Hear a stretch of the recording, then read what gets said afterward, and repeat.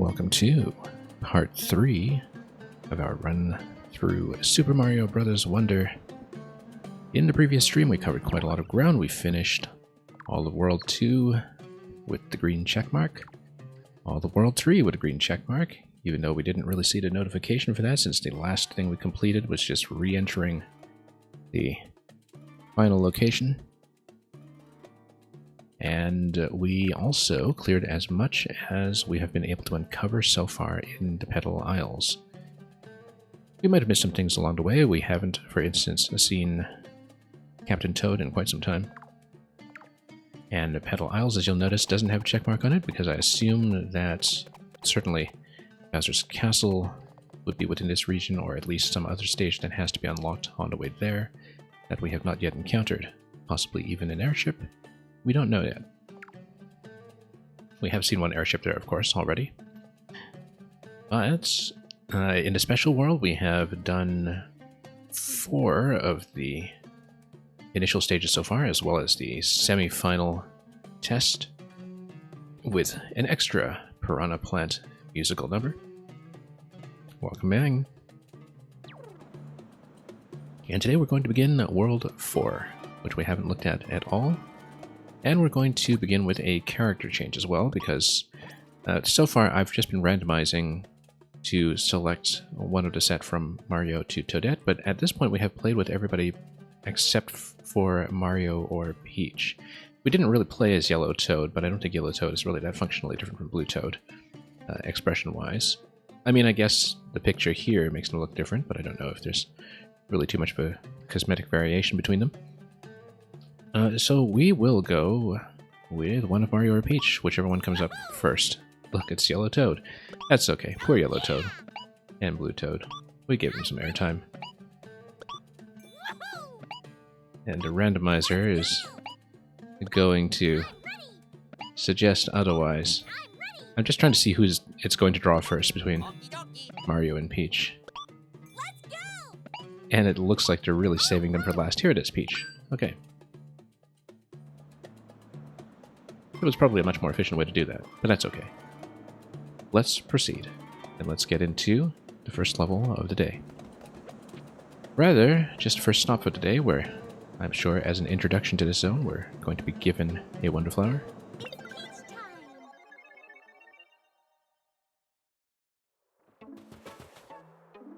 Okay. Look at that, we're pretty deep in the sand. This is kind of an interesting effect here, that we're just treading, and there's a bit of an initial startup time to it too, I think. So, kind of like constantly fail to compensate for... Oh, sort of a lower jump height too. Sort of failing to compensate for the problems with snow and sand movement in Breath of the Wild and Tears of the Kingdom. That's something that always throws me off in combat. Can we soft drop the pot? Yes, we can. Can we Zelda the pot? Yes, we can. But we won't get any rupees for our trouble. So we can just proceed, but are we just going to get a freebie? Yes, we are, but I guess that introduced us to the sand mechanic nice and early. Where's all the water? Anyway. Junior has absorbed the oases all to himself. And Mario, welcome. We're going to get a freebie Wonder Seed just to get things going.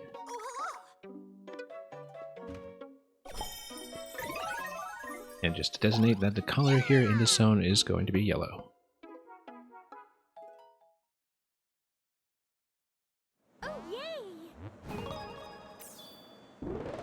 Alright, let's get playing.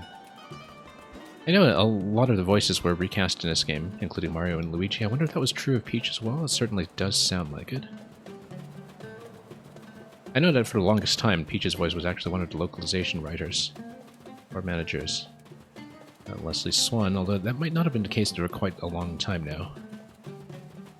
Anyway, let's see if there's anything that we can buy in terms of badges. Actually, no, because I spent all of the purple currency on standees in the special world at the end of the previous stream, so we're not going to get the timed high jump yet. Timed high jump is actually the standard triple jump by the looks of it, except counteracting the sound effect as well. We should have saved some cash for that, not that we're wearing anything, since so far we have been going entirely badgeless. We'll comb the desert in case there is a Captain Toad location somewhere to uncover. This is suspicious. What is this thing here? Secret level waiting to happen? Or perhaps we activate these and create a triangle, which oddly reminds me of the desert sequence in the Origami King. Okay, so it does stay activated as you step on it, but you step on it again to deactivate. This is the most overworld interaction we've really had yet. Again, something that is kind of reminiscent of Yooka-Laylee and the Impossible Lair, which had a very interactive overworld. Totally is going to make a triangle. And oh, look at that. Raise the stage? Yeah, we'll go to later. Love the open layout of this area. That's going to open up. Wow. Or as they say, wowie zowie. And then this is going to be Rolling Ball Hall. And then, oh, here's a place we can go to, probably for a Captain Toad vantage point. Exactly what we were looking for. And this is the one in the Shining Falls. These pipes. Okay, this is going to get us 100 coins. Strange how pipes connect to so many different places.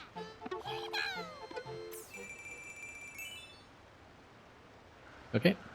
Had to get a little boost here, and then we basically get a vantage point in a world that we have explored already. I don't think it's really revealing any new information to me right now, given that we have completed World 3. This also reminds us, of course, that finding the Captain Toad location, since there's no stage involved, also doesn't really count towards the total completion indicator that you see per world up in the top banner. So anyway, let's go back. Seems like there is one Captain Toad location per world, and we found multiple exits from World 1 and none in Worlds 2 and 3, so far as I recall. We might have missed something, but anyway, so hot. I guess I am here to help you. Lots of secrets. I guess so. This looks suspicious as well. We don't really know what to do with that. So we can jump on it. No. That's okay, we'll just hug the walls and traverse. And see if anything else happens. I guess we'd have to go up. Oh, look at that. Yeah, if you kick it, it does reveal a stage sometimes. Blooms of the desert skies. That looks like it's potentially a way over to Challenge Path as well, if you look at how the entire left side here has yet to be exposed. We might go there first before we do anything, since we are given the flexibility of doing so. Search Party and Pipe Park. The Search Party ones have thus far been... well, for single player, I think it isn't quite a good fit with the two that we've seen so far, but we can always get that out of the way as well. The white sand, yeah, it's basically hinting that we should be kicking the sand a little bit.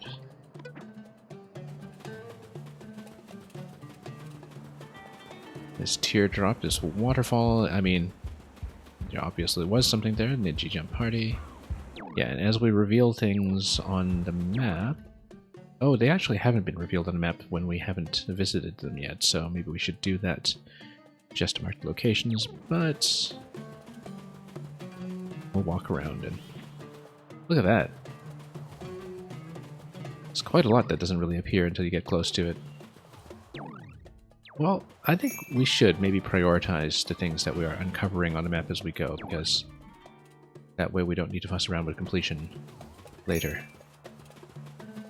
So, let's begin somewhere else. Look at this, too. This hazy mirage that we're stepping right into. Very fancy. It's a lovely visual effect, actually. Very unique. And this guy's gonna say, hey, hey, yeah. They were wearing a headlamp and carrying a really big bag. Yeah, we recognize who that is by now. We'll just step in every suspicious-looking location until deciding to... well, first of all, let's just get Pipe Park out of the way. We'll do everything that we can on this level first, this layer first, before going up the steps to continue into the main castle area ourselves. There are pipes out there that can be pushed around. Yes, we've discovered as much. Final Wonder tokens. Yeah, we're going to be hitting invisible blocks as before. Probably. Oh, maybe it's just pipe entries. Like this one. Oh, that just maps to that. Alright, we'll just check each one in serial order.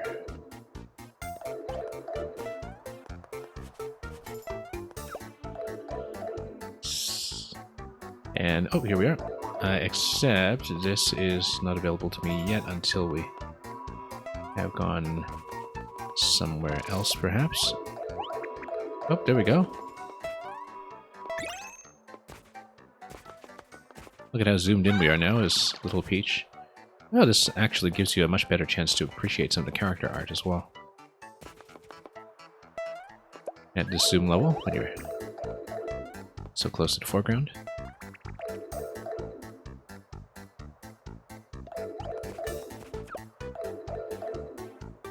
Yeah, we'll check everything here. I think we've checked a couple of these already.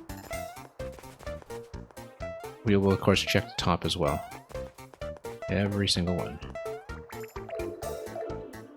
And just be somewhat systematic about it.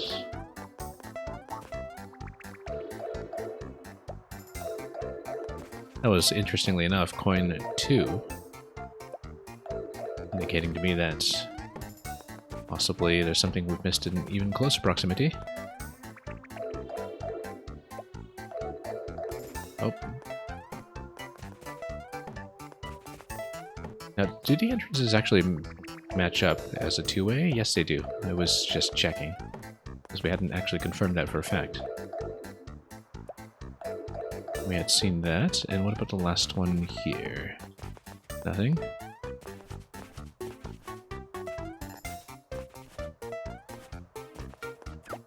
Well, nothing to do here but be utterly exhaustive.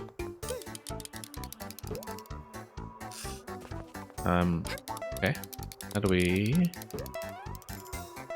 pull it out? Maybe just try to snap it? No.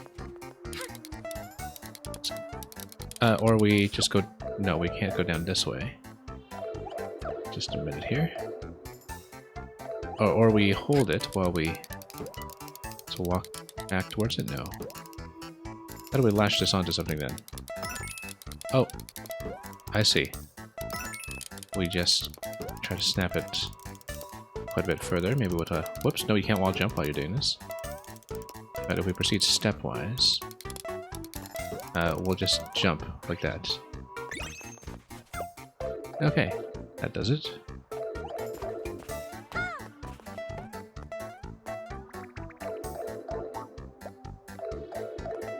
Yeah, basically checked these already. Alright, basically the coin order doesn't really mean anything. I mean, we don't understand this layout enough to conclude anything about it either way. This little gust in the background is just background, perhaps.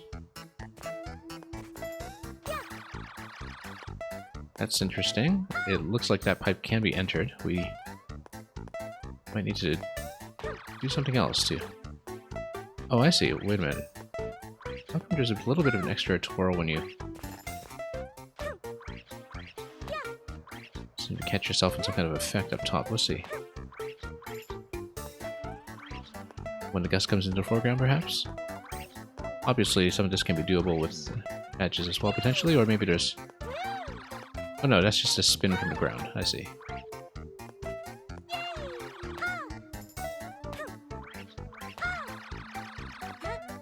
There might be a block down here to hit, in fact. And there isn't. Could be a block in the middle of the hit.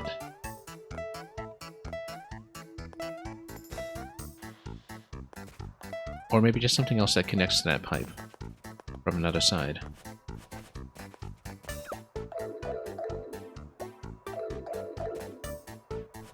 Maze continues.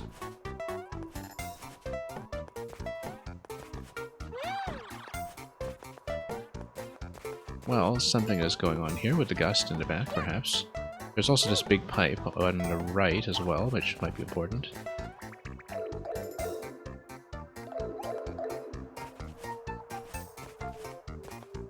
Oh.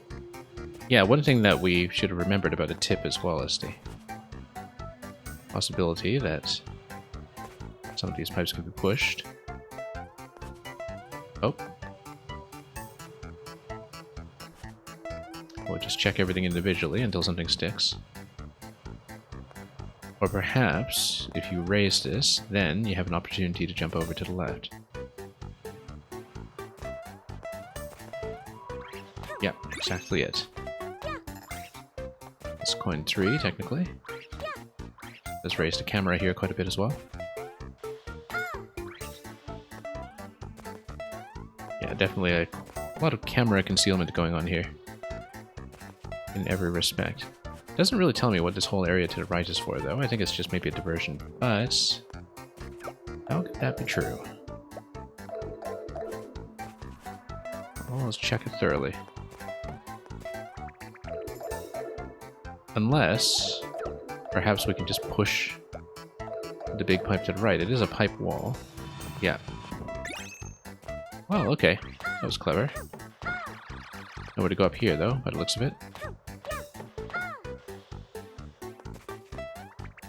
Well, now the top left is the most suspicious location, but I feel like there's something else that's going to lead that way. Perhaps. Is this pushable? Yes, it is. Okay, that gives you the platform. That does resolve the earlier problem that we had detected. Alright, that wasn't too bad, actually. Much more interesting than the other ones, in some ways. That it wasn't just a hunt and peck, we actually did need to find some interactions here and there. And Meng, well, we'll see if it is a GG. I mean, first of all, I have to beat the timer, so to speak. But thank you for the GG.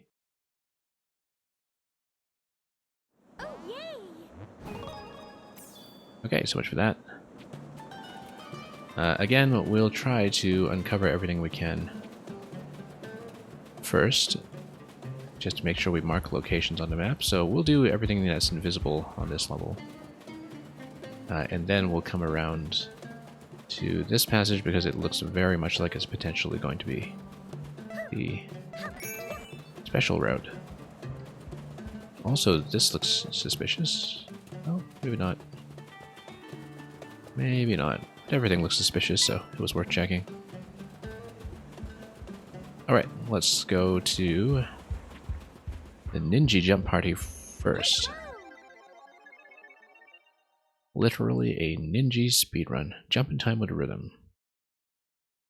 A 1-star, though.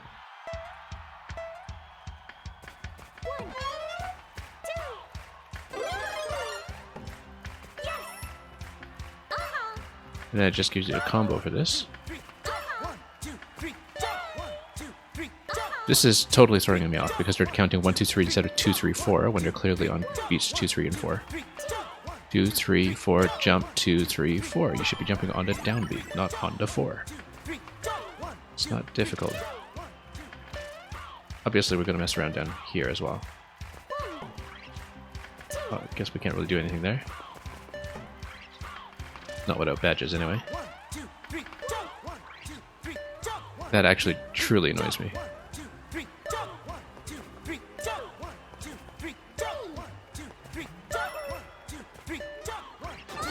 Oh no.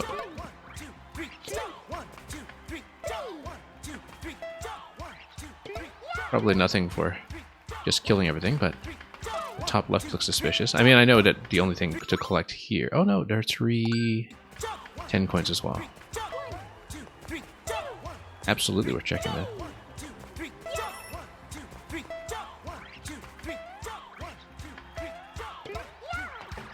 Oh, nothing there. At least as far as I can tell. Probably can't reach this location yet. Okay, guess not.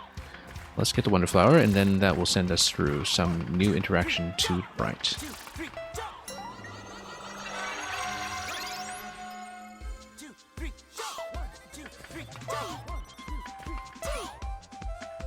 I'm so glad they stopped counting. Because it really should be 2, 3, 4.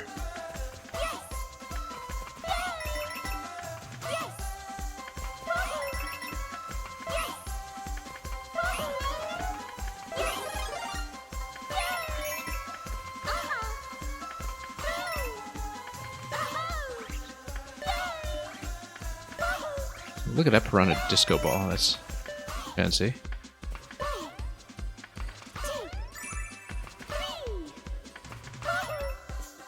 I guess you do have to collect 5 parts then. Trying to see if I can reach any of these up here. Wall jump off this guy perhaps? Oh, without some kind of badge to give you the extra triple jump perhaps. I bet we could hit that thing though. Like if we... Well, let's try hitting this one and seeing what that does. No, it's just background. That's too bad. Okay.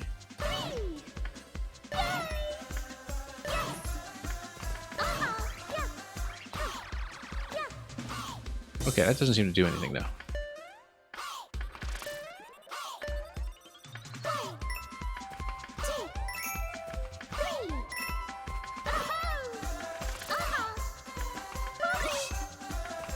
Playing this is easy. Playing and talking at the same time, not so much.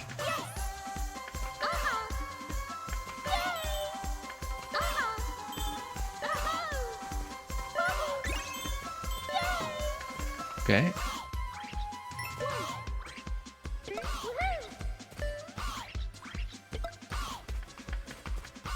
Well, nothing to do with this guy. Spotlight looks ominous. Okay, nothing to collect there but that.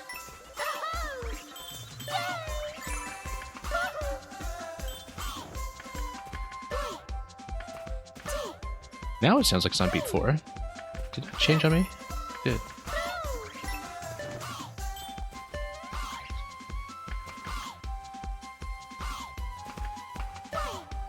Okay, now it makes sense to count on 1, 2, 3. When did it suddenly switch to beat 4? Maybe it was just a change of perception. When I listened closely to music. Maybe I shouldn't have doubted the counting to begin with.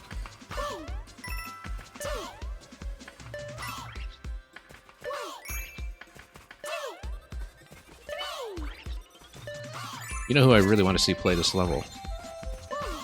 Is Loopin' Snoop. And I'm just thinking back to that one rhythm level that he tried to brute force his way through. I think it was actually the one of Lucas, the beat level from some time ago. Okay, well, so much for the dance party. We did have 3 coins, okay, that's it. I mean, it is a 1-star easy one, so... Not expecting much else from that. So yeah, no, it annoyed me at the very beginning that it was counting 1, 2, 3 instead of 2, 3, 4, but then the further along I went, while listening to the music track, I realized, oh, maybe I am actually jumping on beat 4, that makes sense. But I think I just sort of recontextualized how I was listening to it somewhere. Yeah, this one is definitely easy to brute force. You can basically just run over to whichever point you want to check and get back into the beat at that point. You don't need to follow it, really, except for style. I kind of think, oh, rhythm jump badge, interesting.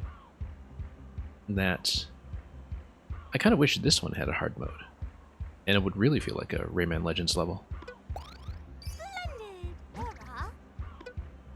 Maybe later. I don't even know what it does, but let's read about it actually.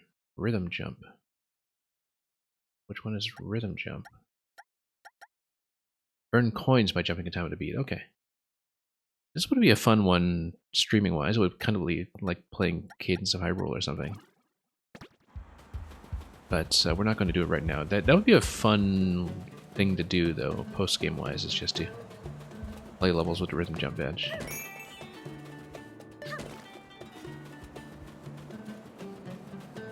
I'm sure that commitment would be one that you'd shake off quickly. Okay, Armads on the roll. That's what they call the armadillos. I have this vague feeling that there's a very similar sounding creature in the Xenoblade series. I think I'm probably thinking of the Armu, which is the Xenoblade cow. The Xenoblade series has all these animals that are basically analogs of Earth animals that appear in every game for some reason, and they always have these localized names that sound just close enough to something meaningful.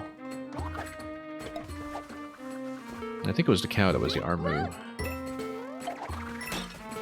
Like an armored cow. Like basically an armadillo cow. That's probably what I'm thinking of. Anyway, we need to water this. Oh, or we can do this. Break some pots. Ah, breaking some pots gives you water. Okay, let's do this.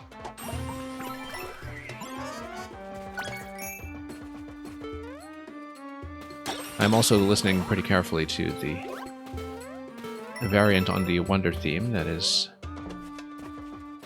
in this melodic minor that clearly just says desert all over it.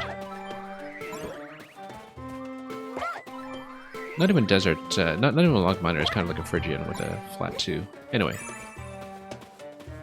A little bit. Anyway, it's a, you know, desert sounding scale in a most conventional sense, but kind of interesting to hear the Wonder theme worked around it. Whoops. I would describe it much more accurately if I were not playing at the same time. I know what scale it is, I just have that escaping me at the moment. Oh no, it's actually the flat 6 over the moment, so yeah, it's actually kind of a harmonic minor. Oops.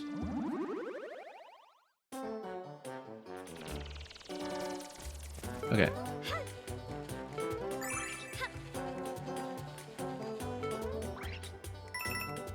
Yeah, I really want to dig into the music of this game a lot further even after I play.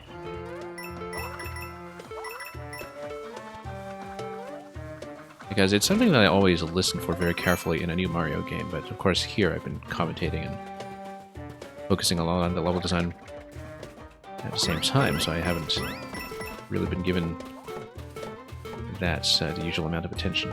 But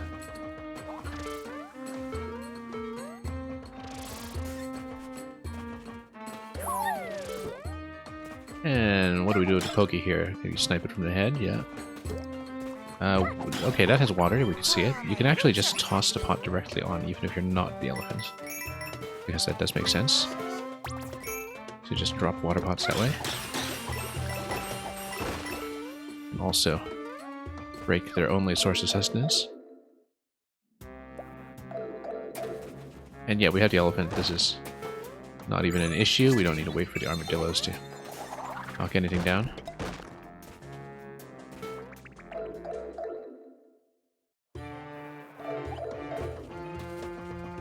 Well, look out, elephant coming through. And yeah, so the elephant can project Pokies like that. Whoops, we shouldn't have broken that when this was right over here. Let's get something to up throw towards it.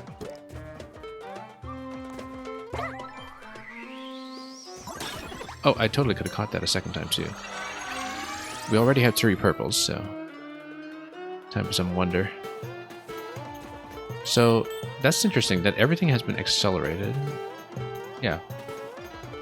Everything has just been accelerated. Does this guy say anything about it? Roots are happy? Yeah. Again, basically the Beautiful Joe Mach speed. That's what we're doing here. And no, you sound perfectly normal to me. I mean, I guess our perceptions are also going at double speed.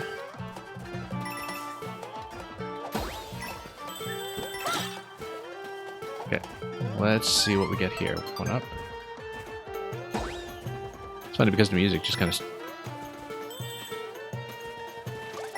stays at its own tempo. I mean, I guess it's double time is what it is. So much for the elephant, though. And why would we want to raise this?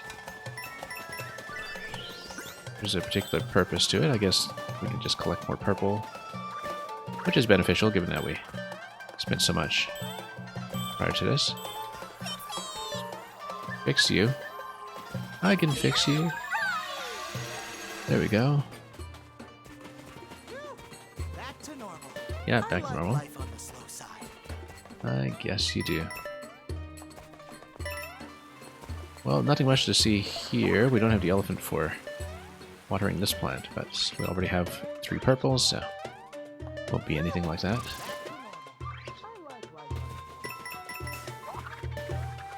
I feel like we could have progressed further without grabbing the Wonder Seed. Oh yeah, I guess we have to shell jump over. No, we don't.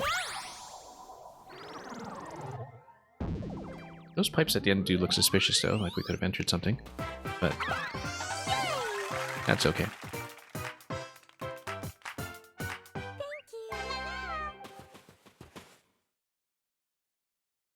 Well, we were on a roll.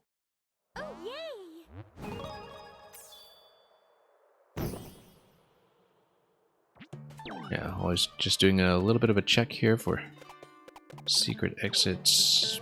No particular suspicions about that so far, though, so... Break time, treasure vault. And we know there was another invisible course somewhere here. Well, they may be twin brothers. Luigi is taller and slightly younger than Mario. I guess it was only ever established they were twins in Yoshi's Island, but I guess now that's acknowledging that once more as part of the backstory.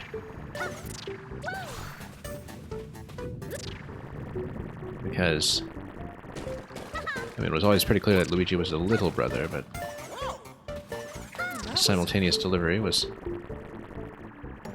really just the Yoshi's Island storyline instead, where heroes are born. Of course, it also establishes that they were delivered by storks, which, you know, take that for what you will as just part of the mythology. Oh, this is just a little break time, so there's nothing more to this area than this, is there?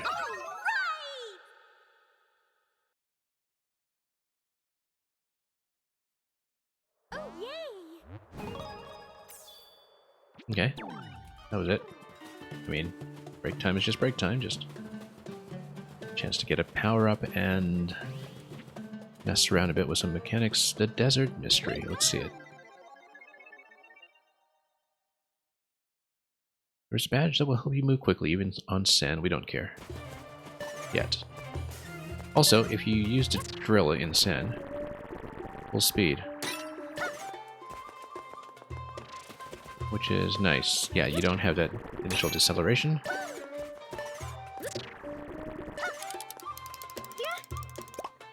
Oh. Oh, I see. That's an interesting way of questioning their motives.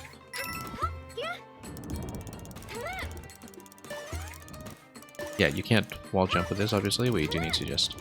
Oh, I see. No, you just need to let go, and then it goes down slowly.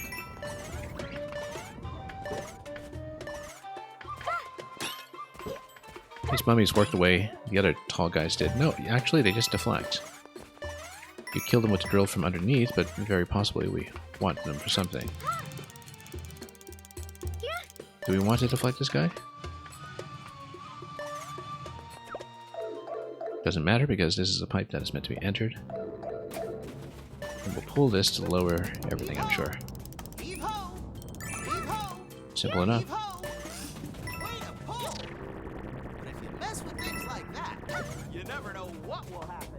Oh, we know exactly what will happen. This isn't the first time we've played around with this, so... Okay. Notice what happens when you slide with a drill. You do still slide, but you just enter the ground. Yeah, I guess it takes priority over any kind of ground slide for obvious reasons. And then, with the drill, you just take it across anyway, so... Those Goombas look so serene. Anyway, how are we doing for coins? We've got one so far. I guess they wanted to keep the interface tidy, and so you don't have an on-screen indication of which coins you have so far, like you do in SMB and in 3D World. But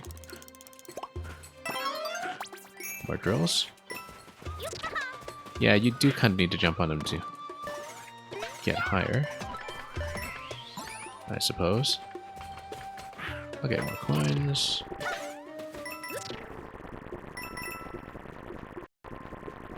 And of course, the drill gives you stealth.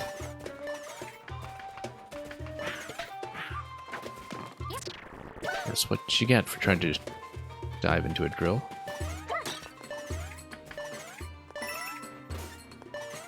This looks like a sequence where we'll want to jump on top of some of these at some point. Oh, I guess it maybe just defends us from going anywhere with this, but that pot looks suspicious, so... Nope, nothing here.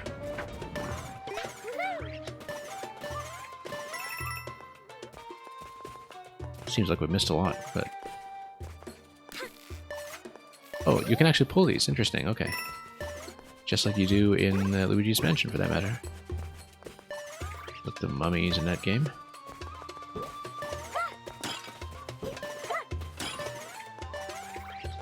Well, we'll obviously give us a right tugging, and then there'll be the blue pipe that we enter. Whoops. Nope. Terrible positioning there. And you can enter anyway. And that seems simple enough. We'll even hit the peach block, which will give you an extra drill. I guess we need to pull and lower this guy slightly, and then furl. And that's the intended way to do it. Oh, and then we pulled a little too far. Otherwise I would use a drill to activate those up top. Which we'll do anyway.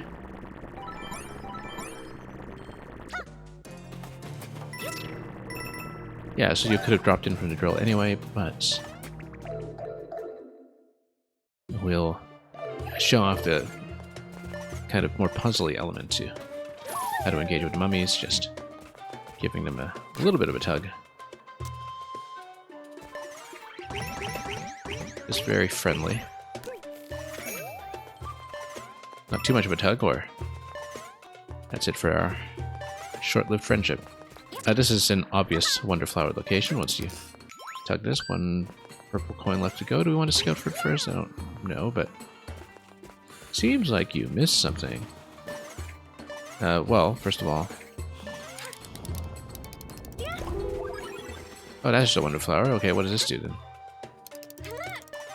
Coin. Very convenient.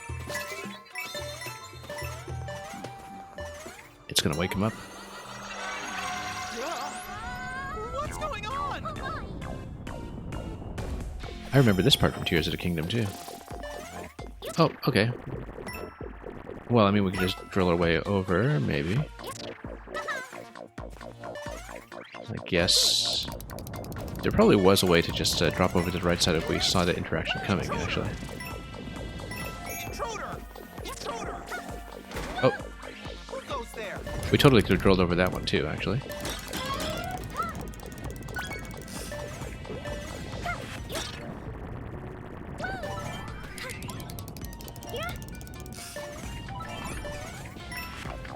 Anyway. Oh yeah, this is pretty simple to get to.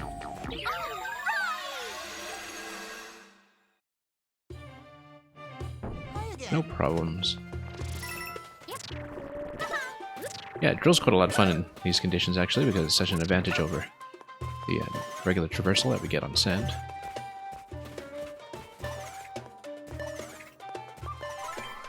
What does this give me? Oh, access to... Whoops. As I was saying, access to... flag. There we go.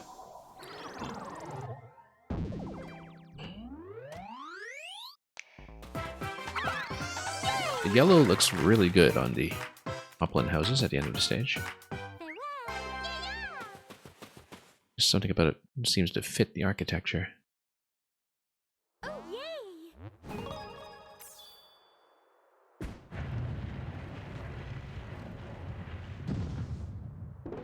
alternate passage. That's interesting. I don't know if that's a shortcut or something else. We'll take a quick look. Oh, yeah, it is actually just an alternate path in its entirety.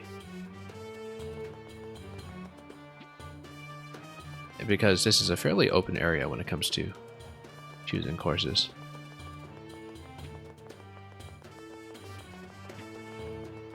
Yeah, like I said, much more like Yooka-Laylee and the Impossible Lair than anything we had seen thus far.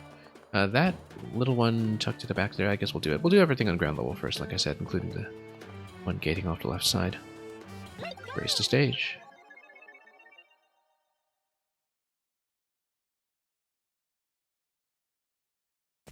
Oh, and now we...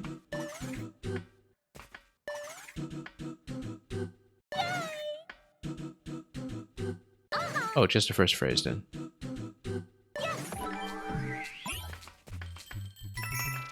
They don't keep dancing, do they? Yes, they do. By the way, this a cappella track in Round you will recognize from Super Mario Sunshine in the Floodless levels. I think it is probably even the same arrangement. I need to compare it afterwards. It's not just the instrumentation. I think is in fact the Sunshine arrangement of this theme.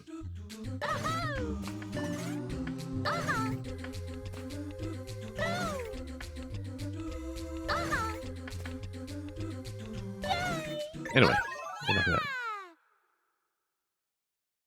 Kind of wanted to stand there and listen a bit longer, but...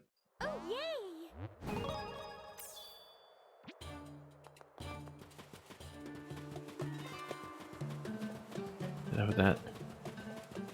I do like the whole notion of these dynamically generated postcards that are based on which character you've been playing as well as which power-up you were using, and the state of the stage when you cleared it, whether you had the Wonder Flower or not. I do wish that we could browse them in some way. I haven't found some way to do it. I don't think they are saved, but it's a nice little treat that may be even a little underused. Maybe you get an unlockable gallery at the very end, or the pictures show up in the end credits. That is entirely possible. But you know, they have the date stamp and everything. It really seems like it is going to be something eventually browsable, even if it isn't now. Anything under this? Sandfall? Not really. Alright, let's do this then. Blooms of the Desert Skies.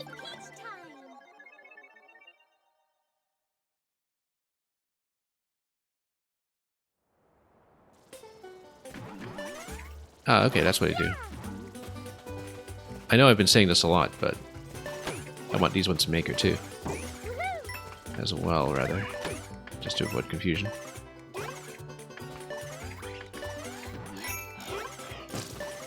And look at that, they basically work like bullet bills, except they bloom. I wonder if they just push me. Yeah, they just push. These are wonderful. Give you plenty of warning too, unlike Bullet Bill. What if we set them on fire? Oh, they just pop, okay. I guess I should have expected that. Not yet. That's basically a flower check. That's gotta get you up to coin heaven, which coin 2, I'm sure, right? Yeah, we're going to do high jumps off of these. There's gotta be more. Maybe, maybe not. We'll let this go first. No, we'll let the next one go, and then we'll ride this one up. Oh, that's as high as it goes, I guess. Love the background art here, too. Look at those beautiful sand dunes. Truly like we're on another planet.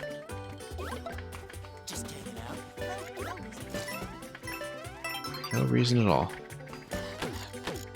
Pop, pop, pop. I feel like we might want to check at least some of these out. Oh yeah, there's something.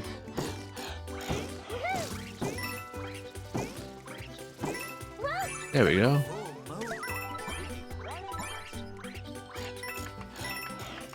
Okay, nothing more to look at here, but I'm glad I understood that interaction immediately. Yeah, imagine all the momentum manipulation you could do with these too. I feel like this has become my new #1 request for future Maker Wonder content. Poor Flower. Oh, okay, he's still here. He's going to make some kind of remark about this, I'm sure. Ta-da! The sequel. Electric Boogaloo. And welcome back, Bonafide Pirate. Had a good time to come here, given how glorious this stage has been. Such beautiful visual design to them, too.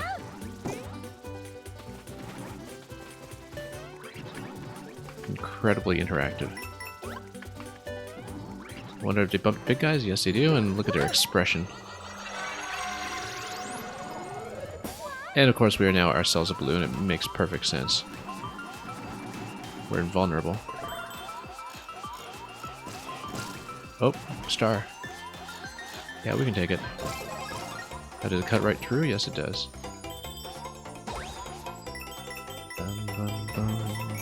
Bum, bum. Star, please. Oh, no. Hang on. That's okay. We can still do it. I know that the time tends to be quite generous for all of these segments that we've seen so far, so really not worried about that at all. As long as we grab a star from time to time. I feel like we know certain makers who are already routing speedruns through this section in particular.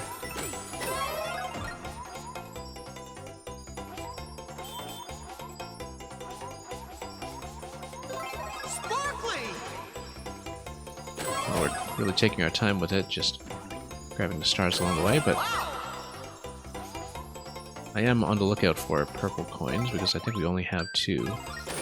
So it makes sense for another one to be in this segment. Just given how much there is to interact with.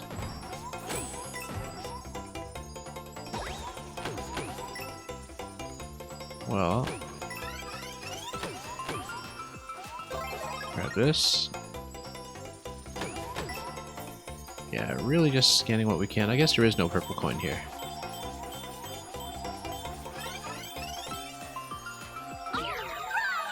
You know, from past experiences, some of them do require Wonder Seed. How far am I through the game? I'm currently on World 4. We're fairly early in World 4. And you're quite right, most of the character animations in this game are fantastic, but the arm flap is no exception. Oh. There we go. That's exactly what that was supposed to be. Nope, nothing here. Oh, that's just a Goomba pipe. Okay.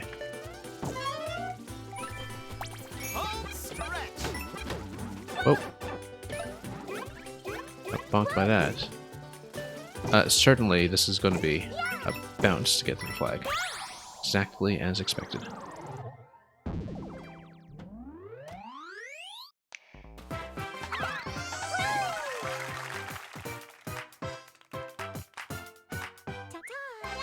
Okay, that was marvelous.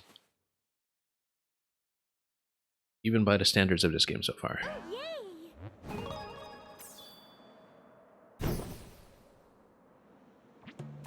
Yeah. As far as Mario Maker requests go, I think this one just shot to the top of the list. And so far it's been a very long list. Oh, look at that. Break time with even more of these. Floating Wonder Tokens. Yeah, because we just bounce around on them and collect. So that doesn't open up a new passage beyond that, though. And we did complete it. Here we go.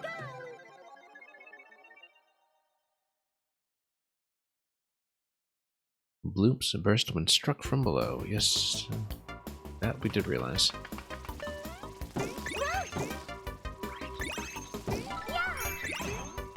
And yeah, that just bounces you either way.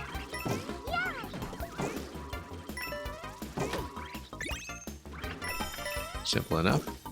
Oh, we might as well go for that coin since we're here anyway. Also means we can complete the shopping in this segment. When it comes to the badge and the Wonder Flower.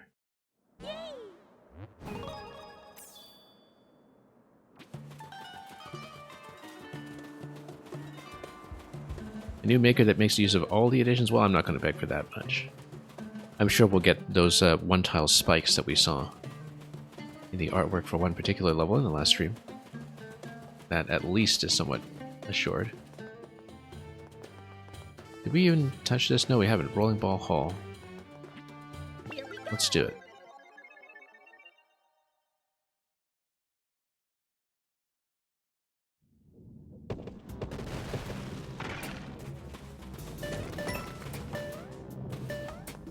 Okay.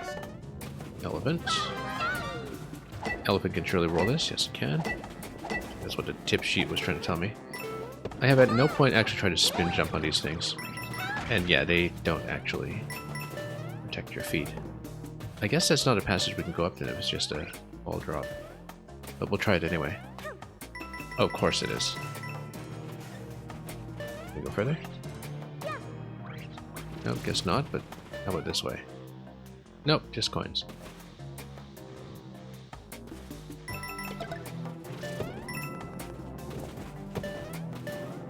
Okay, I'm sure we did need a ball roll to do this. What does this guy do? Does he chomp? No. What have we... Oh, we can't kick him. We can drag him, though, surely. Nope. He just goes down. Can't really do anything with that. Nope. Oh, can't touch him like that.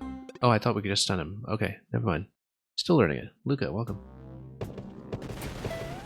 Right on time with the chomping emote, as before. Okay, we don't have the elephant at the moment, but we'll get over here. I suppose we were supposed to use the elephant to roll something all the way in, but we'll do this instead. And oh yeah, here's one. Yeah, we'll need to punch through this somehow. Oh, that's interesting that he deflects like that. Can't grab him or anything, though. Yeah, send him in a facing direction, nothing happens.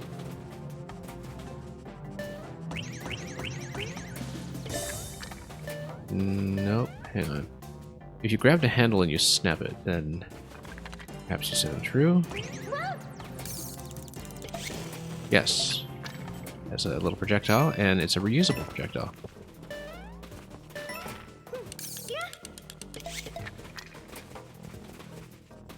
You know, I'd like these guys too. Maybe not as much as the balloonfish, but... Look at how useful they are. Oh, yep. Of course you can.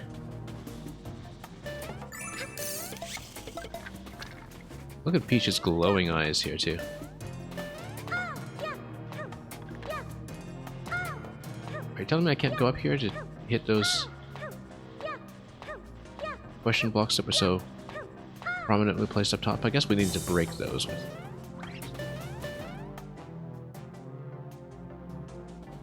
one of these enemies up here. No, seems not. But do we still get the one up if we go downstairs now? Does that preserve state? Let's see. Or do we need to hit that from below? It does preserve it. Love this multi-area interaction. That's very uncommon for Mario.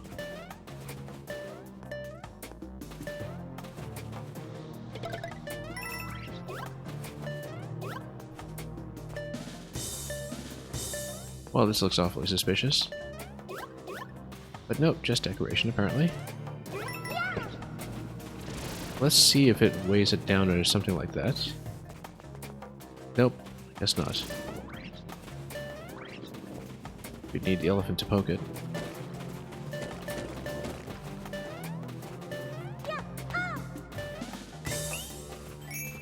Nothing too much to see here.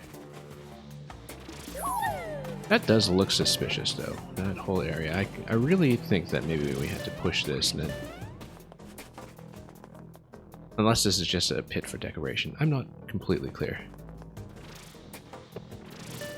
Well, we'll look at it again afterwards. But, for the time being... Down we go. Yeah, definitely this is breakable on the left. if we had an elephant or something to send it through. The flower is rather obviously going to release this guy. Let's see what we're dealing with here first. We'll go back and get it, obviously, but we'll explore a bit. I see, this is the way up. The standard way up. We will go back for it, obviously, but we want to check ahead a little bit just to see what we're in for. Yeah, it's going to release a whole bunch of these. We're going to destroy everything. I feel like that one on the right, it would lead it all the way back. That would give you a passage over here. And that we should try it, as I see no other way to destroy this except to lead it back. Maybe that's the main path anyway. But we will check. Because, yeah, it seems like you get chased all the way here, you have to jump up here, this gets released. You go all the way to the left. That's an alternate location, whereas if you don't get the Wonder Flower, typically you go forward like this. And then things continue getting wrecked. We will go back. But I am, of course, checking for this purple coin location as well. That was exactly what we were after. But to the extent that there might be an alternate exit, I'm sure we lead a ball to the left instead.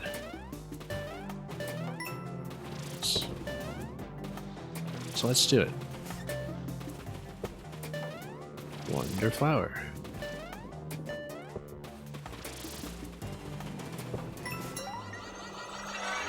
So yeah, left is going to come in. Yes, absolutely.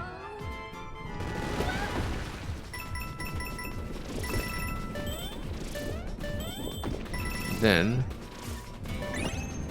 oh, there we go. Oh, I see. It's a collect 5. So there is going to be some mandatory back and forth. Whoops. Oh, okay. Even if you're in a powered up stage, you just take an instant crush death. Or was I already small? Maybe... no, I had the mushroom over here, so... but yeah, I guess it's a massive spike ball. You don't just stand in front of it. You do fall in the pit. We're just being terribly incautious.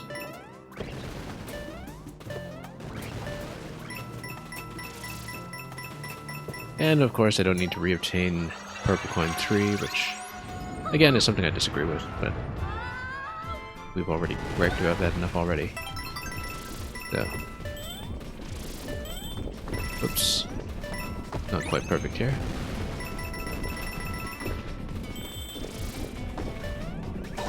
Poor Goombas, they look so alarmed as they see what's coming, too. They know exactly what's coming. Oh. Passage continues. Then... everything tilts once more. Whoops, nope. Accidental wall slide.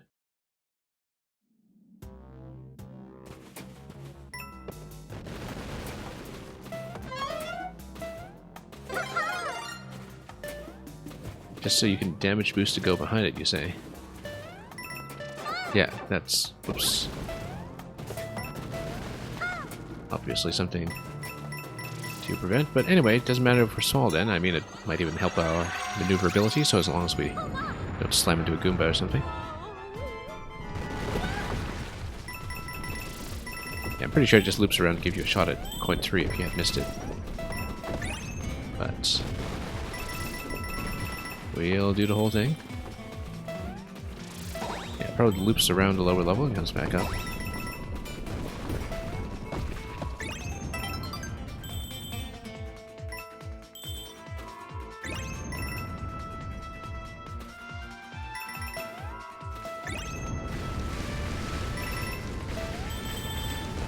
You feel like you can go behind it? Yeah, that's kind of Mario Maker Anniversary Playtesting 101, right? I feel like we probably could have done more in that last segment too, but if there is an alternate exit, we'll look for it around there. But it seems like you always would need to take a Wonder Flower first before any kind of alternate exit, even if one exists.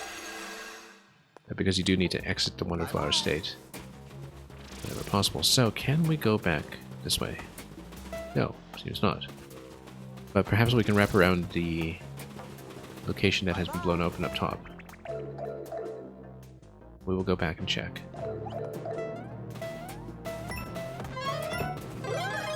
Yeah, we're obviously going to go backwards.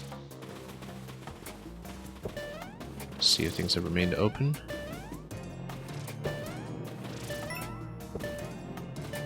I mean, they should, given that we busted the wall down. Oh, it's blocked off. Okay, too bad.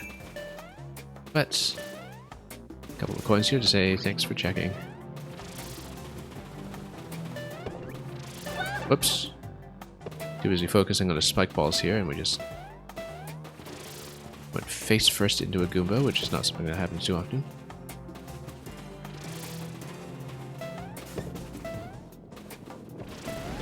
Yeah, so this is where we came out of the yellow pipe.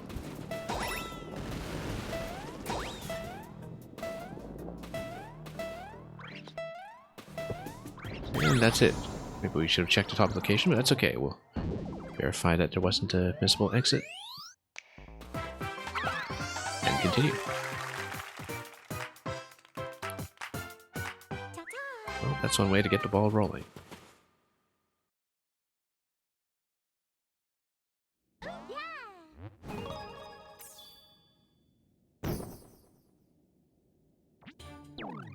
And yeah, fully complete. Rever Run. Okay, so these are the Revers. I like how the stage titles at least will give you the names of the new elements and enemies. That was done in NSMB U as well, when things started being individually titled. I don't think they were in NSMB 2, definitely in NSMB U though. Look at the design for the on-off switches, by the way. Now we can expect what the artwork will be like in the corresponding Maker theme someday, many years from now. Yeah, so we're going to launch this guy. And then follow him over. Oh no, I see, we need to beat him here. Okay. And he'll pop that.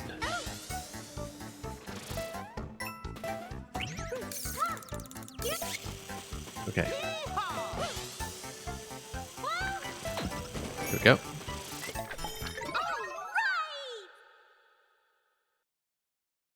We still don't have the name of every enemy yet.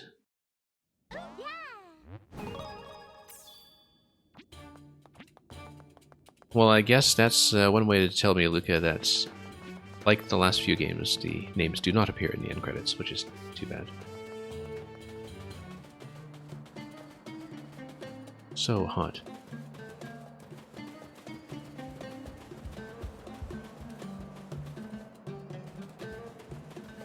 But yeah, definitely Luca, you know, I don't know if you were here already when I said this, but definitely I think the new elements that has shot to the top of my personal list when it comes to Maker potential is these guys here.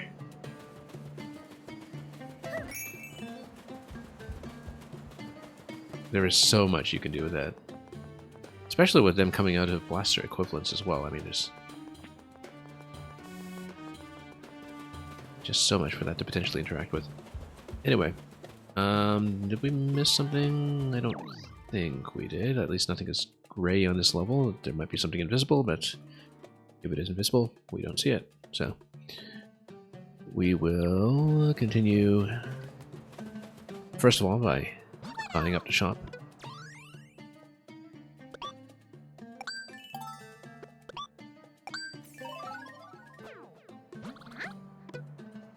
Nope.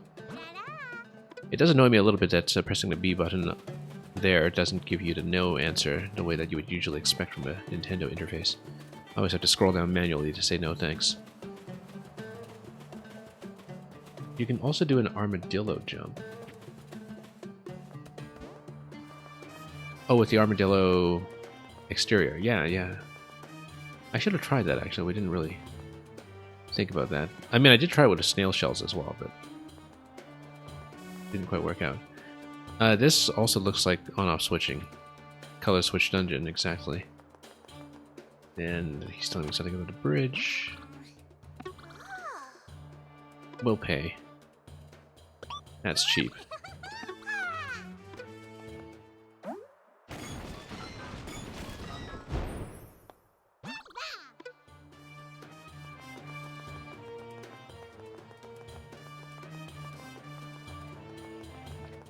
Yeah, this looks like it's potentially the special passage. Very likely, in fact, given that there's the 4-star badge challenge located here as well. And possibly something in the back. Shh, the secret shop. So does it have more seeds? Yes, it does, and that's even affordable. Although you would need to buy 3 of them with 330 coins. And we'll buy this as well, just to get it out of the way. So we'll need to bank up 300 coins eventually. Okay, maybe we shouldn't have just dumped everything on standees, but that's okay. That's a cost that will just be a one-time payment anyhow.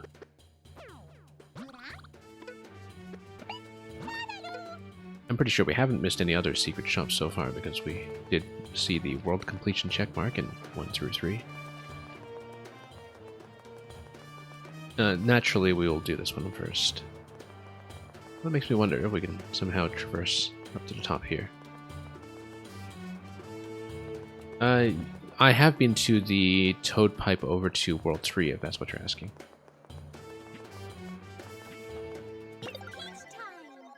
Man, you're saying you're already having a lot of ideas in your head for these elements. Oh yes, I can tell.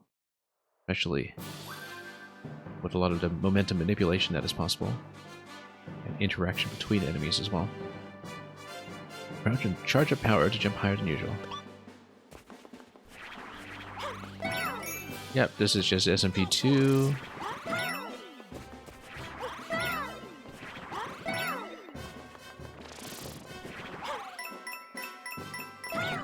Oops. I guess so much for that. That's okay, we can probably still high jump out of this. There we go. Still very reachable. This is just wall jumping. Then that's pretty much exactly as we expected.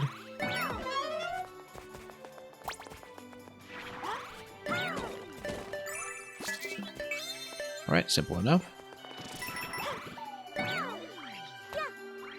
Whoops, whoops, nope. Hang on. Oh, that's bad. Didn't even see what we were going to land in, but that seemed rather deadly.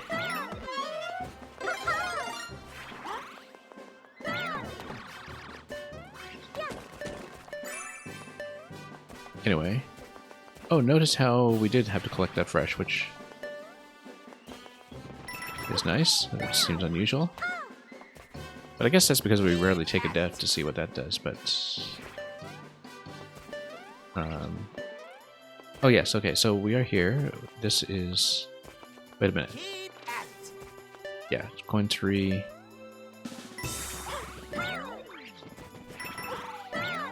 Whoops, nope. Missed. Oh, that's okay. This is just a safe zone here. Give it another shot. And this just tells you what goes on if you fall. Okay. Oh, that's curious. Did I just skip over? Oh, I see. I see what happened. Okay. Guess this wasn't where I really expected to reload, but...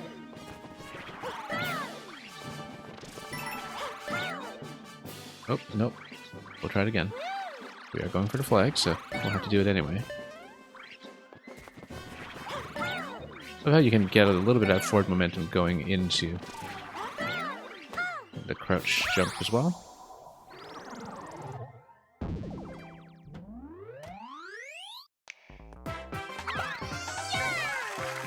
Course clear.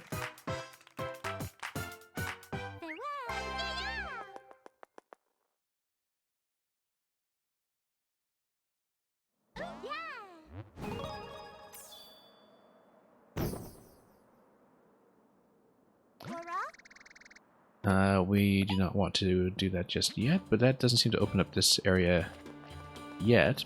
However, after this, maybe it does give you a passage. Or maybe not, because this level will just block off everything here. So, we don't quite know how to open up that spot yet. It might be a passage from elsewhere. Yeah, if you look at that stage that is all the way to the left, that's actually the way in if you go up the steps on the left side, so we'll go back and do that.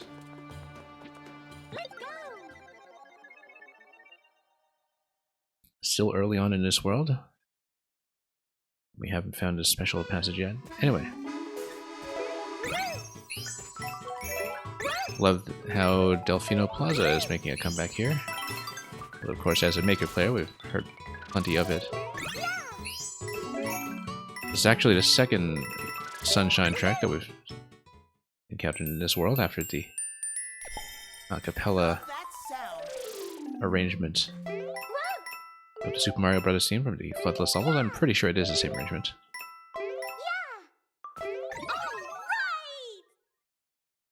Sort of funny that we're hearing Sunshine music in desert levels with no water.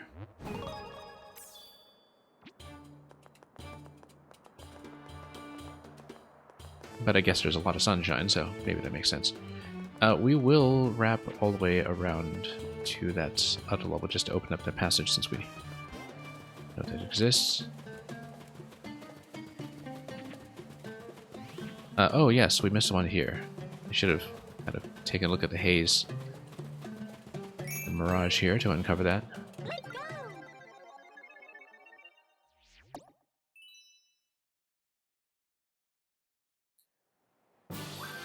Parachute Cap 2. Haven't used this in a while. It's time to fly. Yeah, look at that descent. It actually kind of curves sharply down past a certain point. This reminds me of many Cape or Tail float levels that we've seen before. This way? Well, what about this way? What's down here? Oh, that's just a fail zone. Okay.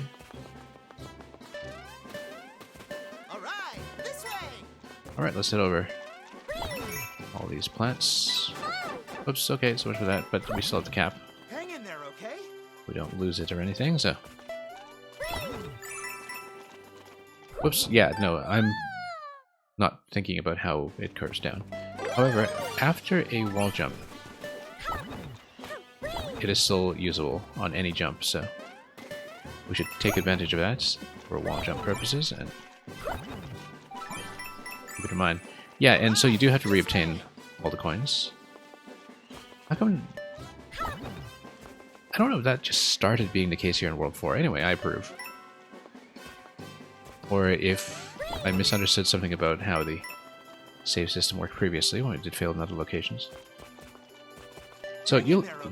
So, Luca, if you like the interactivity of this world map... Oh. Once again, I should have wall jumped off the left. If you like the interactivity of this world map, someday definitely look at Yooka-Laylee and the Impossible Lair, which is a platformer I admire very, very much. Because the entire world map of that game, which is a 2D platform, the entire world map of that game is like this. In this zone. With all the secrets and interactivity and... That's okay, we'll just take that damage and get the mushroom back immediately. Think you can go the distance? I mean, this being Mario, I'm sure that could have been doable with damage-less, we just didn't find a route to do it. It really does curve down quite a bit.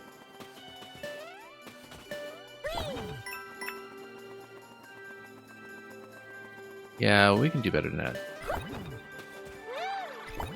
Wonder if there's something we can do to manipulate our height, but no, we just needed to take off in the correct location. Yeah, the 2D one is the one I'm talking about. They actually nerfed the difficulty of the finale since I played it, I think. I have to go back and do it at some point, because I still have to do the true ending. But it does have... It is a wonderful game in general, and I highly approve of many of its ideas about checkpointing in particular. But one of the things that jumps out to people right away about Yooka-Laylee and the Impossible Lair is that the world map is an interactive one like this as you uncover stages along the way. Alright. Let's go back to the stage that we were talking about.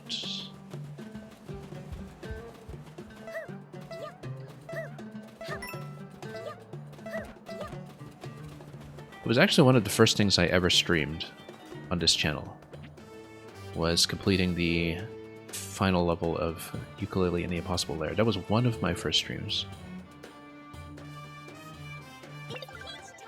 And I've been meaning to go back to it ever since to do a true 100%, which is a bigger undertaking. What was this level called again? Valley Full of Snoodles. Okay, so these are Snoodles. Jumpable, yes. And we'll bash your head on the Daisy Mushroom immediately. So, they push the gooms.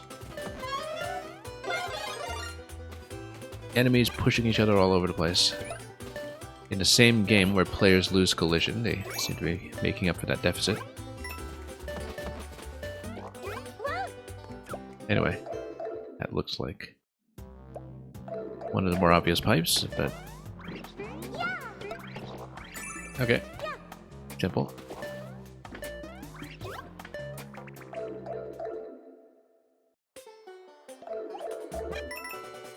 Alright, let's continue. And we've seen these bounce platforms before, so they're not a surprise. Oh, I love how this snakes over. Kind of like the fire guys in SMP3. Yeah, I see now what you mean about the maker elements. That's a lot of the mutual interaction between elements, I think, is much more prevalent than it was in earlier Mario games, where, you know, previously I think things were much more player to enemy interactions at any turn, but in terms of the combinations that you get from directional changes, momentum changes, etc., there's much more going on. And I feel like that's something that's become apparent the later you get in this game.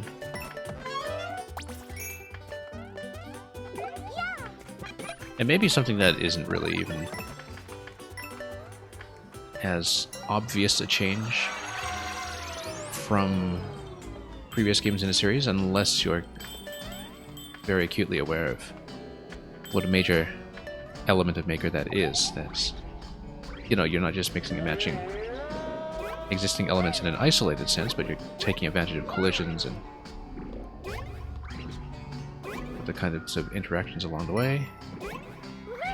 Kind of like this is the opposite of the previous effect that we saw. But the music does slow down to match. And you get to see all of these animations and glorious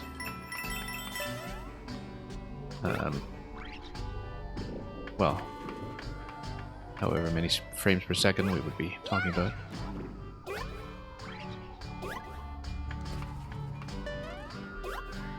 Really goes to show how fully animated all of the poses are. Just having a bit of a joy just looking at Peach in this whole segment and seeing her expression of delight as she's twirling everywhere, even though, like I said, I prefer her Fire Flower costume in 3D World with the fire safety ponytail.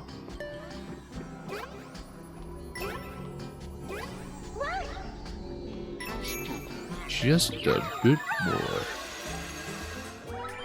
Okay. Back to full speed. Just a bit more, yeah. Did we grab everything? Yes, we did. I keep having to hit the pause screen to check our coin progress. It's one unfortunate thing about the UI, even though I do otherwise like it being minimal like this.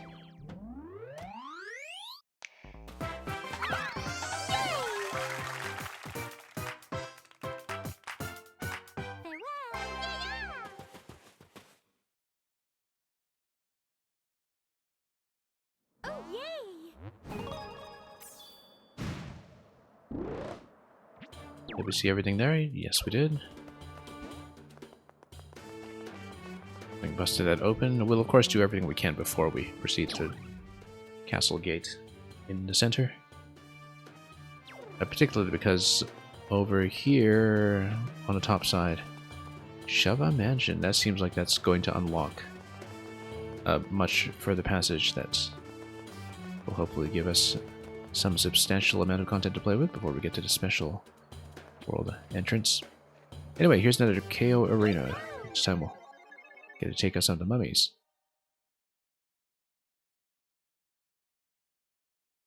Now, our choice of power-up, I think, hasn't changed recently. We do have access to the same set as before.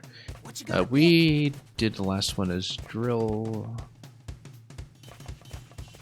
Tough choice.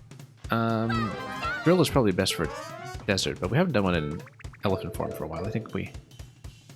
Well, we've done 3 so far. I don't think we'd actually completed one as elephant, so... Oh, you don't really get much range off of this, though. Okay, maybe that's not a good idea. Okay, that's okay. This is a learning run. But if you turn them with the elephant,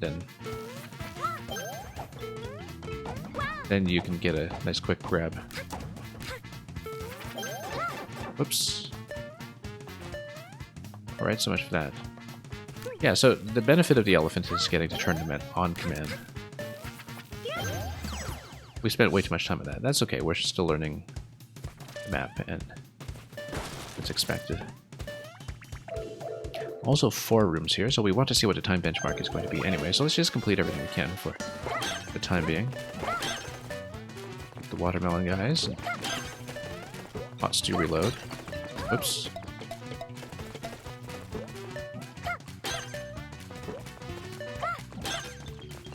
Whoop.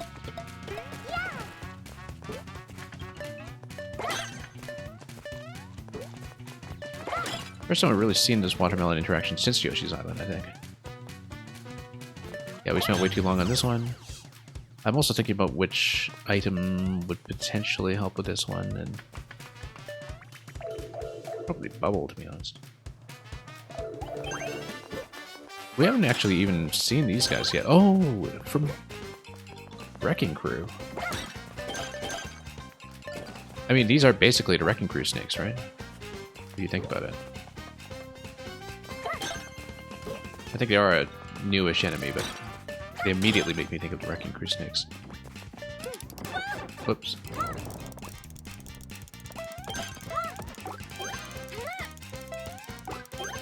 Okay. Whoops. I didn't play the dungeon level. Yeah, no, I haven't played it yet, so that's why we haven't seen those. That was room 3. Like I said, we're not going to make a good time benchmark here either way, so we're just exploring this. Hammers. Too bad. Okay, that's okay. Let's try to do this quickly. Alright, as far as power-up selection goes, I think we want fire. We don't actually know the fire and mummy interaction yet, do we? But we'll figure that out really quickly. Oh, okay. Takes many shots, but probably too many shots. It's faster just than Berlin. Okay. Yeah, that one you do need to poke with fire that way. I like how flexible these areas are when it comes to responsiveness to all these power-ups, but... Okay, here we go. This is going to be faster with pots anyway, I think. Whoops. Whoops. Nope. Okay, this is a mess. I guess the clouds do potentially help. Nope. Quite a lot of self-defense from these guys. At least the watermelon seeds don't actually outwardly damage you. Just... But we burned a lot of time in that room.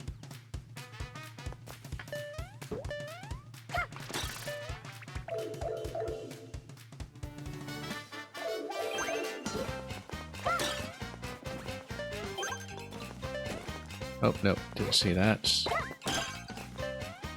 Okay.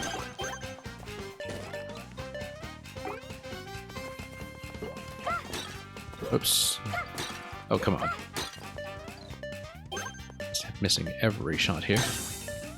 Yeah, ground pound just stops them immediately, so... Now for the hammer room. Bubble was OP. Yeah, I've been trying to change things around. I found Bubble to be absolutely huge for the one that I used it on as well, so. 99. Oh, watch should turn out to be 100 for the benchmark for 4 rooms. It's 100. We'll obviously do it again, so.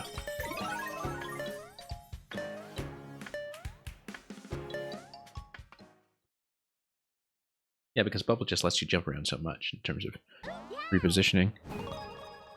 We'll do it again. Here we go.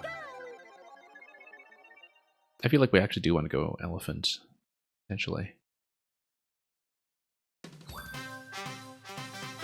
But we'll change things around and have some fun.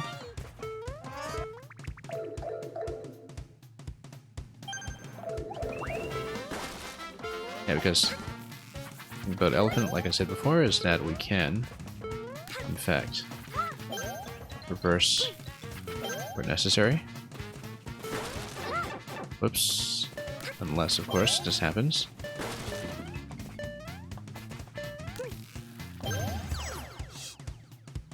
Okay, a little bit of time gain here. Let's go. Elephant is your go-to for these challenges? Yeah, like I said, I don't think I completed one as elephant yet. And welcome back, incidentally, Quality Humor. Whoop. Yeah, the diagonal ones on the side actually do cause some problems, so it's...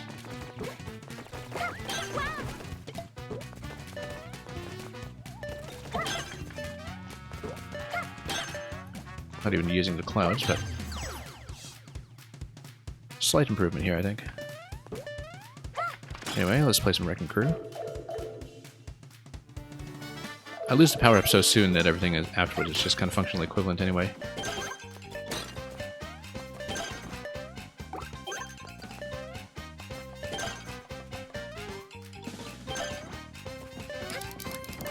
Whoops.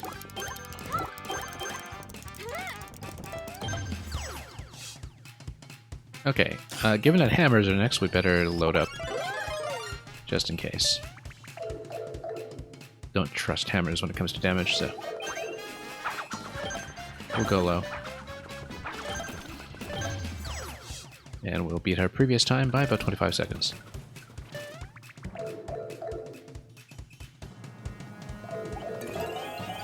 There we go, much better. Yeah, give it a GG. Yeah. So we have picked that up, and we will continue. Okay, good as new. Yep. Pretty much. Did we do everything in this section? No, we'll do this one. Color Switch Dungeon. Here we go.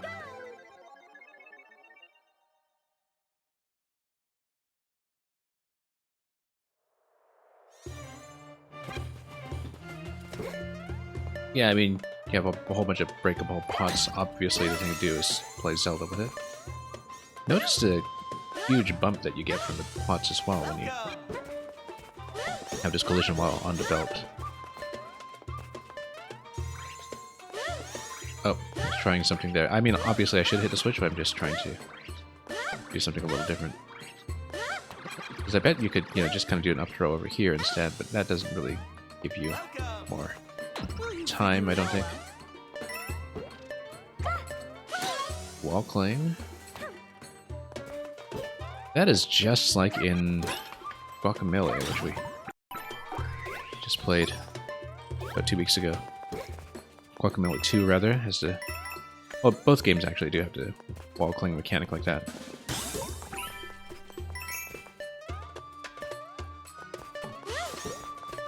Because we just done a whole lot of wall rides that looked exactly like that interaction. We'll obviously go down this way.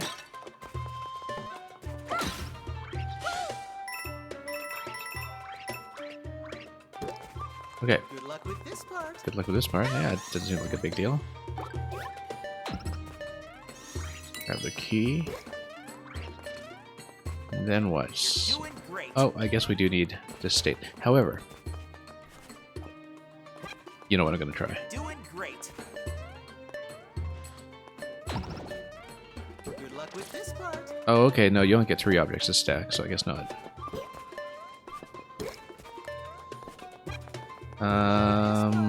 No, we don't have a 4th one. Too bad.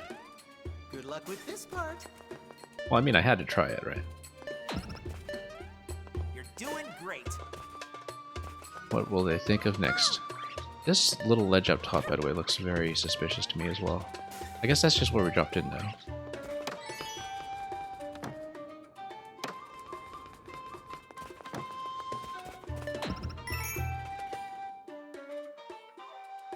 You gotta drop into door. Anyway, silhouette section. Excellent. Oops. There we go. Oh, look at that. And of course there's an on-off switch here that will activate. Looks like we will need another switch activation right here with the on.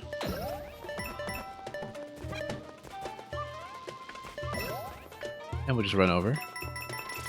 Maybe this will be another squatting section since we are in a silhouette. Oh no, maybe not. Oh, Cosmic Clone? Does it actually clone me? Or doesn't it? Okay, it's just a single clone. It's not like a whole trail of them like in Galaxy or Celeste. Galaxy 2 or Celeste. It even has the music too. Anyway. Lovely to see these back in 2D. I remember, of course, Celeste being the game that really kind of took the Galaxy mechanic and put it into 2D in a big way. Oh, okay. There we go. It's quite a bit behind my actual traversal path so far.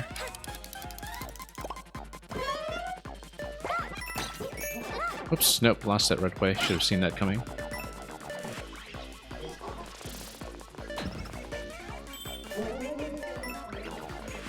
Then... yeah, just need to be aware of the crossover here.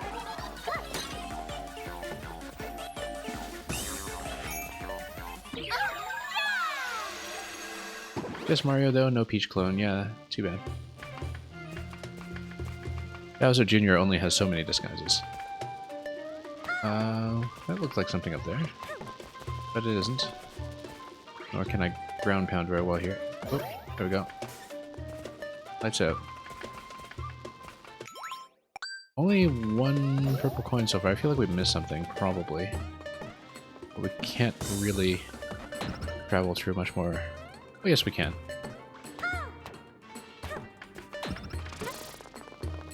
We probably didn't miss something here, but it's worth checking.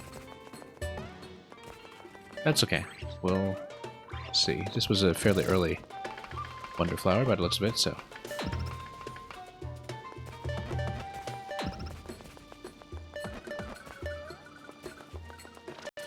anyway, up we go.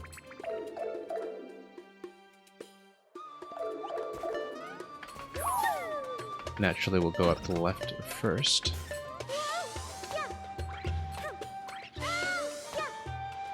Okay, no real difference, actually. Both sides available for co-op purposes, if anything. This whole segment here being so high makes me wonder if there's more to see up top, but seems not. And we'll have some pots over here. Now, why would these be situated like this? Because you can, in fact, go down.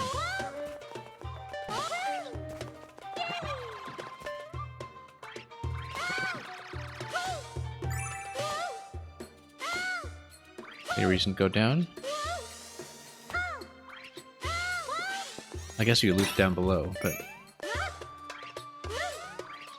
was that coin 2 or 3? 2, okay.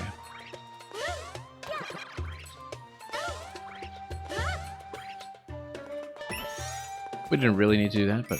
yeah, I guess it's supposed to be this passage down, and then you hit switches or whatever until you get up here. Let's see what's down there anyway, just to take a look out of curiosity. I'm sure it's just a passage that was...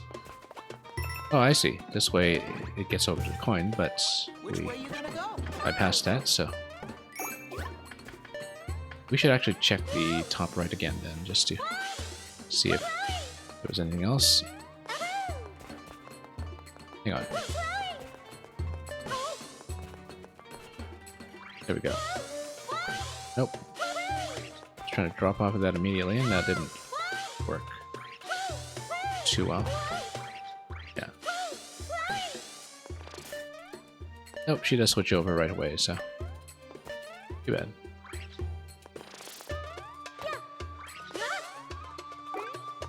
But then, why would you be encouraged to go here? It also drops down below. Let's take a look. Yeah, it's just coins that go down to the same passage, actually. Alright. Then, in that case... Which way you gonna go? Whoops, nope. We saw it shake. Totally didn't pay attention.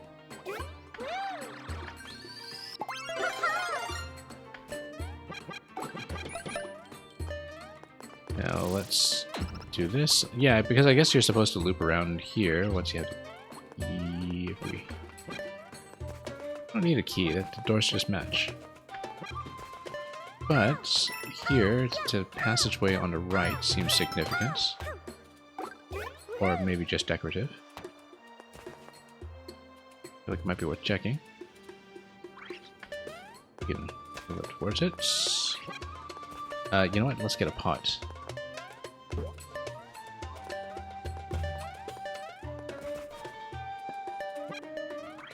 There we go. Nothing, really? Absolutely nothing? Oh well. We tried. And the pot despawns. Ah, yes, that's solid, so we do need to go all the way up. And we just need to fall back here with the other off state then. Or wait, no, because that doesn't make sense, because that would block this off. We need... yeah, we need the off state dropping into this location. Hang on, let's go back up. Makes you really think, huh? Very suspicious. Indeed.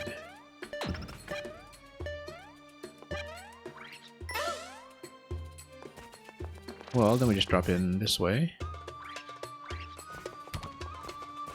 Oh, so we don't have a key. Yeah, no, we do need a key on the other side. Didn't even think about that properly.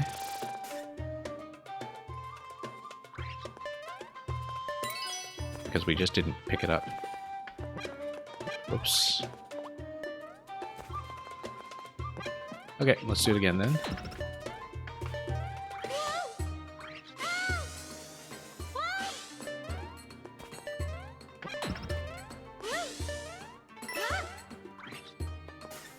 Alright, down we go. Plug in the key. You know, we never did water this thing. I mean, I guess it doesn't help that I'm not in elephant form, but...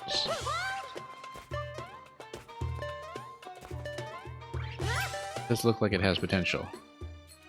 We can grab a water pot somewhere. Not a water... ah, yeah, here's one.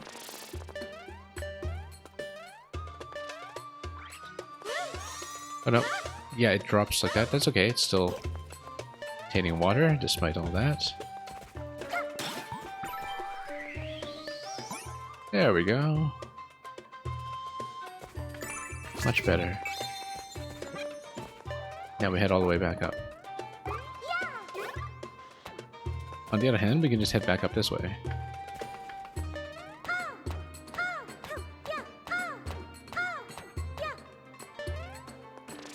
Much faster. You looped this area quite a few times, yeah.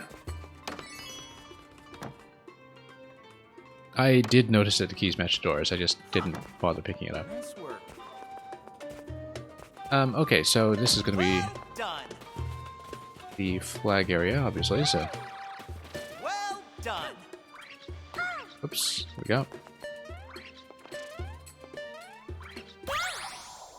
Wonderful.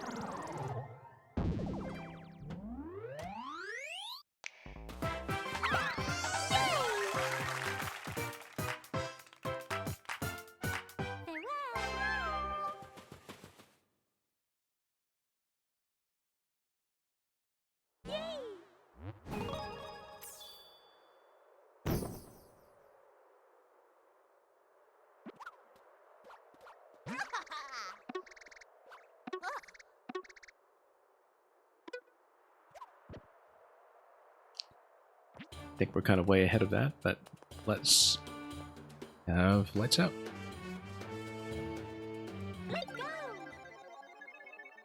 Up button to door after hitting a switch, adding yet another lap, yeah. Hello. That's what the average puzzle style experience is like for me, it's just Oh, no, no, no. like that. Oops. Oh, no, no, no. Just need to go by memory, I suppose.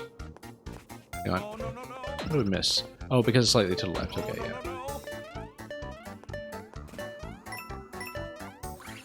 Oh, flower up top. We should see that too. Yeah, there's definitely something up top to see before anything else. Let's take a look at the passageway up first.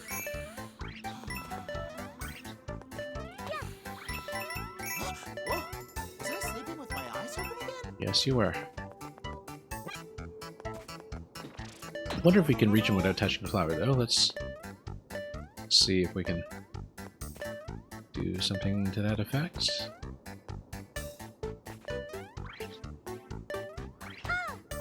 Nope, not quite. Well, I could have just used a fire flower to illustrate the platform, so that's okay.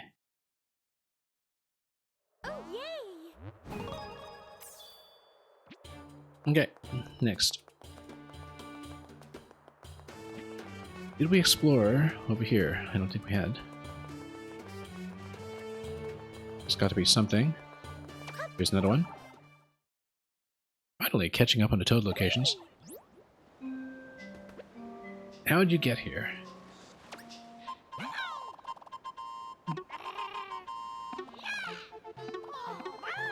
Well, we finally know what World 5 looks like.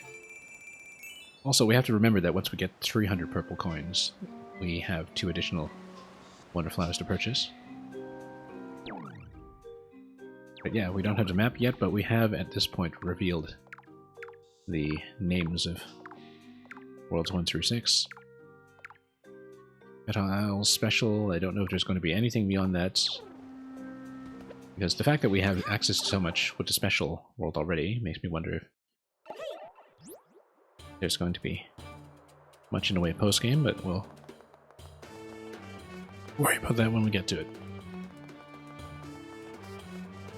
2D Mario, of course, has traditionally been fairly light about post-game, with just one special world at most.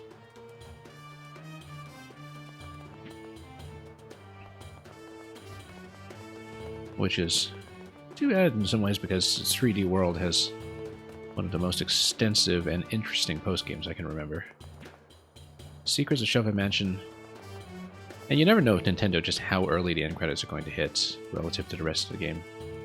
As with recently discovered with Pikmin 4 as well, which had so much going on.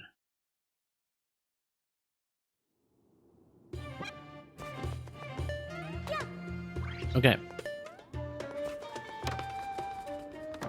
Yeah, Quality Humor, I don't know what you were saying was cheating, but I assume it's turning the lights on and off earlier. Push! Well, thank you for the encouragement.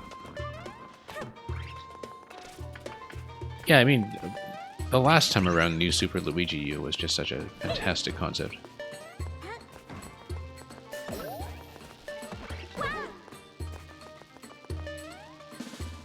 It's funny because there was a pocket of time when Nintendo was just giving us incredible value for DLC and then realized that maybe they'd become too generous. Because in the early 2010s, they took a while to really kind of figure out what to do with DLC pricing, where, you know, everything was crazy expensive in Fire Emblem and maybe to some extent in NSMB 2 as well, and with those as some of the early experiments, and then they started giving us incredible value with Mario Kart and certainly Luigi U. Anyway, I'm not really paying that much attention here, I'm just kind of pushing blocks. Oh yes, I guess we should have proceeded. Oh yeah, no, this gives us a door. Let's continue.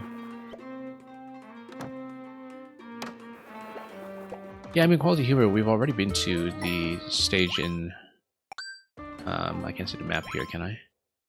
We've already been to a stage in the special world that seemingly is marked as the second last stage, and it was not difficult. It was fun, but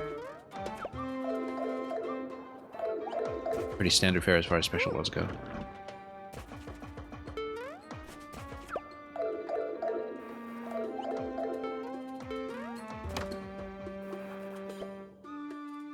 And yeah, given how many ideas in this game could definitely benefit from, you know, even further usage in more advanced context. I feel like something analogous to New Super Luigi U is very much the best case. Now, why would we want to complete this? Let's see. Because that probably gives you the door once you complete all this. Yes, you have. Alright, we just need to not get pushed too hard by this guy and bullied around. Whoops. Alright, we did get a little bullied, but that's okay. Which door first, I think? Probably this one.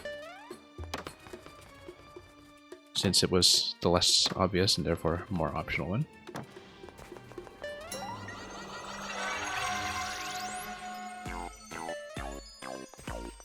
Okay, so they push that away, and then Bowser is available, and now what happens? Is it chase? Is it chase or a boss? Oh, okay, this is just a statue push. Oh, we just push, okay. Surely there's more that we should be doing here. Can I punch this? Oh, we should push this way. He doesn't tell you that for a while. Yeah, imagine that.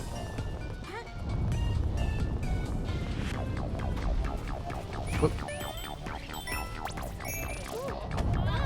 Push this guy off and squish him for good measure. Very humane. Probably. Like this. Wonder if that pipe could have been entered.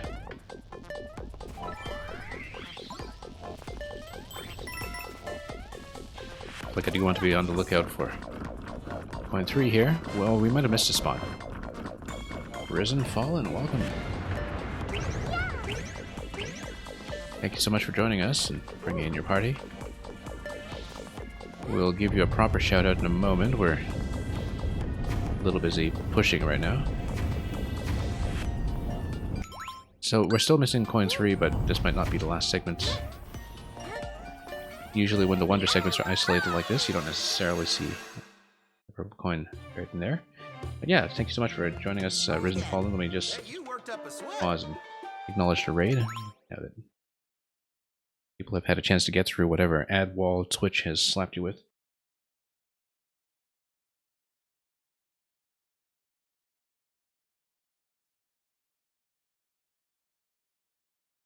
As you can see, we are in the midst of World 4.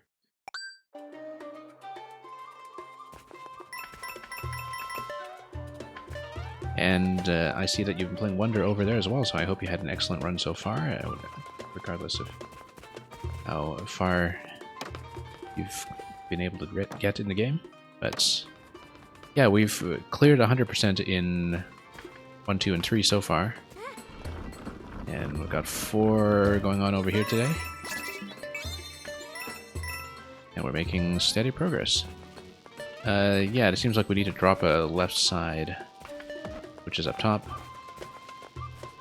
So we just need to head up there and do that, and probably create some room as well. Let's pop some of these guys, get them out of the way, and get over here. Thank you so much for the follow. Yeah, you're going for 100%. Yeah, I've been doing 100% basically each world at a time, where possible. We'll check that in just a moment. Let me just check the right side here.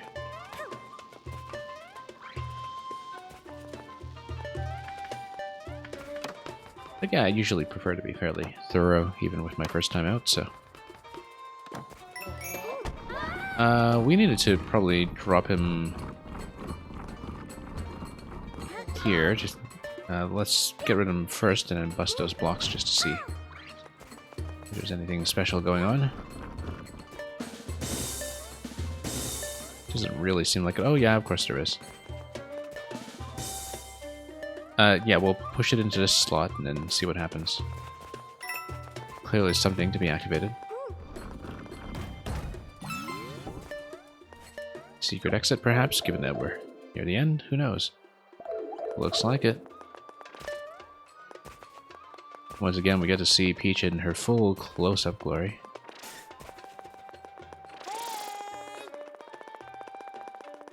Mr. Miyamoto, I'm ready for my close-up.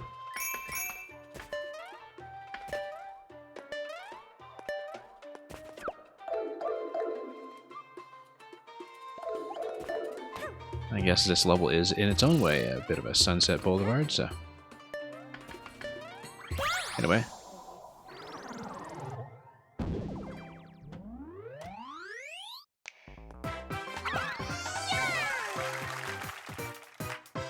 So yeah, that was a secret exit. We'll do it again to get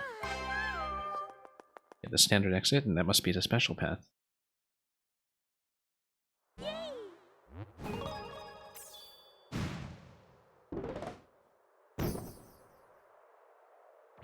Yeah, definitely is. We'll go back, of course. Flight of the Blooms. I love how we're going to see even more of those. They know a good idea when they build one.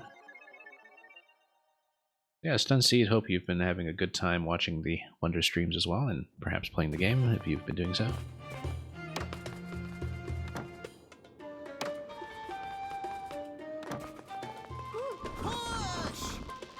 Anyway, we'll speed through some of this. Probably skip the Wonder segment. Oh yeah, we just need to squash this all the way back. Look at him, he knows what's about to happen.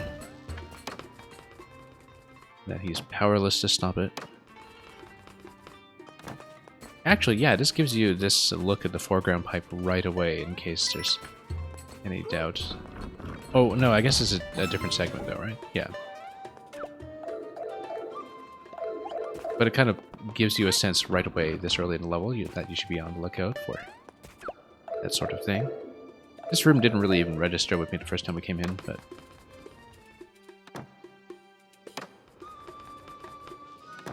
Here we are. Anyway. Back into the elephant form, and then we will... Yeah, we'll skip the Wonder segment for the time being, since we've seen it. Coin is to the left, we don't need that. What is it?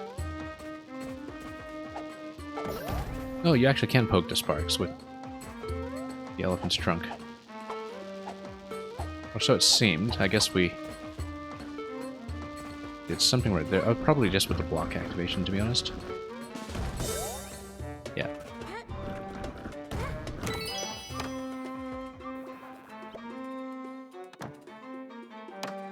I think I killed those with an interaction with the block, not with an interaction with them myself, but... Anyway, we've seen the secret, so we'll go over here instead, and...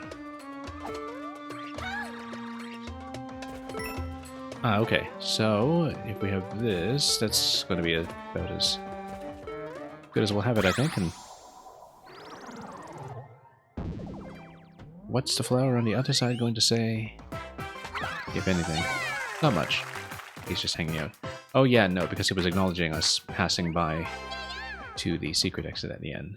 So, just a little added detail there for be able to sit up and take notice if it weren't obvious enough already what to do. Anyway, let's go on to Flight of the Blooms. Here we go.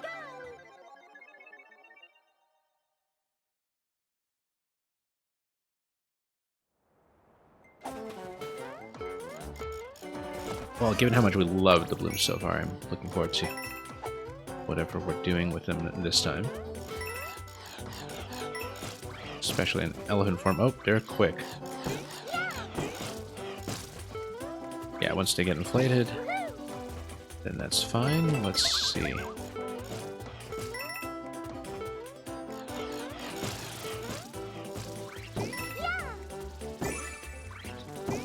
Yeah, lots of room to move. We'll obviously check this pipe. I don't know if it's just a standard exit, but we didn't really look at this properly. This cloud is suspicious, and so is the one below it. Need to be careful with the spikes so we don't get pushed. Oh, hey. In elephant form, you take up so much space. That's okay, we managed to pop it and get above it too. So much for Coin Heaven. And this looks like a Wonder Flower. I was about to say the 3, 2, 1 bubble, but nope. Oh, look at that. He doesn't get smaller too, he's just going to remain full size the whole time. Gloriously so. Oh no, he's getting smaller. Let's suspend ourselves just a little longer here so we don't completely blow up. Oh, never mind. I feel like there's going to be something to reveal here.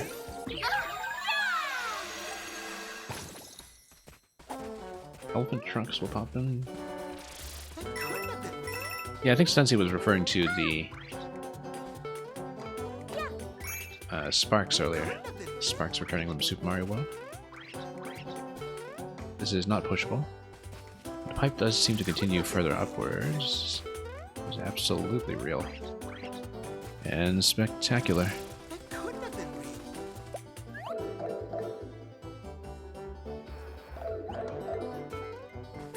Yeah, to spark things, you just need to interact with the blocks next to them. I think that's probably what happened when I somehow managed to kill one. Drills look pretty deadly against this guy, so... yeah, we are, but let's see if we can reveal some kind of additional location here first. Oh yeah, that was something. But not what I was looking for. I needed a purple.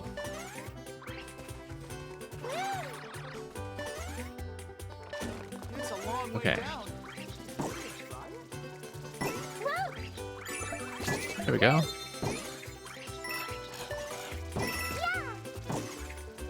Let's wait for another.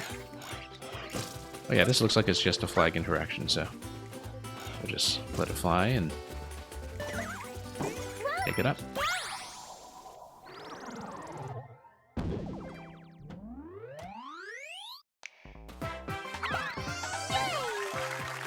It's funny because we had just seen the Sparks last week in the e-reader levels in Super Mario Advance 4. The Sparks, I think, did originate in Super Mario World, if I recall. I don't think they were originally in SMB3. But my memory may be slightly scrambled here. Invisibility, interesting. And there, when we encountered them in e-reader world, we actually dispensed with them using the Tanuki statue. Disappear from sight, making it impossible for enemies to spot you. So yeah. Okay, so we are just invisible though, right? Like there's no activation or anything that I need to do? We're just invisible. I mean, it's basically just a tutorial for this badge, then. I feel like there are going to be speedrun categories that are just going to be entirely about each of these badges. So yeah, if we step on it, then it starts to get a little bit annoyed, but... Ah, I see. If you are not against a silhouette, then you are yourself not actually going to be visible, which is why it's important to hold the pot. Then, once we activate this guy, whoops, no. Just missed a jump there. And you can tell I'm small now because of the way that I am holding the pot a little bit lower. We'll grab the mushroom. As long as we're holding the pot, we're okay. Yeah, I keep thinking I'll get a bounce off of these guys, but they work like platforms. Whenever we step on them, we do need to manually jump off. That always throws me off. Quality humor, real ones don't use pot. Yeah, I know. Reefer Madness, right? This is obviously a shell jump location down here. And then... It's funny because invisibility, as some of you will remember, is one of the last unlocks in Super Mario Odyssey. Which is fantastic for the photo mode, incidentally, but maybe slightly tricky as a player. You know what? We can throw the pot against him, and now we grab another one. Oh, okay, no, we needed to reload him. Okay, so what we're going to do is we're going to place one. Then we'll chuck and grab another one this way. There we go. You play so much Maker while not looking at the screen. This stage was very easy for you, yeah. Should take up streaming. That's especially true there as part of the skill set, you know, just trying to minimize the deaths that you take while reading chat at the same time.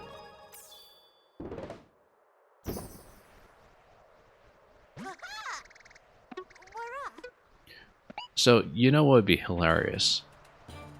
Is using the invisibility badge in that treasure level where you need to hit the blocks that are all character specific and just find your way around the invisible blocks. I guess if you memorize the locations, and that's not too bad, but that seems like it's the combination from Mario Hell, from Coin Hell as opposed to Coin Heaven. Anyway, special world. You ran through invisible, like, yep, this is great. Didn't even think about picking up a pot. Yeah, I mean, I guess if you just have a very good sense of spacing. Like people who play blindfold from sound cues, you know, that works perfectly well. And you can see where your landings are as well, I believe. You wonder how Bowser Jr. reacts to you if he can't see you. Yeah, I guess it is kind of like the equivalent of the Goomba suit, perhaps, where it changes a lot of enemy behavior. I want to experiment it with the invisibility badge later on, specifically for reasons like that. But I feel like it's something that should wait until we have cleared the game standard and badge list first. But yeah, we actually should play around with that at the end. Anyway, Sunbaked Desert Special, Pole Block Allure. Let's see how this is going to go. Probably a lot of switching sides along the way. Yoshis have extremely relaxed attitudes. Yeah, I guess you would have to let Mario just sit on you all day. Anyway, Bubble Auto Scroll.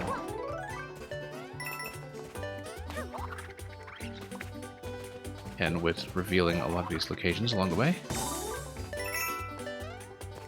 Dispersing clouds where we can.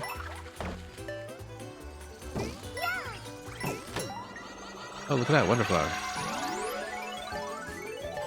Okay, we haven't seen the first coin yet, so it seems potentially important. Remember, let's not hit the jump button when we try to drop off on either side. That's an important distinction.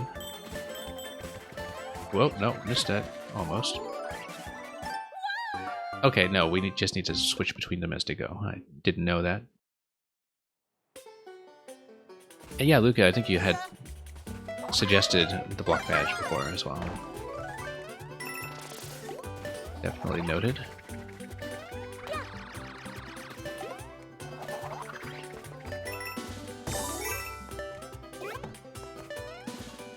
Anyway, let's try to go a little faster here and beat the auto scroll a little bit. Oh, no, nothing here. What was I previously doing? Oh, yes, no, you needed to pop the top one for the Wonderflower, yeah. Still kind of mentally looking for coins along the way, and so... What if we jump up here? I feel like there must be something on the top left if we get there quickly, but we'll worry about that later. Yeah, the coins are visible. Probably have to go through this a few times while we're missing coins in the clouds, but 10 coins rather.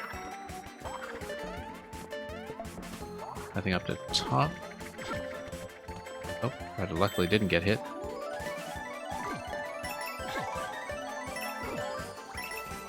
Okay, pretty straightforward actually, just a little bit here. As long as we don't get bumped.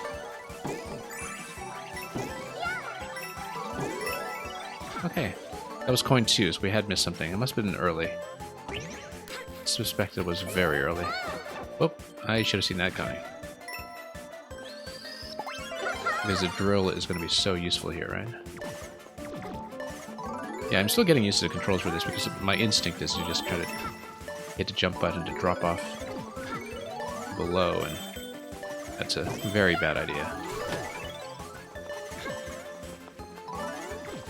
Okay, 1, 3, got that at least.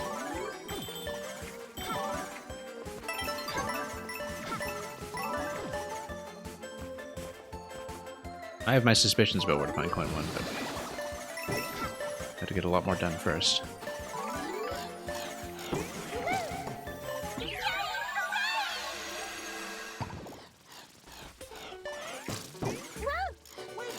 Way to go. Anyway. Yeah, with the drill, actually, the ending is pretty simple here. You saw the coin 1 on my screen? Yeah, like I said, suspect I know where the location is, but we'll go back and check. We're going to try to speedrun Invisible with Stun Sea. This seems crazy enough to do that.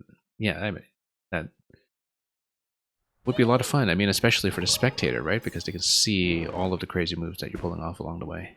With perfect clarity. And right, Luca, you're absolutely right that you do pop them from below regularly.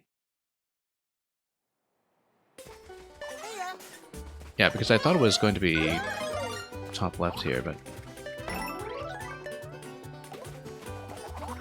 because I previously hadn't actually managed to get up to that location. Although maybe it's in the first segment as well. We'll check it. We'll just restart, or whoops. Not like that, of course, but you want to check it. Let's try to jump this guy. No, it's not up here, so we'll just keep checking. Might be at the beginning of the ride. Or maybe even here. No. Okay, a little bit late on that, but we'll take it.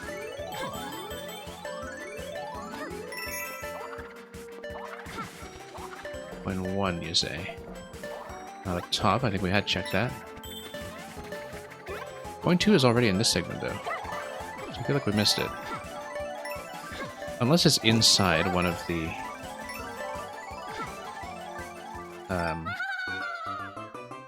what are they called over here?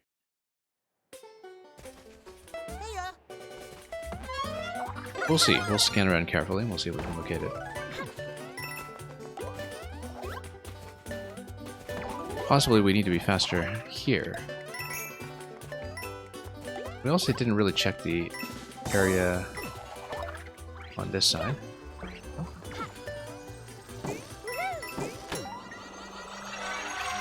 If we get into position nice and early... Whoops. Totally walked off of that. Gotta have a sharp eye? Yeah. I would expect so.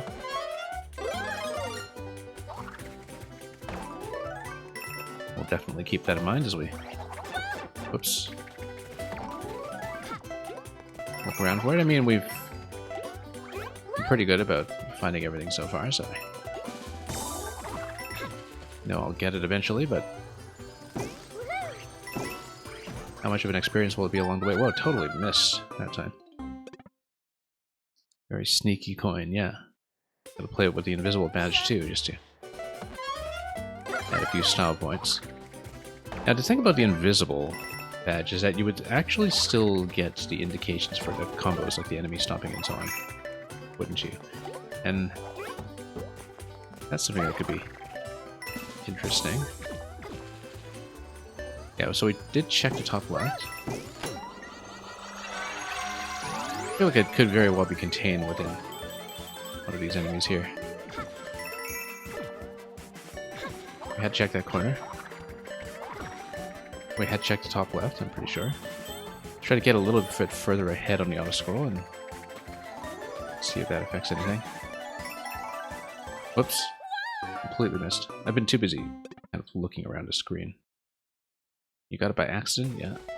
Good to know that that can be obtained by accident, I suppose.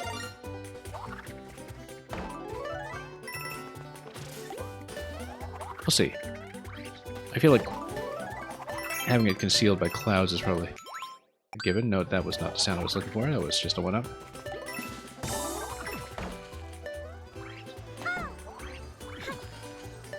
What if we went over there on the left side? Let's see.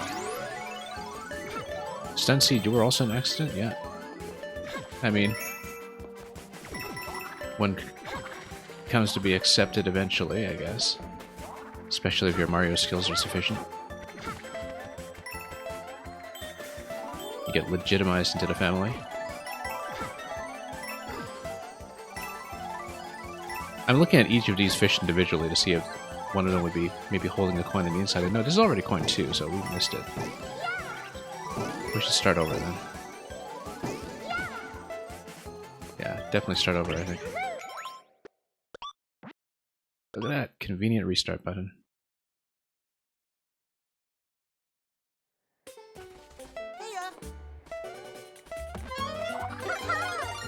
Well, I did check top left here.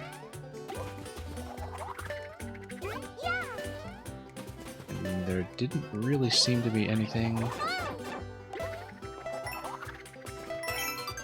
It's not this. It's definitely not that, though. As much as it looked like it. And I don't think you can really go up to top left on the left side of the pipe. But we'll check it again. They're definitely fish. But whoops. I mean, they contain lots of air, right, too. Continue to have an oxygen supply while they're out of the water. I guess physiologically that's how it works. You're saying it's fast? Yeah.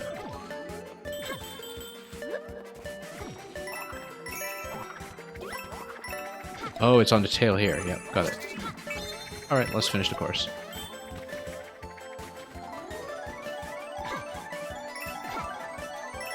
Yeah, too busy looking at clouds and fish as the possible locations. I should have seen the coin trail much earlier. We got it.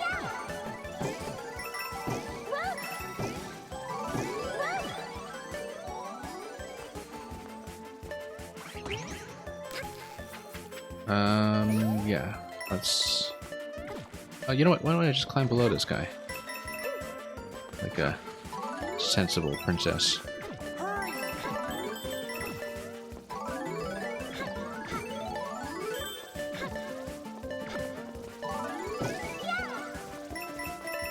Yeah, so far these are the ones that are 5-star rated. I find that it's been, difficulty-wise, a very Odyssey-like experience in a way, where... You know, Odyssey I always found was very lacking in some ways when it came to the absolute top end of content, but at the same time you could get to that content much faster. Where as an experienced player you had much less to sit through before you could get into stages that were at least moderately demanding, even though the absolute top end of the content was a bit short. Look at how you actually do get a little bit of a boost as you hit the balloonfish as well. When you pop them, it does pull you up slightly.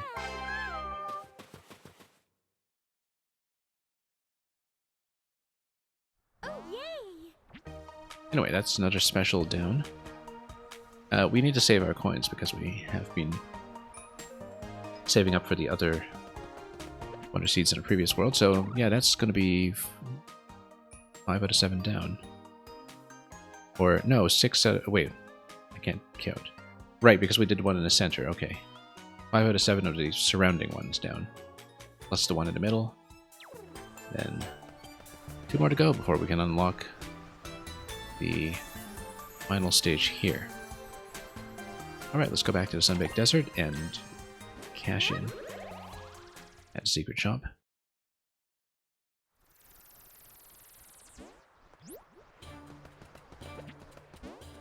Yeah, the blooms.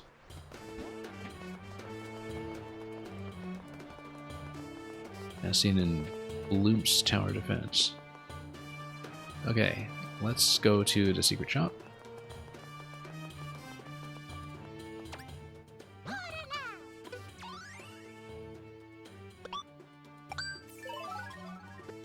Good to have some more substantial coin dumps at this point, given that we're getting closer and closer to completing the standees already. Alright, we've completed all of the courses that we already know about, and we have check marks on everything so far, so let's just go to the castle.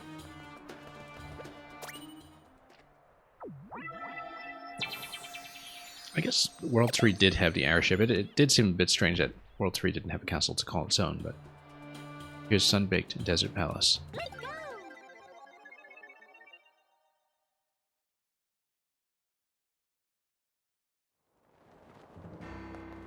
You're not going in there, are you? Believe it or not.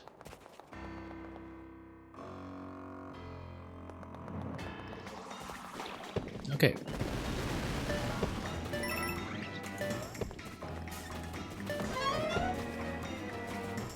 I feel like, yeah, the drill movement is going to be quite useful here, including a ceiling movement where it becomes relevant. Clumps aren't going to do anything against me here. Fire bars might, though. I don't really want to test it. But... Whoops.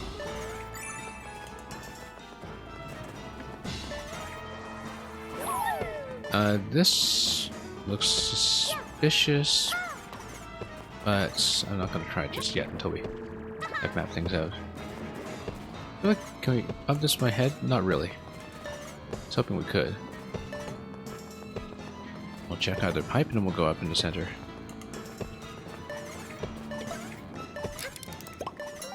Oh, Wonderflower already. Okay, that's quick. That's just in Shellerondo. Look at this. Oh, that's nothing. Okay. Oh, and the tempo actually changes quite a bit. Goes fast and slow.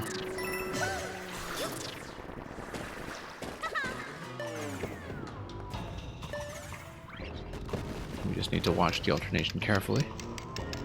Should have gone over here. There we go. Drill is amazing here.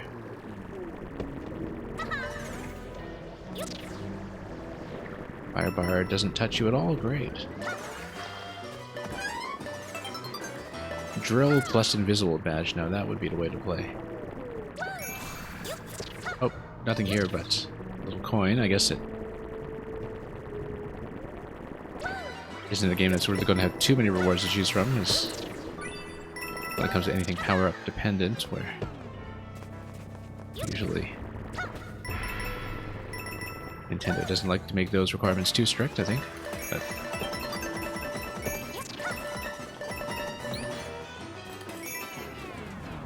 okay, and then now we can probably... Oh no, we need to go for ceiling. That's... Speaking of power-ups being required for coins, it's the location where that's going to be the case. Oops. Let's wait for this. And fall in this way. Great.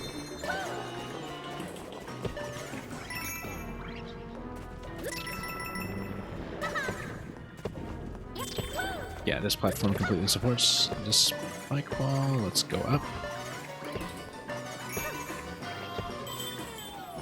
And we'll poke this first before we get rid of the Wonder Effect. It would be fun to try to complete this without grabbing the Wonder Seed, but I'm sure that maybe it blocks some things off.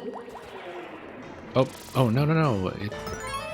Oh, it doesn't let you pick it up if you do that. Okay, that's too bad. That's unfortunate. Now I'm stuck here. Okay, we'll have to do it again then. I was just trying to see what would happen if it's, you know, put up a wall or something, but I guess we just need to redo the course and try that again. That's okay, we'll just need to fight them twice.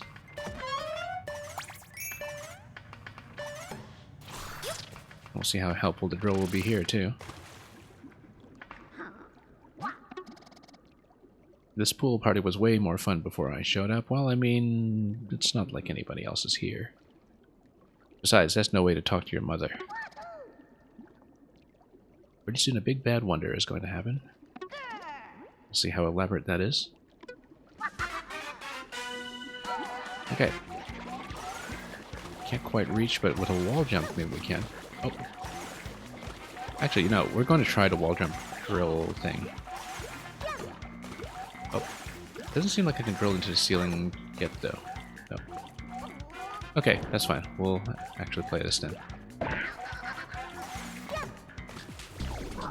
Anyway, wonder time. What's he going to do? Okay. Oh, these are swimmable, I see. So we just swim around him until we get a clear opportunity to get a drop on him.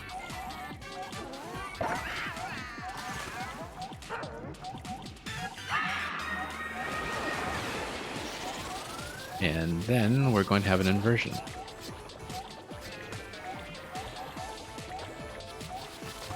Hasn't been a lot of swimming in this game, but it's been used sparingly and strategically, I guess. So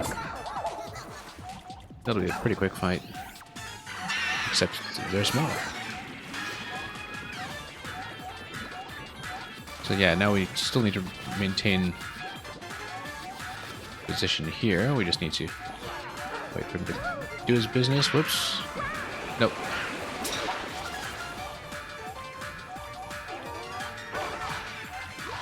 Oh, look at that. Bit of a seeker.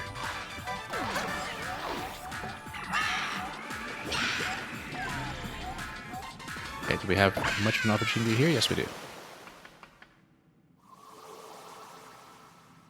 And yeah, and Mario was a mistake just to leave it. We'll go back for it. This is a fun fight. We'll do it again.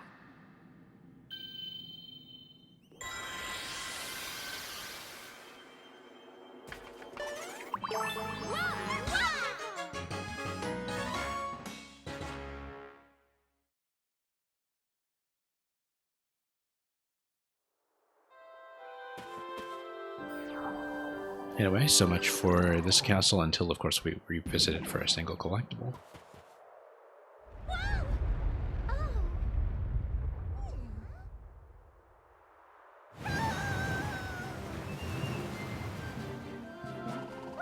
And so Peach's party returned to Sun-Baked Desert's stolen water. We will head straight back into the palace, actually, but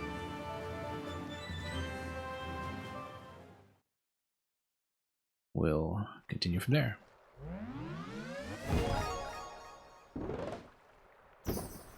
All done, and use a propeller flower? No, let's not. Let's go back.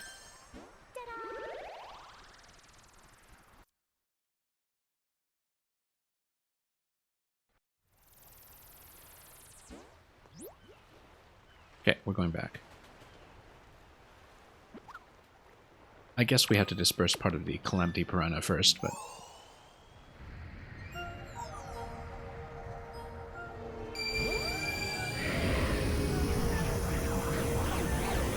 everything's color-coded. The yellow one has been absorbed.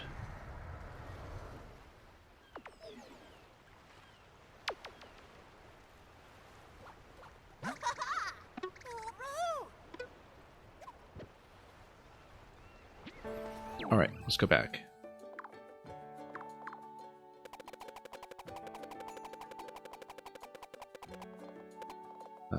Where was that castle? We expected it to be just at the end, but no, there we go.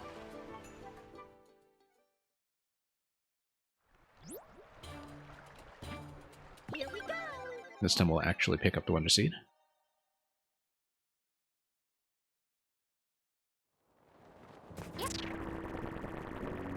Let's drill our way through the whole thing. Particularly because, you know, even the fire bars don't touch it. Oh, okay, this touches it because I fell off. That's okay, we'll just grab another one.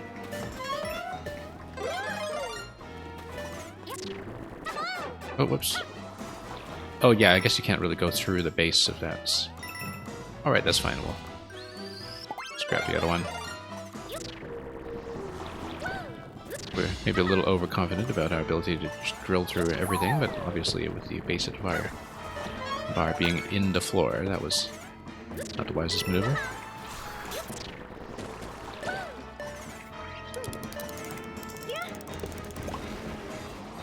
Okay.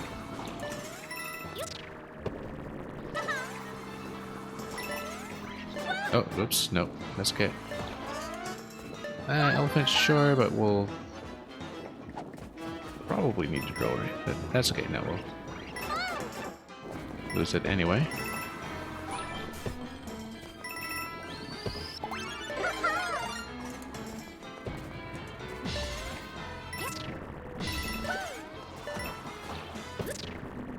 And then, it was after the coins were all obtained. No, actually, no, this was already near the end. We missed it completely. It didn't go up this central segment.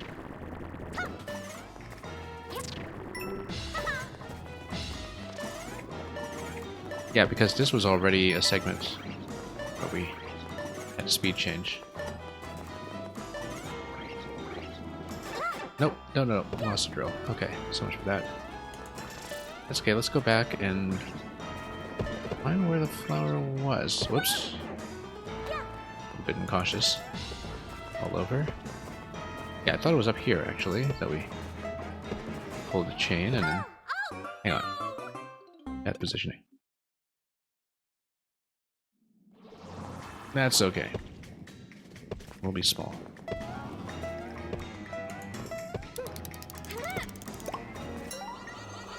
Grab that right away, and of course, power-ups are still completely obtainable.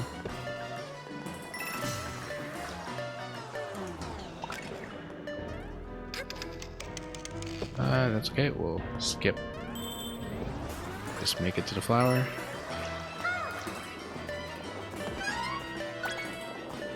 Have a very helpful looking mushroom. That was a very helpful slowdown right there.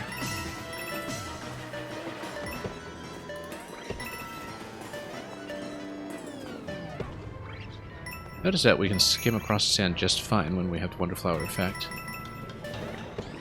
At least as far as I can tell. Anyway, let's not accidentally, or even deliberately, skip it this time. And yeah, the drill is totally inconsequential to the junior fight, so we'll just redo that quickly.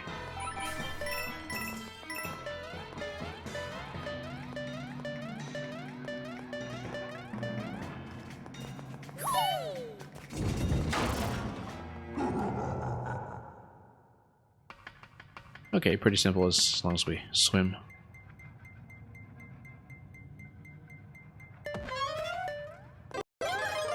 Perhaps we can pelt him with some fire as well, but that totally makes sense in water, as it always has in the Mario series.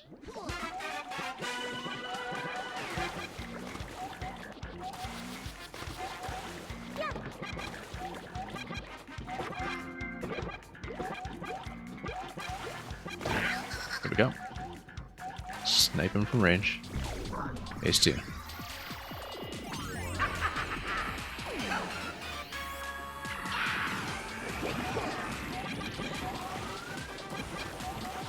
Now, doing this while we're also trying to swim in the bubbles may be a little unwise, but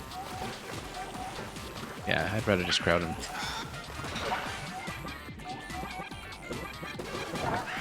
Yep, halted him quickly. Didn't really even need to go in for the close approach.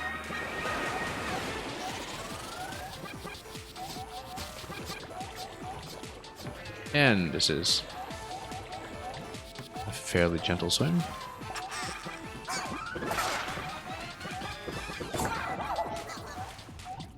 Snipe him rather quickly when we just have the flower instead.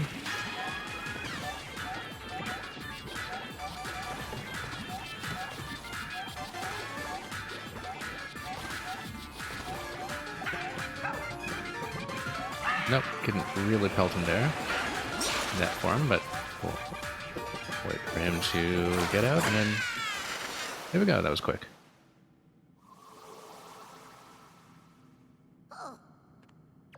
We'll exit the course with the Wonder Flower in tow this time.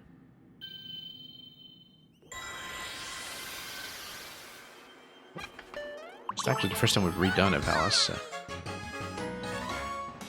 Phantom Royal Seed has been acquired. You loved the music on the last phase? Yeah. Welcome, Sam Fizz.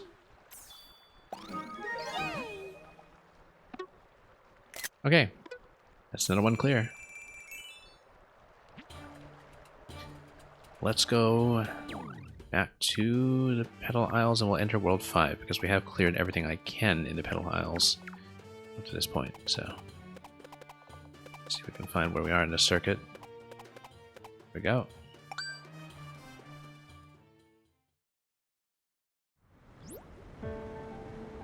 We'll get through what we can of World 5 before we continue today.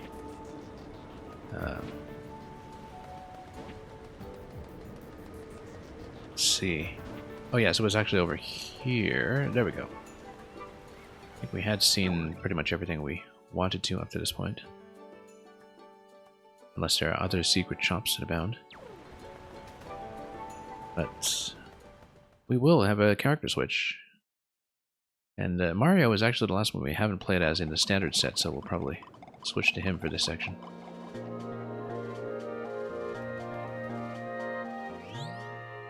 Unless anybody else has a specific request they want to punch in, of course, but we actually haven't really seen Mario's animations or heard the voice acting so far in this game. Outside of the initial trailer, of course. You know, there's a royal seat around here somewhere, yep.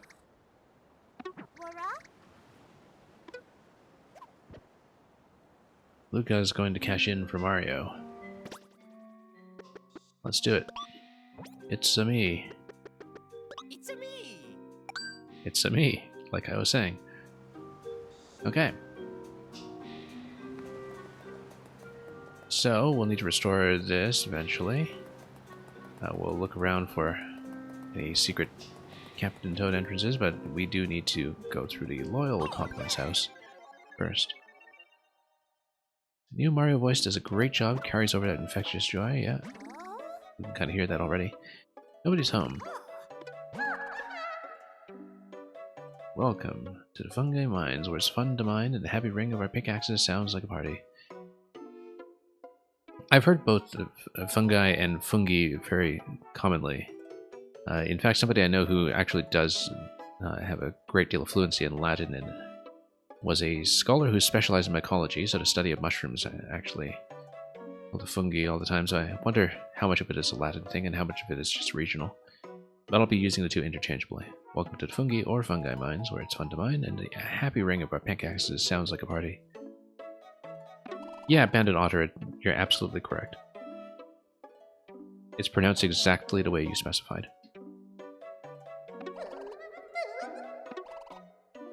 And welcome back, Bandit Otter. Hope you've been doing well. Take the Wonder Seed and head to the bridge, yeah. Got the place all to myself. It's kind of lonely. Yeah, nobody's here to water him.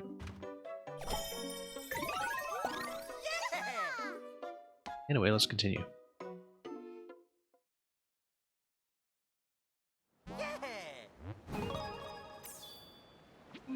Oh, I should update the stream title to say that I'm on World 5.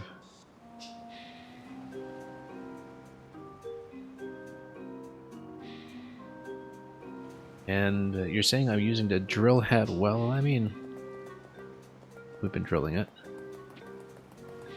It's going to open up the bridge. Yeah, I've been underusing the bubble so far. The bubble obviously has tremendous platforming potential, but I've just been using it to grab a few goal poles here and there. Still getting used to a lot of the new stuff.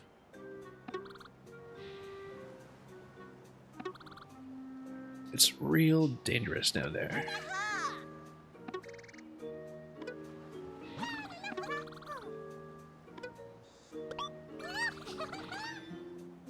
$10 now it's like Animal Crossing where we have to log off for a day.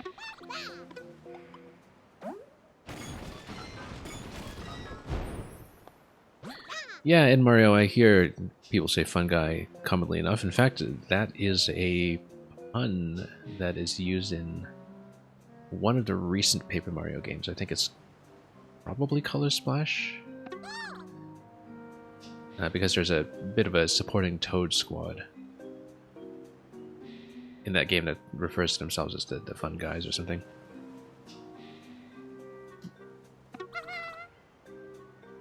It's a handy tool called a sensor badge.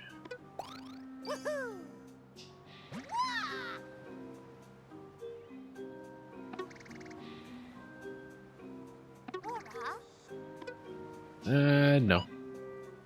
Don't need it. We're going badgeless so far, and we've maintained that commitment. We hardly ever use sensors in a lot of games anyway. I mean, I played all of Tears of the Kingdom.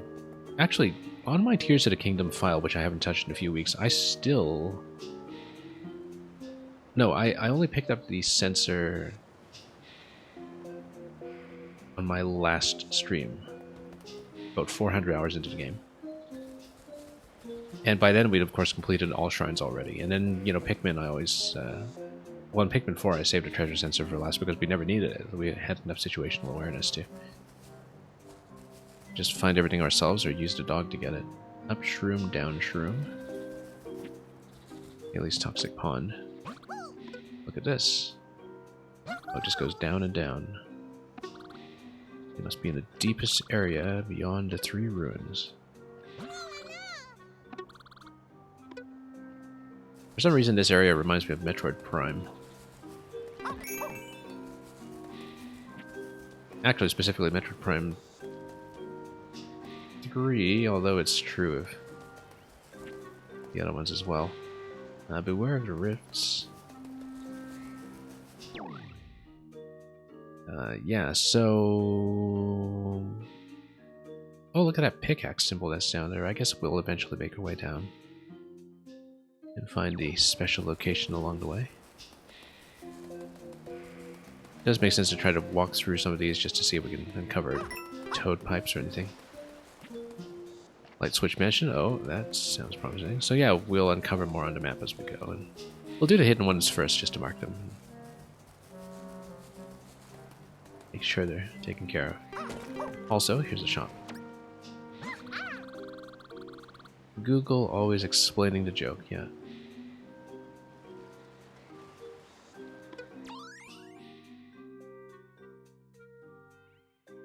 Okay, here's the Wonder Seed.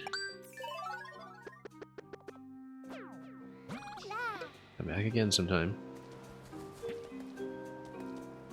Beware of the rifts. Let's do it.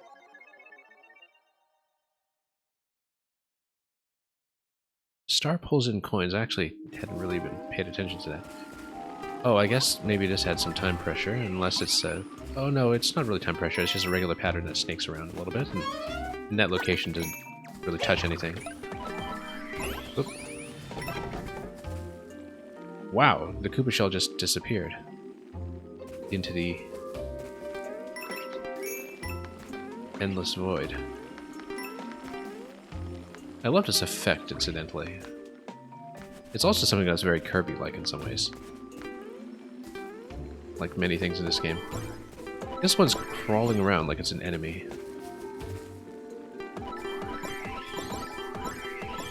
Because watch this, we're going to dispense a shell in there. Watch this. Oh, whoops, no. I didn't expect to hit that block. Watch what? Yeah, because I guess if you sent a shell down here to try to deflect all the way down, then void would just consume it. Oh no, it doesn't. It's perfectly fine. Yeah, no, the void didn't consume the previous one, it just fell into the pit and the effect was obscured, so the shell passes through just fine.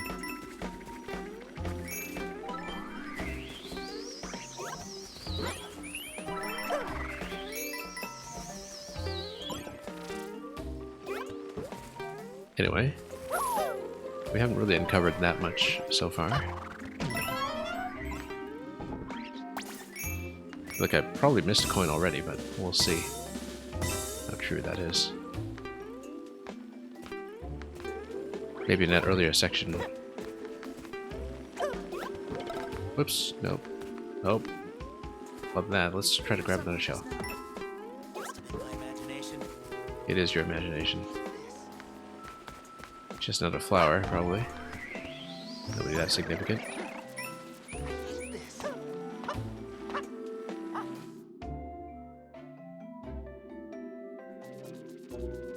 Well, he's all lonely up here.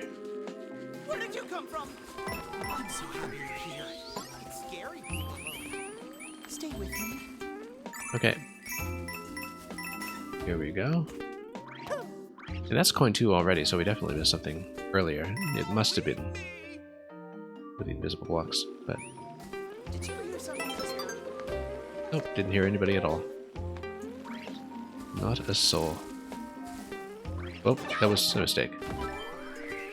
Okay, so it's just damage. It's not like it's an insta-kill or anything. Oh, interesting. First of all, we'll grab that. And secondly, we'll check this. Nothing. And that solves that problem. So yeah, it's just a damage zone. It's not even an all-consuming void or anything. It's just a, you know, partially consuming void.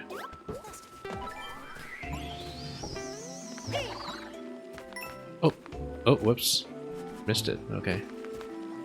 I guess we'll have to come back for it at some point. Unless there's a way to revisit that. Probably not. I guess we need to raise the other ones first, and then the coin would have dropped into position. So yeah, we need to hit the luck block first next time. Oh, now we know. For when we have to replay it.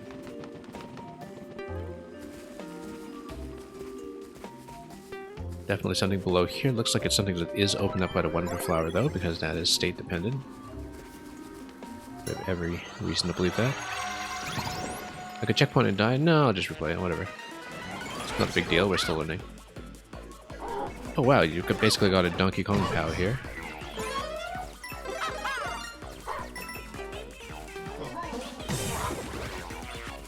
Oh, I guess we need to collect all of these. We don't want to hit every POW along the way until we absolutely need to stun.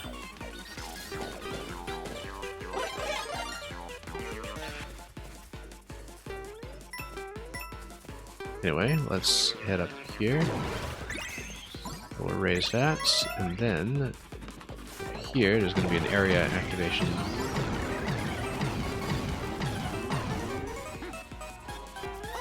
Here we go. Oh, whoops. Here we go. Again. We'll cycle back.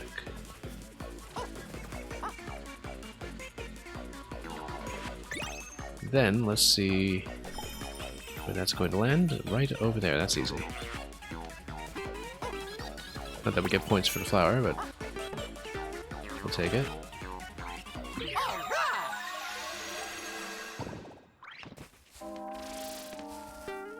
Yeah, too bad about coin 3. I guess we do know where to get it, at least. It'll be easy enough to get back to that.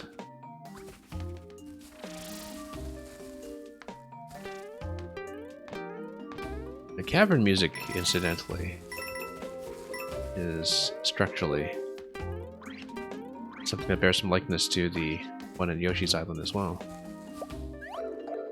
When you compare it to other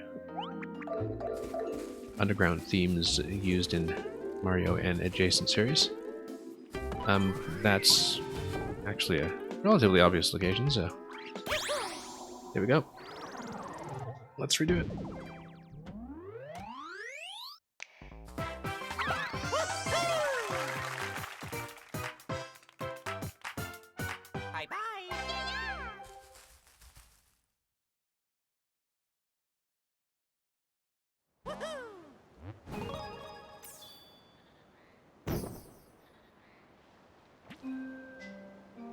And it's just coin 3 as far as we know, so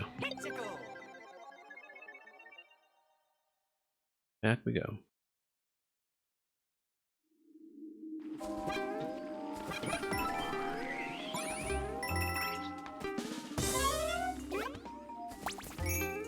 Anyway, let's just proceed. Doesn't drop that off.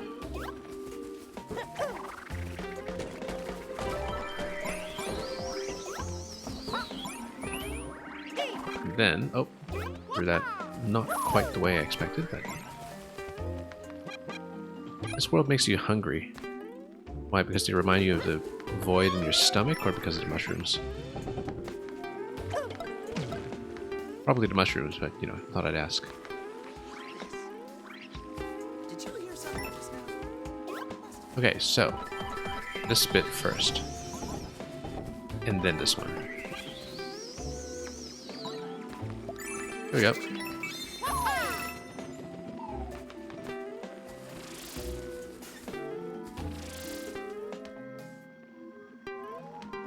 I guess you would have to take the Wonder Flower then, wouldn't you? Unless, oh no, you can just proceed this way and leave.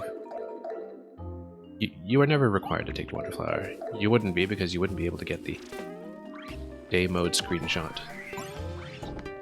As we're about to see.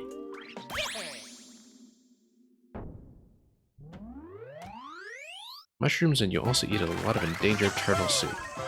But is it the turtle that's endangered, or the soup? I guess if the turtle is endangered, the soup would also be endangered by extension because of the limited supply. But then the soup would be what causes the endangerment in the first place, as the turtles are hunted to extinction, right? So, anyway. Sounds like an expensive delicacy. I don't know how much you shelled out for it. Let's here go to the other one that we revealed down here, Light Switch Mansion. Soup is endangered whenever you're around. Yeah. Here we go. I guess if you have it with mushroom and endangered turtles at the same time.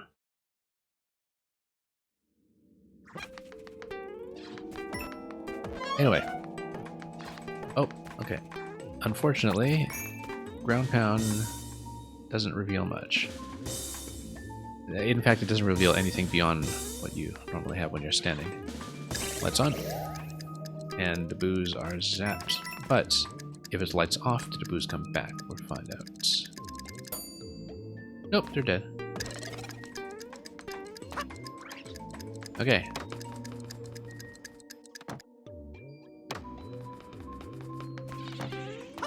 Well, not playing as Luigi here, apparently.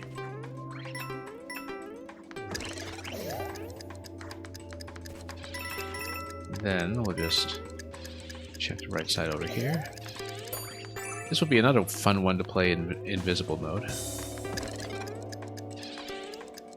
Oh, look at that picador.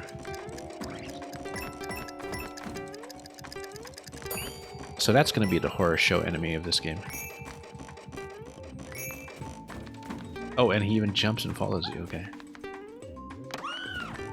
And he even respawns. Oh, we'll check each of these. Maybe one of these has something interesting. Nope. Kind of reminds me of the axe murderer in Yoshi's Crafted World, which is not the kind of enemy one expects to see in Yoshi's Crafted World. That was one of the best levels in Yoshi's Crafted World as well, actually, which is not that remarkable in Yoshi's game. I felt like it was a big step down from Woolly World, but obviously we do need to find a way to get into the background over there, and we just haven't seen it yet, so... Maybe when we bop this guy we can use the door? Yeah, we can. That was the only thing that made sense, so... Oh, let's be careful. Here in this guy. Oh. Probably more to it than that. Actually, no, we're just missing the ledge there, so... no, we just need to go around the other side, in fact. Whoops. Simple enough. And we just go back that way.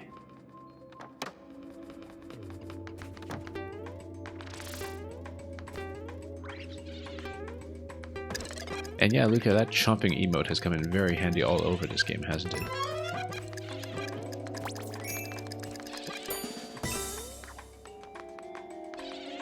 The game is just full of things that try to munch you, and munchers are not one of them.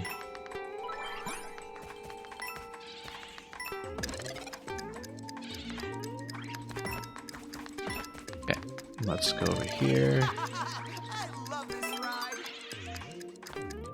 There are no windows and no doors. I mean, actually, there are plenty of windows and doors, but, you know, as far as Haunted Mansions go,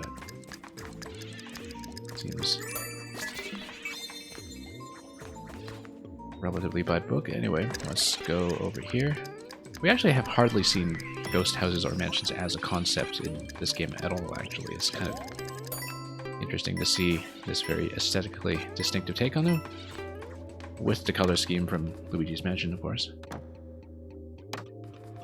Use the invisible badge for the best effect. That can be said of many levels, I think. The fact that there's a door above there tells me that there's more to see. Yeah, using the fire flower to trace a path seems to be the way to go. That would help with the invisible badge as well, incidentally. If you want to do things that way. Now, the thing is this the main path or the side path? Well, the fact that there was an upper door that seemed to drop in that location tells me maybe this is the side path. But there's a checkpoint right here, so I'm not entirely sure. Let's check it though.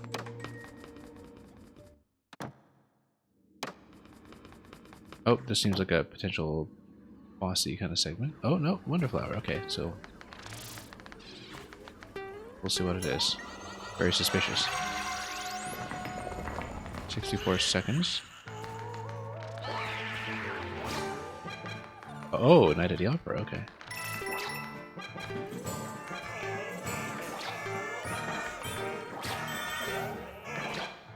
Not the reference to the Marx Brothers that I expected. Last time I saw an opera sequence in one of these games like this was actually another horror scene. This was in Mario and Rabbids Kingdom Battle. That's... oh.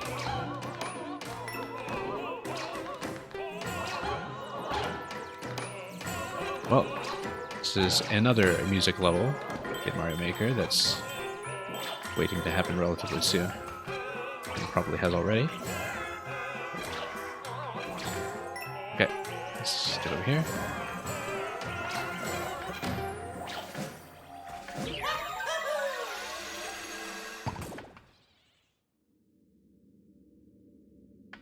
Well, that was a dance.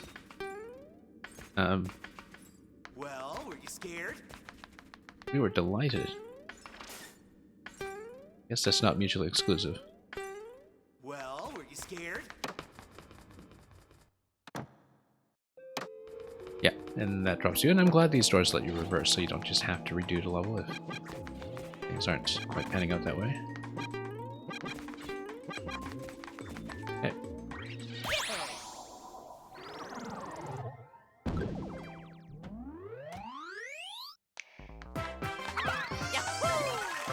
Yeah, quality humor. I guess you're able to stop averting your eyes now. If that was too spooky for you, we have in fact finished. And of course, if you skipped the Wonderflower segment, then that you would get a completely different postcard at the end. That would potentially be interesting in its own right. Let's see the postcard again.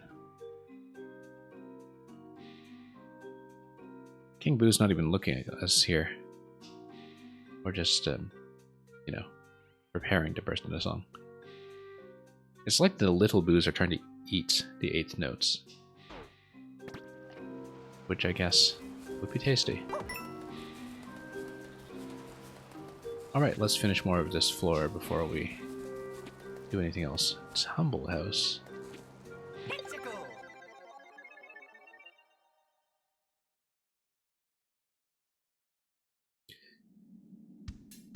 Okay.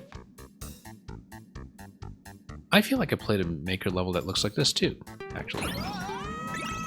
Exactly like this, although of course, you know, within constraints of the illusions you can have in this engine. Yeah, so many designers actually try to do this in Maker, particularly puzzle makers, without having the capability to do the exact physical rotation. I mean, there is an NSMB level that's kind of like this as well, I seem to recall.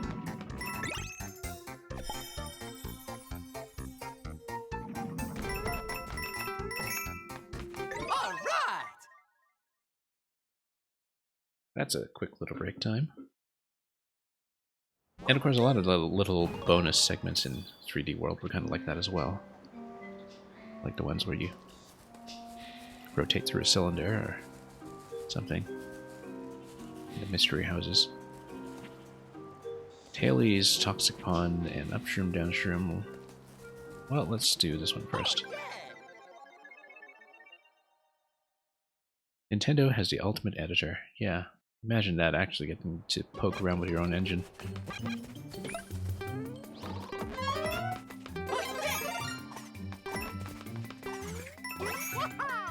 It's funny because I think Mario Maker originally was partly developed to streamline their own tools internally too. Even though it was commercial released, was simplified, of course. Anyway, pumpkin season. Gives me a craving for pumpkin spice latte. Okay.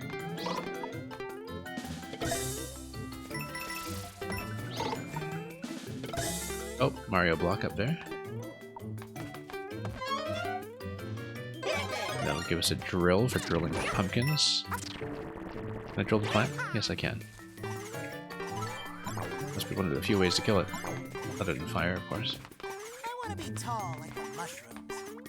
This looks optional.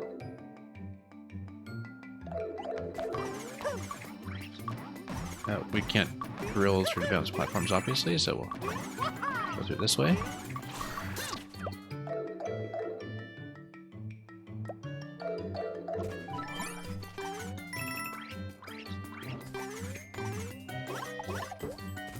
Okay, let's go over here. Now, if we take that guy out, anything with this pipe? Seemingly not.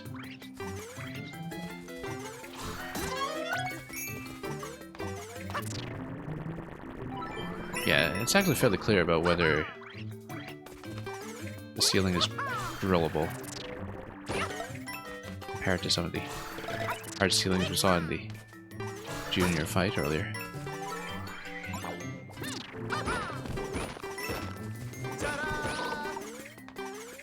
Yeah, there we go.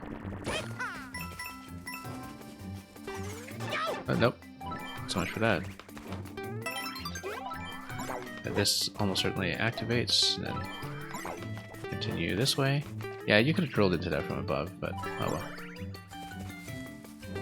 Then, oh, we need to find a way to get up here for sure. We'll figure it out. Seems to be something we'd have to do through here. Let's smash the pumpkin first in case there's anything that it will give me, but nope.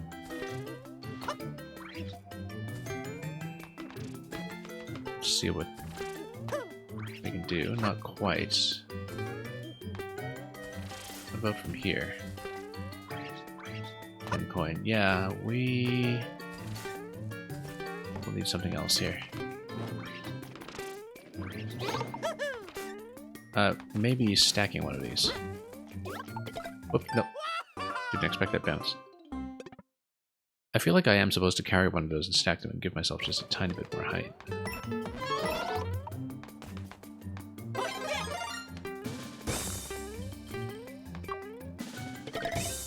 Wonderful. That Goomba never knew what hit him. And to think he looked so serene.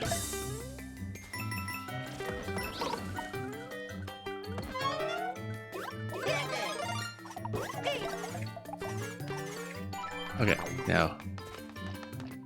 Oh yeah, I guess we raised this guy. I didn't really expect to do that. Right, because when we hit that up top, we got the height that we had seen previously. Well then.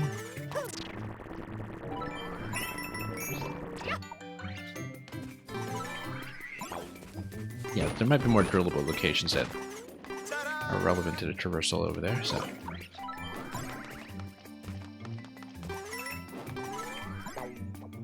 This time we'll want to get up onto the ceiling, and we could have just done an up throw into that, actually.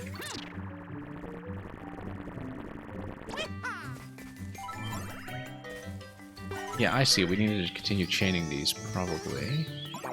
Oh, no, we needed to get up there first. I see, okay. But that's okay, that's fixable. In fact, it's doubly fixable. First of all, we'll leave this guy here. Oh, no, hang on. Can I stand on him? There's a platform? No, can't. But we can get a bounce off of him if we don't kill him first. Okay, fine. Gotta do something similar.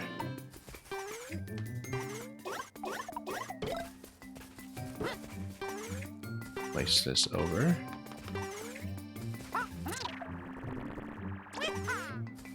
Oh, no, he's gonna walk off. Wrong way. Trying to do a soft drop there, but a drill does get going, and so let's create an issue.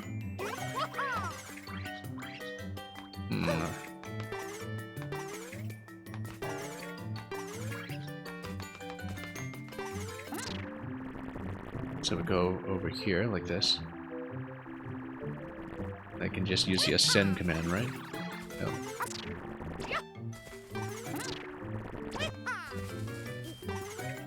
Yeah, we needed to stand on something before any of that was activated. Let's rethink this. Yeah, or here, anyway, activate and then head up top for that coin. That's okay, let's continue. Let's redo this when we come back.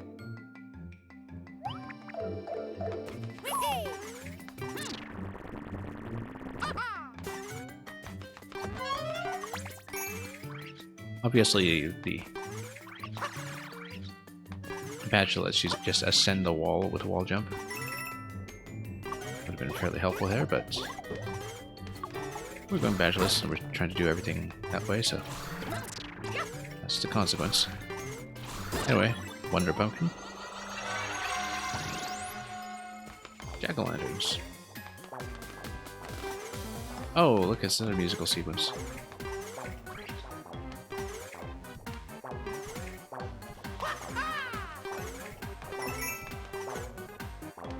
Look at everybody dancing in the back as well.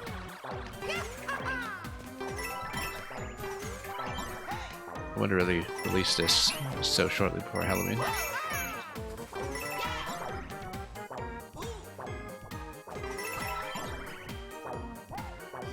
It's probably a faster way to do this.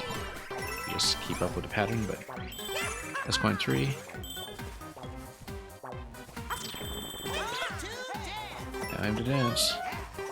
That's what piranhas are good for, we've discovered.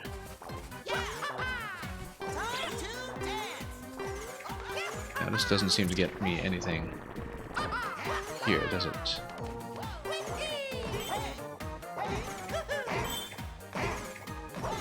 Does not go yet. Let's check around here first. Nothing much going on. Cool. Keep going.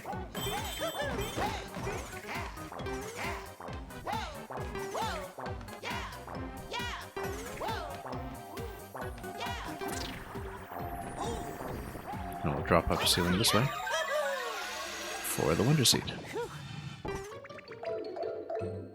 I wonder if we can redo the interaction in the first section. No, we haven't dropped in nearly the right place.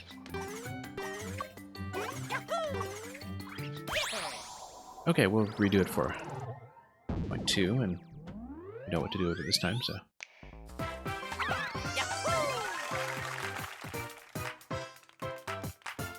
Bye-bye.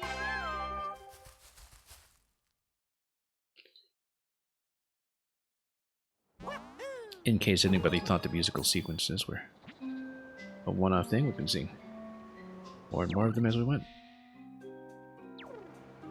Oh, yeah.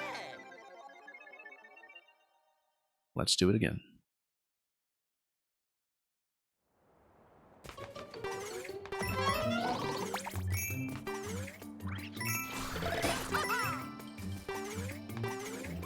Oop. And then we'll just proceed quickly through all this. Oops, no. Oh, I guess if we let that guy just walk. Yeah, and we need to do this whole sequence here.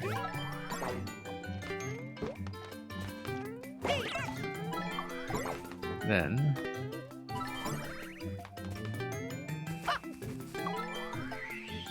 Then we hit that. Yeah, and that gives you a little bit of time to react before you come back here. That does make me wonder if we can still perhaps jump this guy here as well, going this way. Doesn't seem like it though. Not really given enough height to work with up top. Perhaps if we did a toss. There we go. That didn't really help.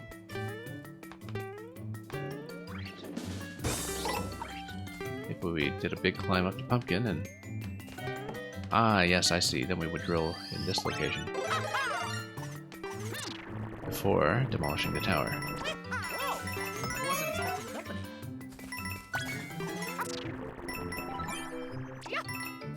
Okay, nothing much else to see here, though.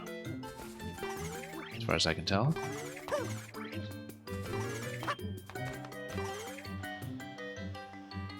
A lot of these unmarked secrets all over the place that don't quite count towards statistics, but... And look at Mario dart into that pipe there and pull the drill head in with him. Of course we're doing this again. Well, I guess we should have seen what the alternate postcard is, but oh well, that's okay. Oh.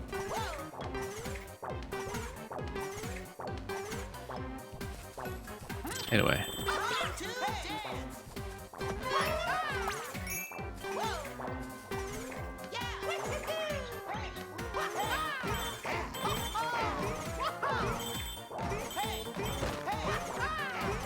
Well, that's a better Halloween party than any that I remember seeing myself.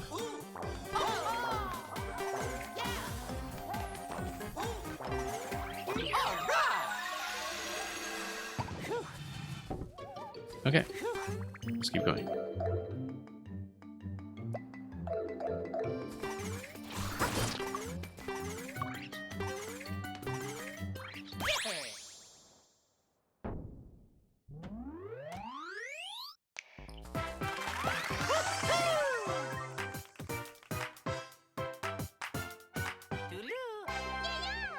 Well, steady progress continues.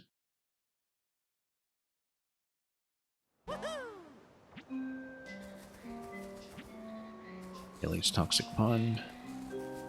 Seems to be the last one here that we know of. Notice that there is a pipe to the right side as well. Oh, I wonder if that was just the Captain Toad vantage point, though, from earlier. I think it was. But we'll see. So far, we have found everything in what we have played. But it's quite possible that clearing this will reveal another stage over here. Halloween is your favorite video game aesthetic? I'm trying to think of other examples where it would be relevant. I mean, we've seen our fair share of Halloween levels of Maker, too. I guess there was a bit of a fall harvest element to how everything transforms after you clear Special World in Super Mario World, and that's one of the more significant instances I can recall. You know, where you also had Koopas wearing masks and everything, and... Okay, because of the drill, we haven't actually been engaging with these enemies at all. It's... Do we grab onto these? Yes, we do, and you can swing on them. But very different kind of swing interaction than what one often sees, too. Sound is dead? Yeah, let me fix that quickly. Thank you for letting me know, Meng. We haven't had that problem up to this point in this game, but now we have, so we'll fix it.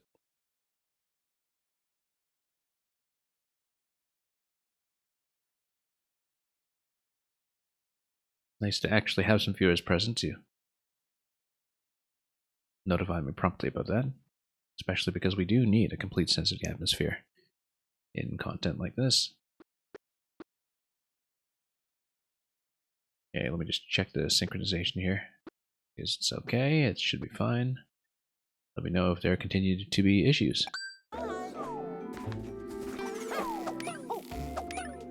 we go. I'm all alone now.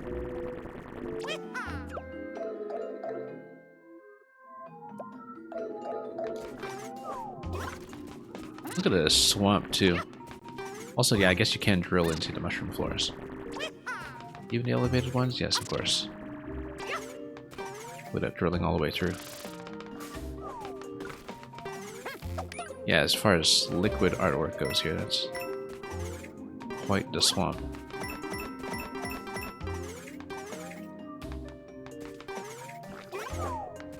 Yeah, I really love the background artwork in this game. Sort of got very easy to neglect in a Mario game because it's so foreground, background oriented when it comes to readability. Nothing here, really. We don't want to punch through anything else, obviously.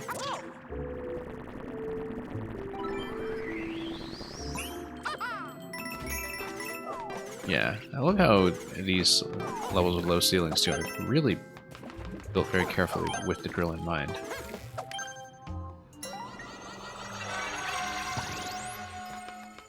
Okay, time for quiz.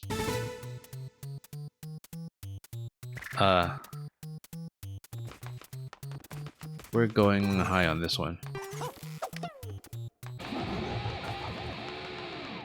I have no idea. What can you do while in elephant form? How is it supposed to count the Goombas? Anyway, you can spray. I mean, technically you can also ride a ball, but, you know. You touch a Hoppo, you totally fall in love. It's like trying to pass one of those, you know, college admissions standardized tests like the LSAT or something.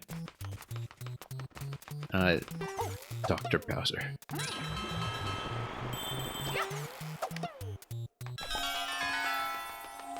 Okay, so it doesn't need you to be perfect. I guess nobody's really expected to get the Goomba question. I wonder what happens if you do. You know, I kind of want to redo this to see what happens if you do get the Goomba question and get 100%, but... Oh, so it's a random selection, not just those three, yeah. Because there are so many quiz segments in the Paper Mario series, for instance, and I remember one being, you know, trying to remember how many feet there are on a particular enemy. Whether it has 6 feet or 2 feet or whatever. That being a famously hard one as well. Whoops, nope, don't want to touch that. We were, oh yeah, we needed a drill up here, that's what we needed to do.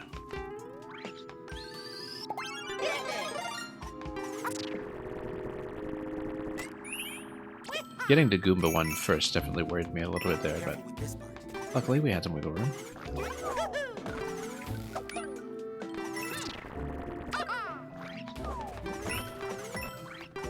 Yeah, we don't want to get dunked, obviously, by this platform's becoming unsafe. That pipe down there looks suspicious. I guess we need to get one of these dunked first and enter the pipe.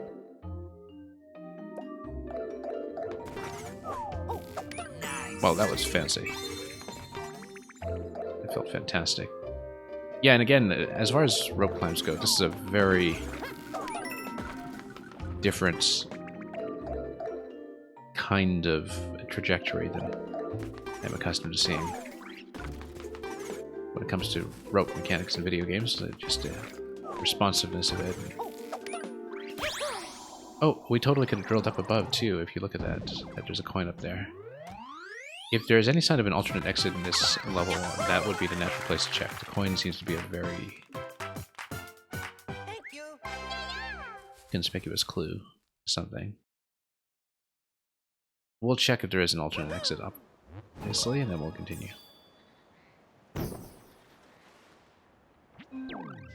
No, we have a full check mark on it, so I guess it's just coins up there.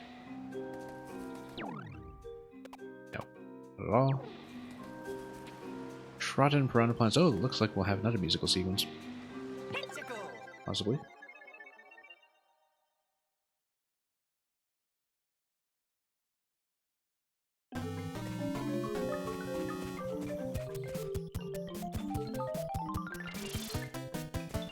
Anyway, good old arcade Mario Brothers. I guess we actually have to kill things though. Like in arcade Mario Brothers. Won't even get a power for trouble. Love that sound. Love that sound. Yeah, so do we.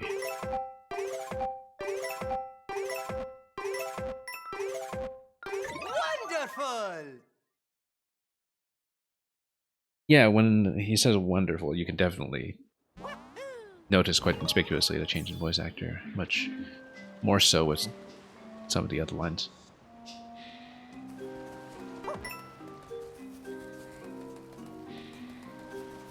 Anyway, let's continue.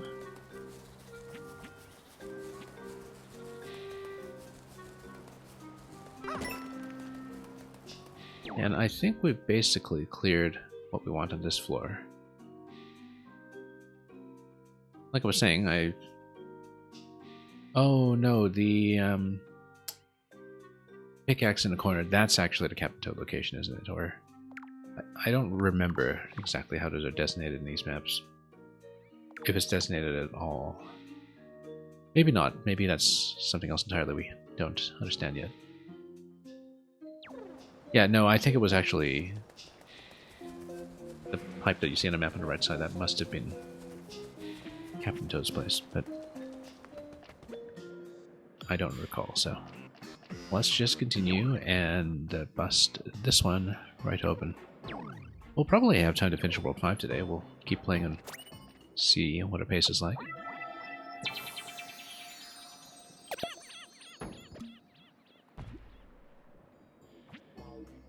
An uncharted area. Wubba Ruins.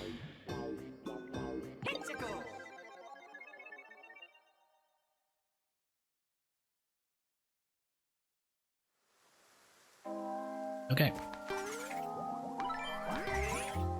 Yeah, I'm finding the drill quite a lot of fun in these levels that have low ceilings to them. We should obviously check upstairs before we do anything. Nope, nothing. This little jelly interaction also reminds me of these Donkey Kong games. I mean, you know, whenever we kind of have food like this, it reminds me of Jungle Beat, but Tropical Freeze as well had the entire zone that was basically the jello making zone. And yeah, we know how to ground pound. Little ground pound tutorial for anybody who doesn't know.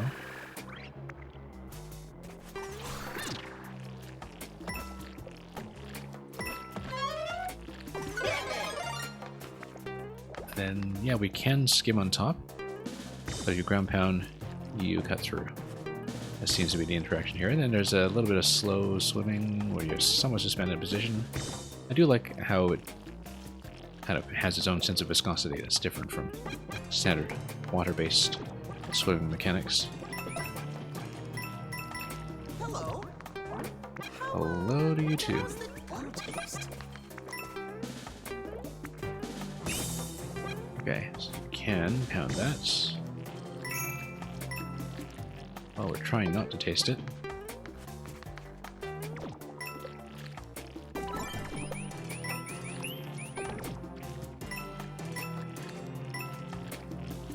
I'd capture that, but we'll see what this guy has to say. Can't get enough of that green stuff.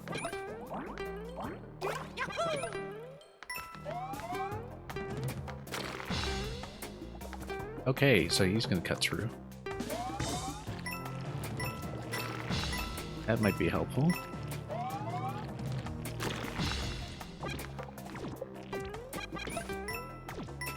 Yes, we'll drop this guy through first, of course, before we continue. Or we can do this. Unfortunately, it doesn't not retain my ground pound state.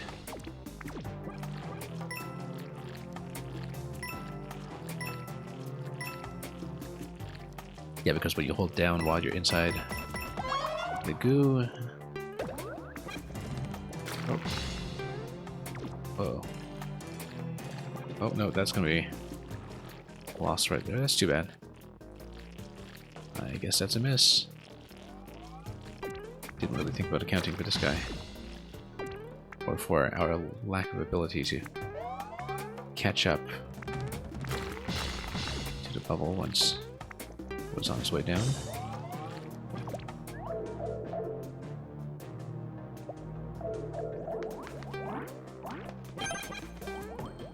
Anyway. Fairly simple.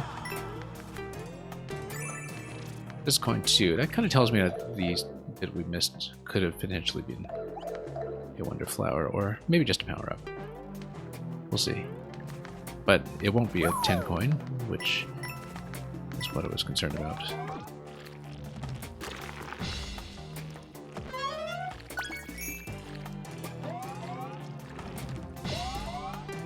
Yeah, we'll need this one to go up.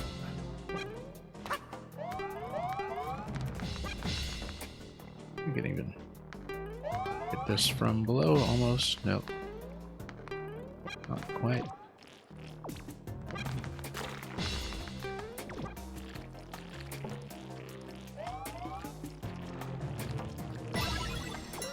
Ah, there's the Wonder Flower.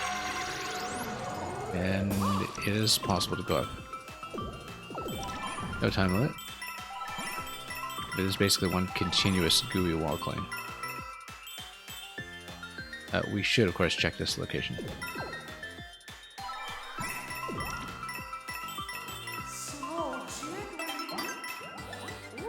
You look tasty.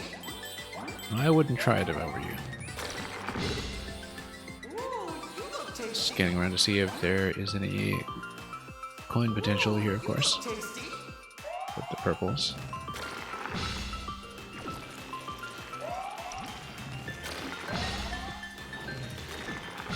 Oh,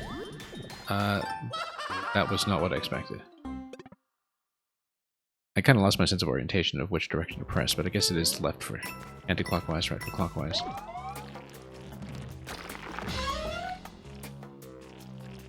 Anyway, up top here is the Wonder Flower, so that's simple enough. You cannot ground pound into it, so it has to be hit by this fellow over here. I know they said his name in the trailer, but or in the Nintendo Direct presentation, but I can't recall what it is. Something Whumpy. Anyway, we'll Pac-Man our way through here.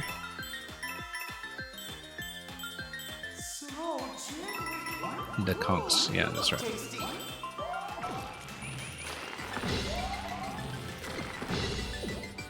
Okay, so we'll go down this way. Because we can. Every flavor at once.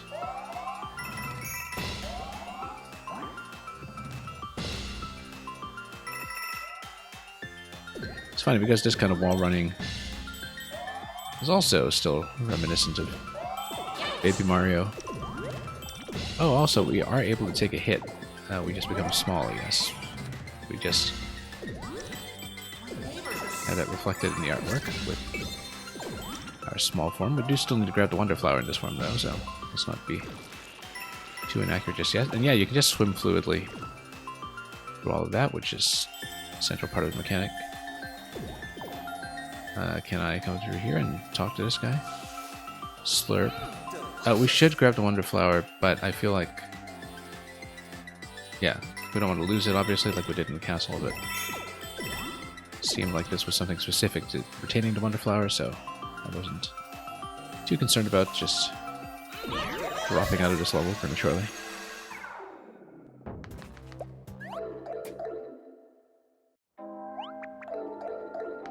Anyway, Finally let up out here. have a bit of a swim, and drop in that way.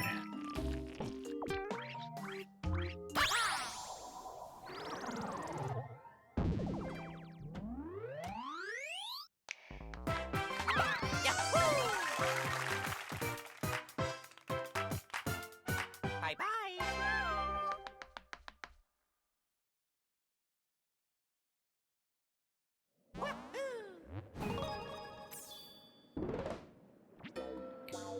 Okay, what does this guy want to tell me?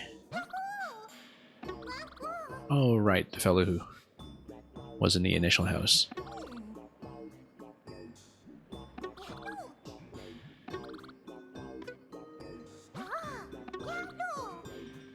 And yeah, we could always use more 1-ups. They're endless. Oh. Let's go over here. Grappling Vine 1. Yeah, I mean, that's obviously where we want to go for an optional path, so. Yeah, Quality Humor, thanks so much for dropping by. Judging by the illustration, this looks very much like the Zipcaster item in Splatoon 3. This is exactly the Zipcaster item in Splatoon 3, although maybe with a shortened range, who knows. Because that Zipcaster has quite a reach. Yeah, so this is literally a Splatoon mechanic. Like, you ever made a Splatoon 2D platform, and I actually would be interested in one. This is how it would work. Now, the aim, I don't know if you have much control over it. Shoot, I can kind of bend up, shoot, bend down, and not really, that ground pounds. Keep going. And yeah, this kind of platforming too is exactly what you would do in the equivalent mechanic in Splatoon to ascend towers. It's kind of briefly tested in the Splatoon 3 campaign. Because in a practical situation, it's actually a pretty difficult item to use. In something like a multiplayer match, but in the campaign they had Zipcaster platforming. Tasty. That was a lot of fun. And of course, in Splatoon, you would just be your own goo. You wouldn't need to have piles like this, but definitely very entertaining indeed to see this mechanic return in 2D.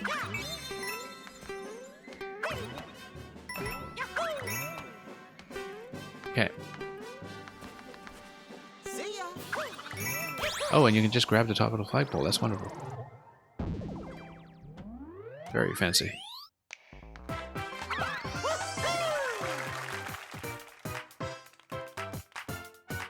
Yeah, while I'm doing my first run badge list, I mean, certainly some of these badges that are starting to come in late in the game are starting to make me reconsider.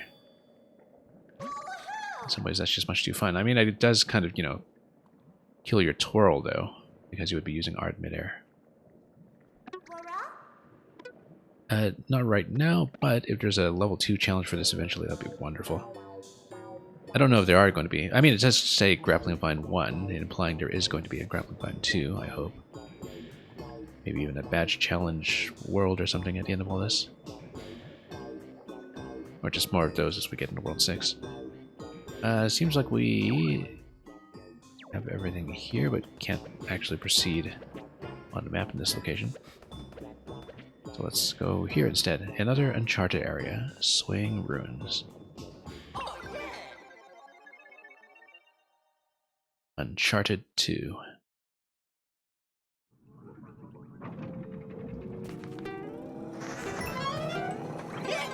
Okay, we got some bubbles.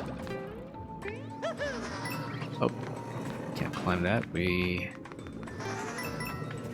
need this to go over here to enter the door.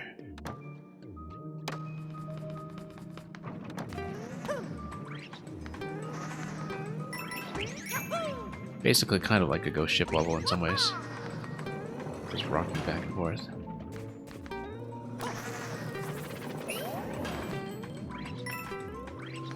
Get that out of the way just to create some space. I think I needed it.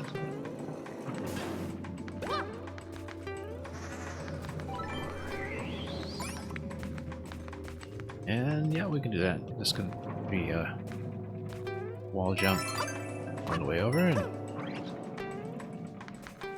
really not too much of a concern. Obviously, we should check this. Oh, just a 1-up though.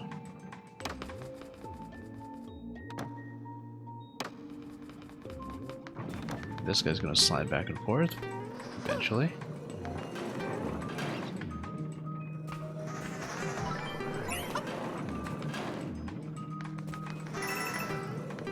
Oh, missed it, even though we spawned it.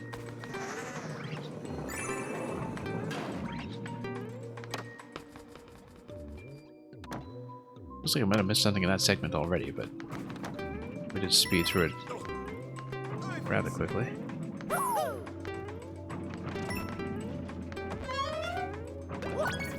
More bubbles, certainly can't hurt.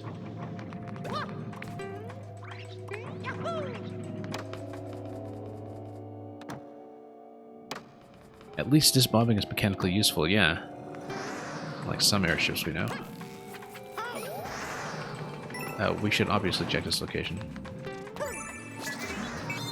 We'll wait for it to tilt the other way before we proceed.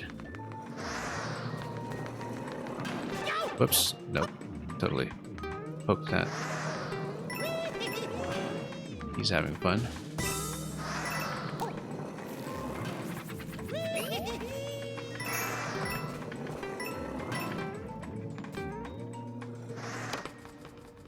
Okay, coins are accounted for. Let's see about that Wonder Flower.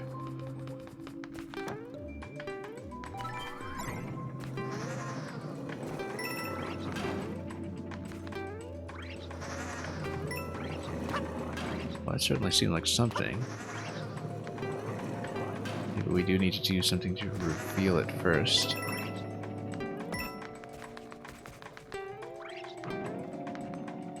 We shall see. It seems like it was activated. Yeah, because it holds still until you activate it.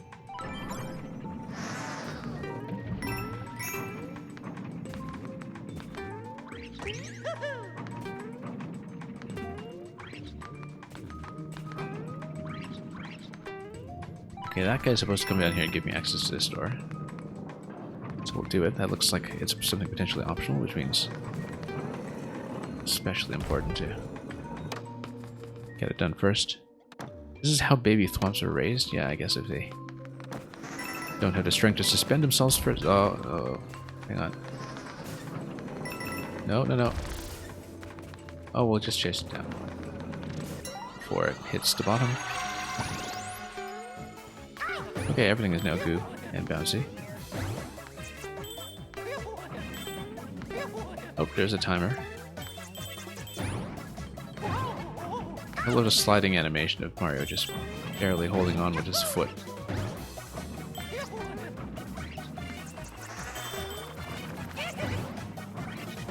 Oh, no. I was trying to wall jump off of that, but it doesn't let you. It just bounces.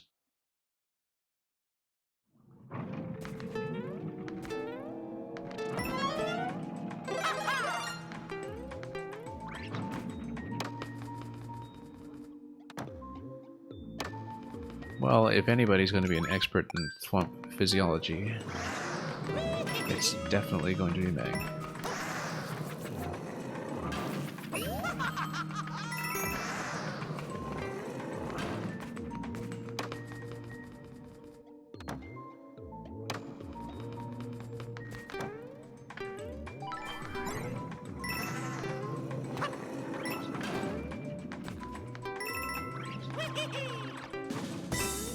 Oh, no, that was nothing.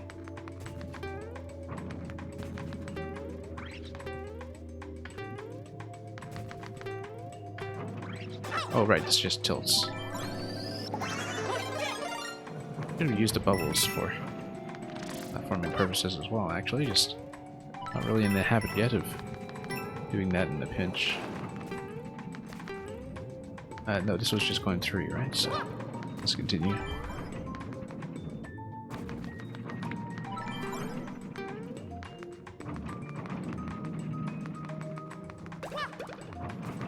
We could wall jump or bubble that one, but not gonna bother. Oh, we missed it completely.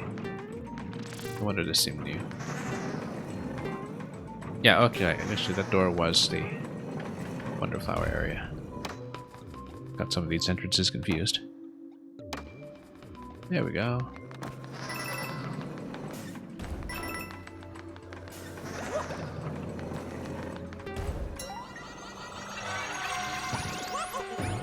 Okay, we'll be a little bit more careful this time. Now that we know what to look out for.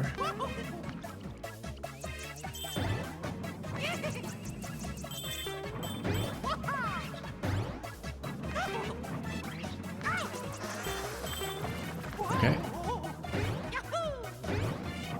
This was the part that we ran into earlier. And then we'll just grab it this way. Simple.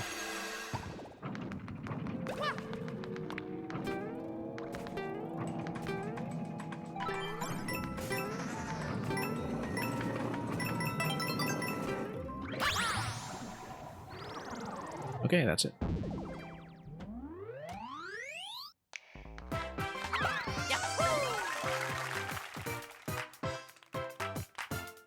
Bye-bye.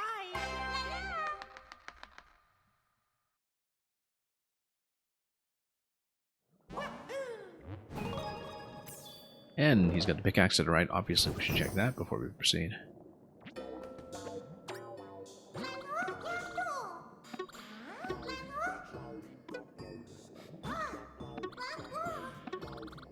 Oh, he's not going to use his pickaxe to cut through the wall. Alright, I guess he can't cut across the swamp by himself. I was kind of hoping he would. That's okay.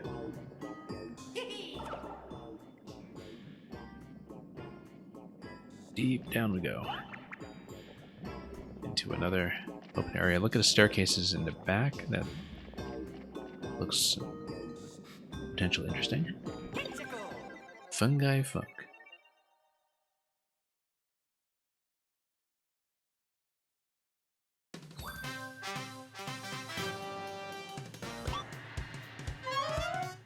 I didn't really look closely at the enemy set. What you gonna pick? Let's stick with Bubble, actually. Double Bubble.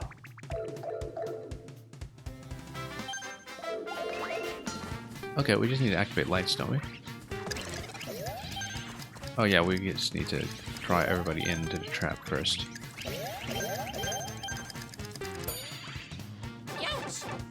And probably pull this.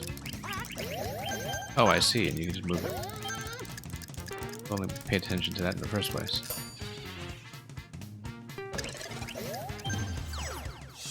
Only 4 seconds, not very efficient, but with 4 rooms, we're expecting a benchmark around 100.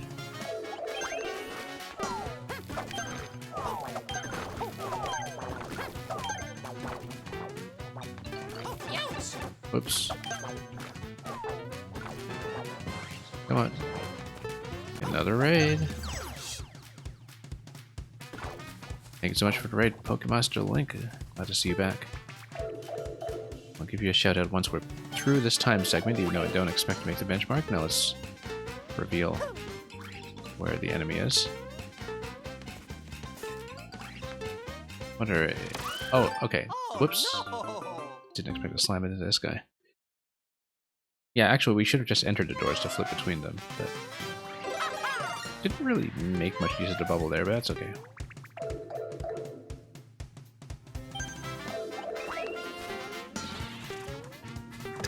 Okay, let's just bring in everybody we can. 15 seconds, good.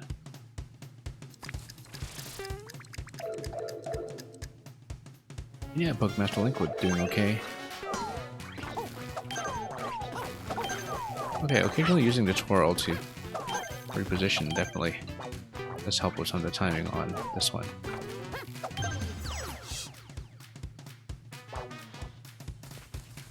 Keep going.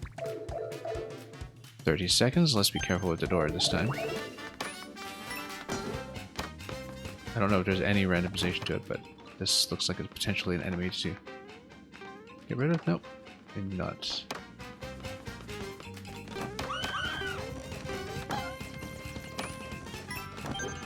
Then, oh yeah, we just need to clear it, which does mean, however, that we need to get into the bottom location, which we now know about.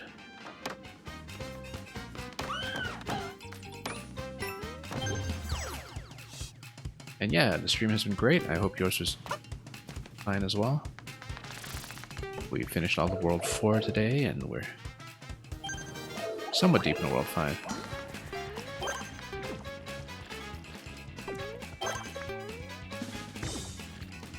Oop, don't know if I can actually hit that on top.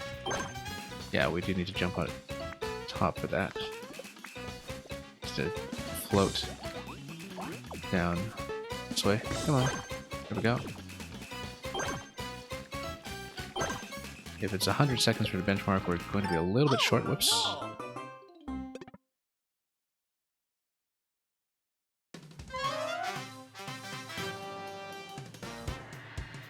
What you gonna So yeah, we came in a little bit late that time. We were doing fine. That was really the last thing we needed to kill. The last one total. Get a Halloween event in Warzone.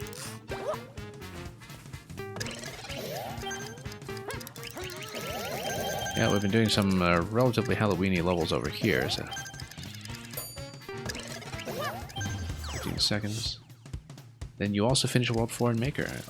Or Wonder, rather. So yeah, I guess I'm slightly ahead of you if you haven't done World 5 already.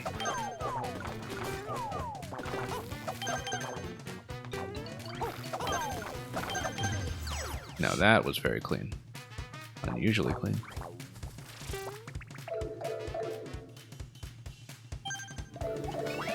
Okay.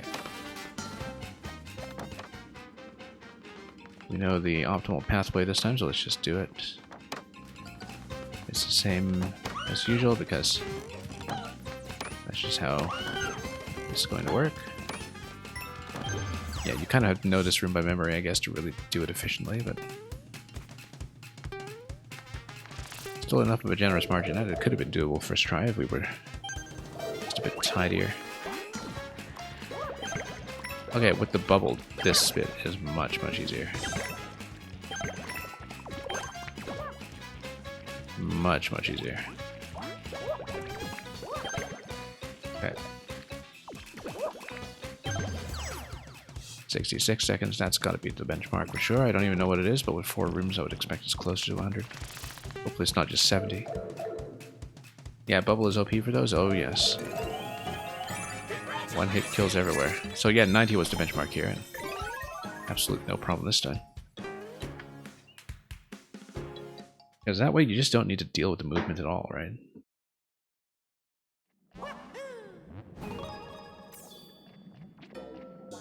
Okay, let's keep going. 11, we've got that.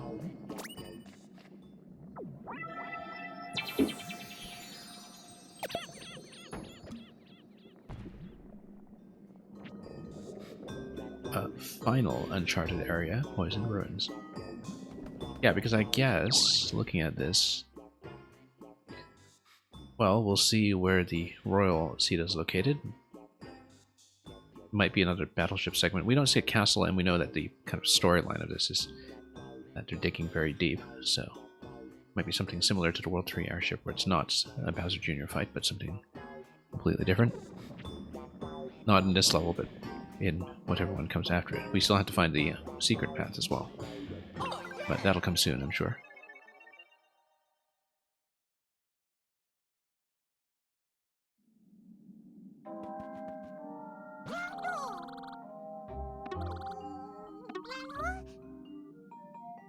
These are the last ruins.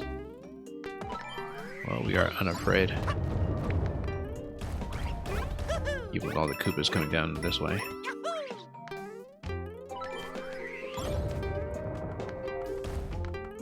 That's obviously the location we should be checking. Only the chosen one can calm the blazing light. Are you the chosen one? We shall see. I guess we have to calm the blazing light first, and we'll know.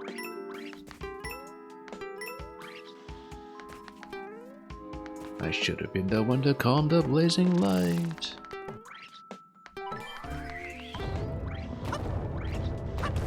I actually played Devil May Cry 1 for the first time not long ago. There's a particular voice line, if you know the game, that has been in my head ever since. Anyway, that's a big climb up top that we should be able to hug at some point. We weren't really able to control anything there.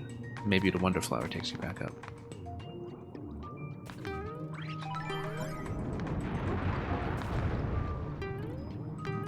Ah yes, okay, so you can control this.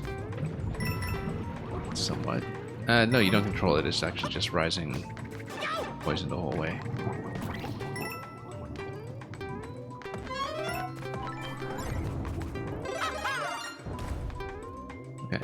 No.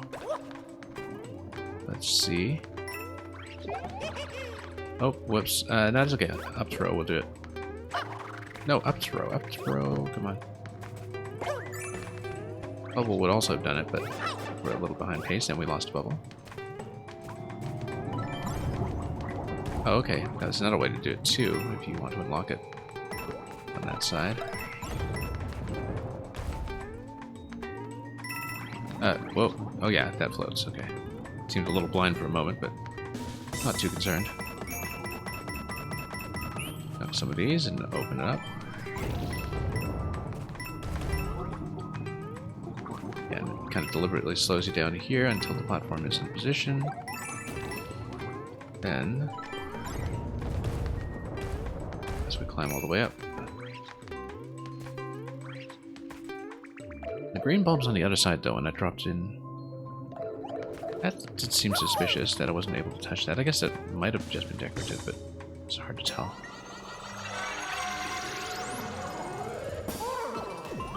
Okay.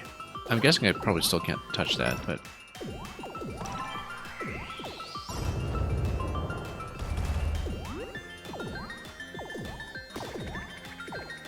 What lies beyond?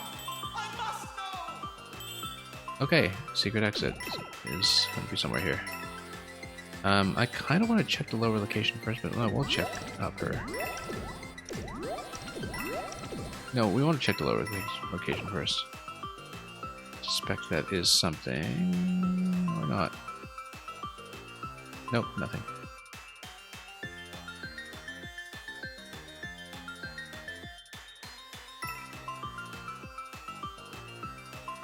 Yeah, and then we'll jump across like this without gaining too much height. Get this moving. Nope, whoops. Yeah, once again, just getting a little confused as to the movement direction when I'm on a ceiling. That's okay, we'll do it again.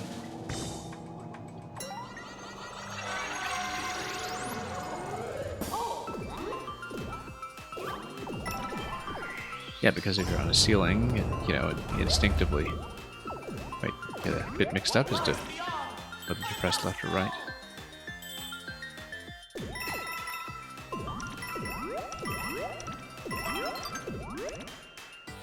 Anyway, let's go back around. Be aware that there's a bit of a diagonal when you do jump off.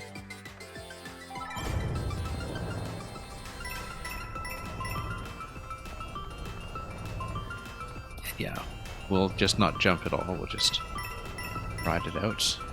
Until, of course, we have to jump, like here, without getting crushed.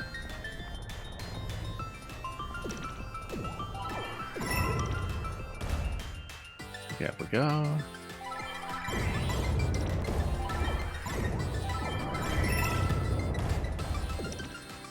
Then, yeah, nothing here except heading forward. Ah, okay, so this is how we're revealing everything now.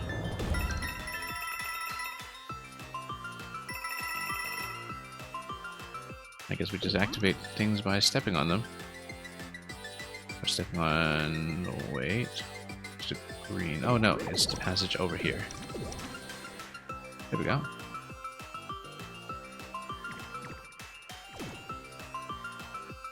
We'll squeeze our way through. Then have to hit the center, I guess. And the top point there as well. All closest we'll come to Mario Galaxy so far.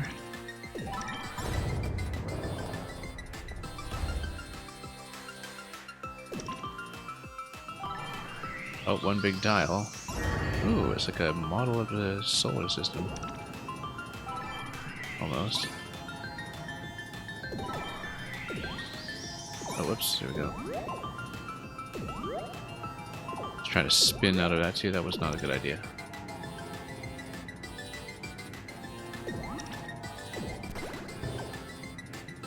Then, where's the eventual exit? We're clearly not supposed to touch the sun. We just touch this until we have... yeah, we need to make it disappear by touching all of the nodes, and then I think that probably turns into the Wonder Flower after that.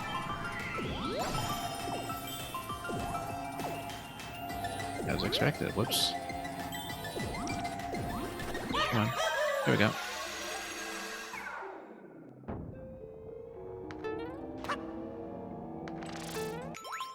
We are missing coin 3, which makes me think that we should check this location more carefully.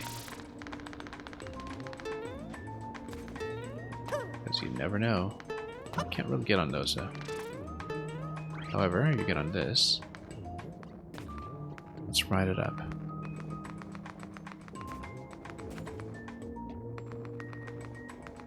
Probably nothing, but we would be remiss not to check for coin 3.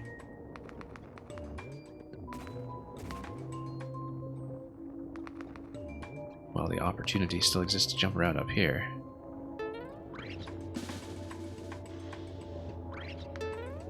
And for that matter, before we leave. Nope, nothing here, it's all filled up.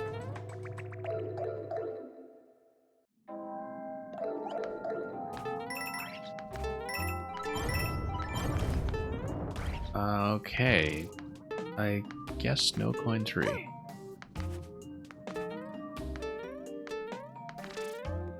You know what? We've got a bubble.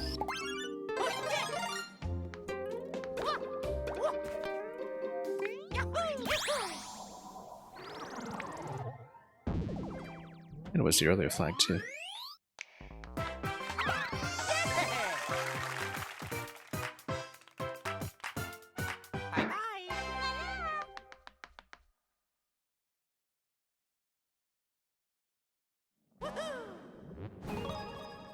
Alright, we'll get back here and scout some more.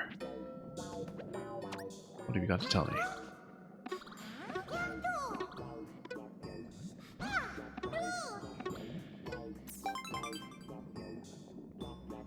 Okay, so your friends are down there. However, we're not done, so let's see it.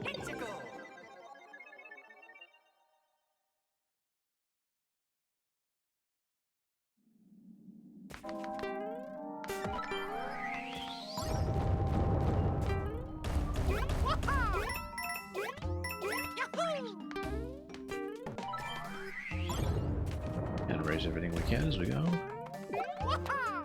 Only the chosen one. And one node at a time.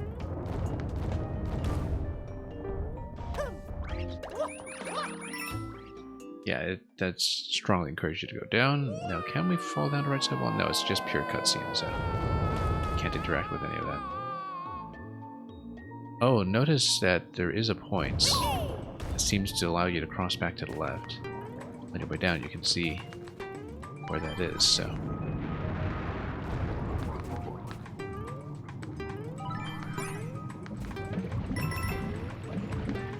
So that's something to be suspicious about. Oh, they came back. Good to know.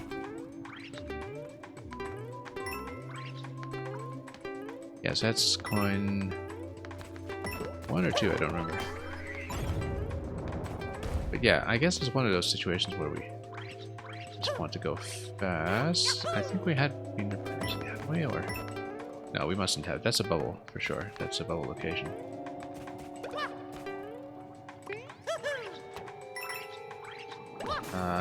Or had we been there? No, I think we had. Just need to cycle around. I bet that was potentially skippable with the bubble, though.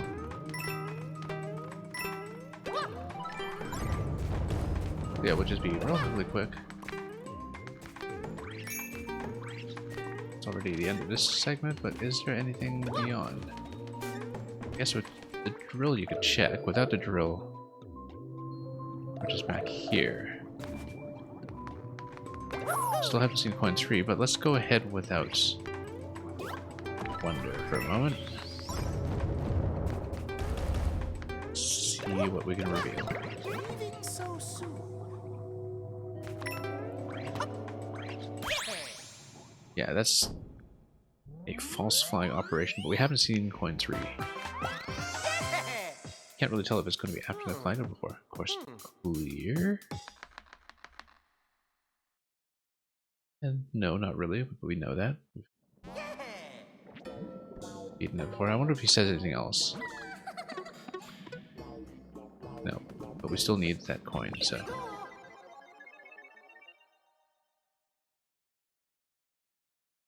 Could be from doing things quickly, but I don't know, because along the drop it does look like it reveals a location that would be worth checking on the way back up.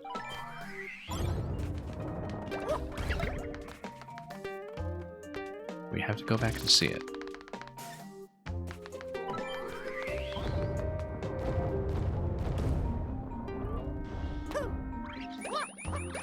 Yeah, it's not going to be this, obviously, but after coin 2, so see, there's a red pipe that goes there. There's this green location that you can see on the right side immediately after this first bit here. Oh, no, can't do that. Do I need to wait ever so slightly? Yeah. Let's do this again then.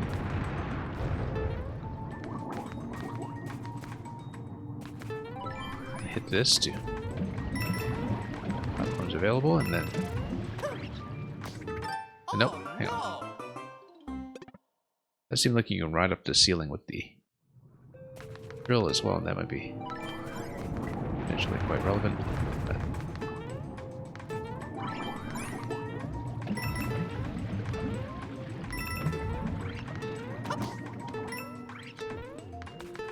yeah, because if we're able to go left at some point on the way up.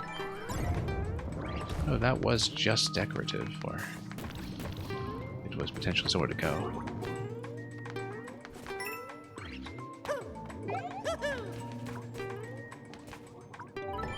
Yeah, because this opens this up, but then I don't know that it does anything else for me. It gives you coin 1 at that point.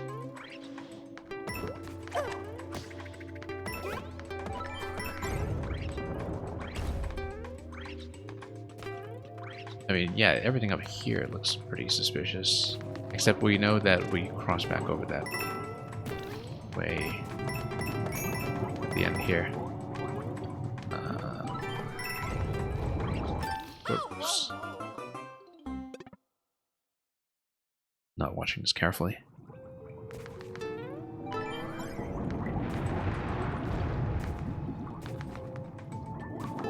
I feel like if we're getting into the Wonderflower segment, we might be too far, but it might also be in the Wonderflower segment. We just haven't inspected it carefully yet.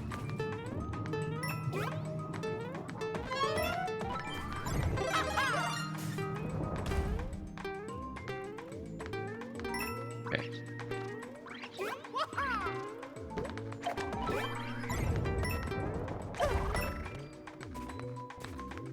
Okay, let's just keep going.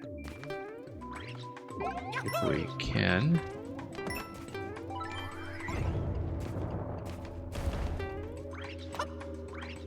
Yeah, we just go really fast, I wonder.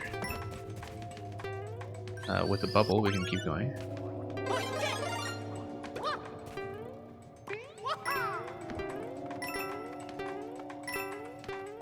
At this point, we passed this coin.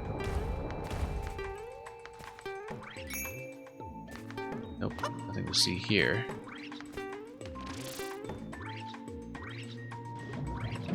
Oh, no. Losing time. Okay, let's check the next segment then. It's not here.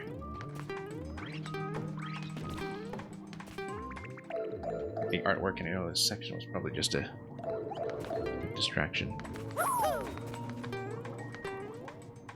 We will take this again then. And see if we can understand this any differently. Including through here. Nope.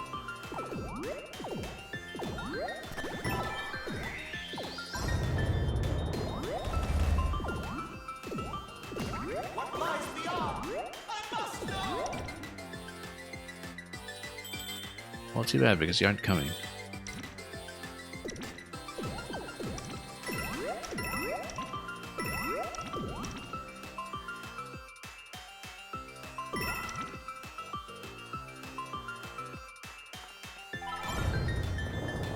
Well, we'll keep an eye out, because I honestly don't see it yet. Might be what's on the platforming down here. Whoop, nope. I thought I could get it bounce off the Koopa, and I couldn't. Just cut right through him.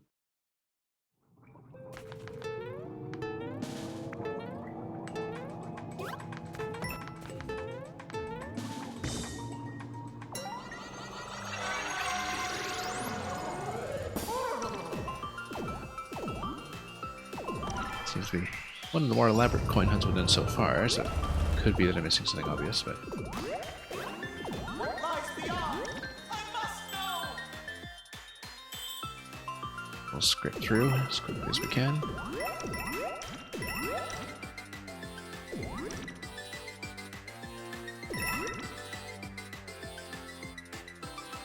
Okay, then we'll do this right here.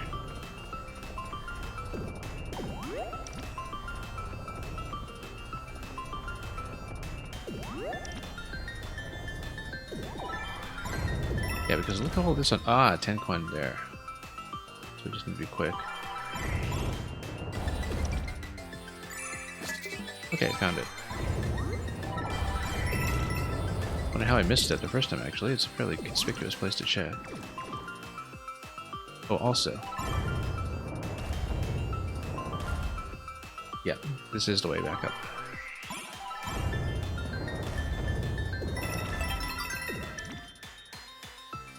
Then we take the top. Yeah, that was what we saw on the way down.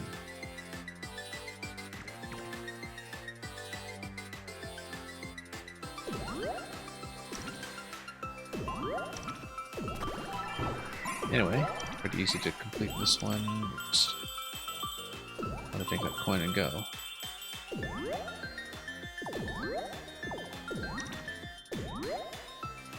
Oops.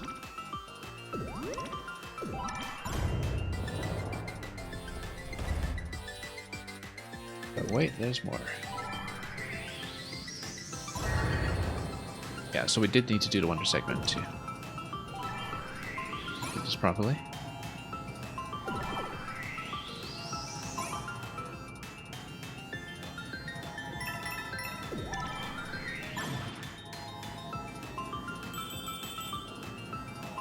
Well, almost there.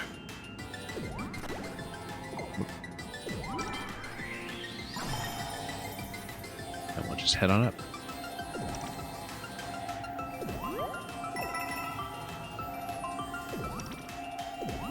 Oops.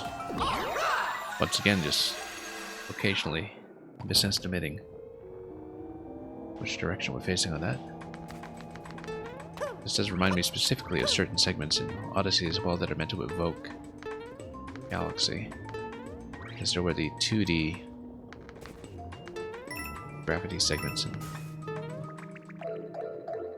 late game Odyssey as well. Worked very similarly to those we just saw here.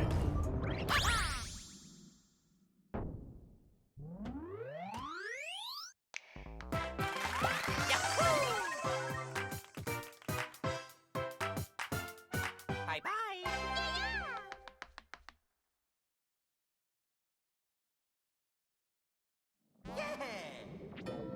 Okay, let's keep going. All clear. Operation Poplin Rescue.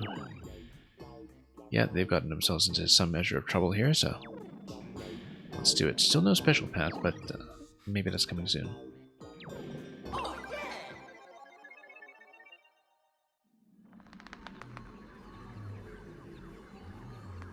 Look at the blocks there, it's almost styled like a flower on top of a giant root system, but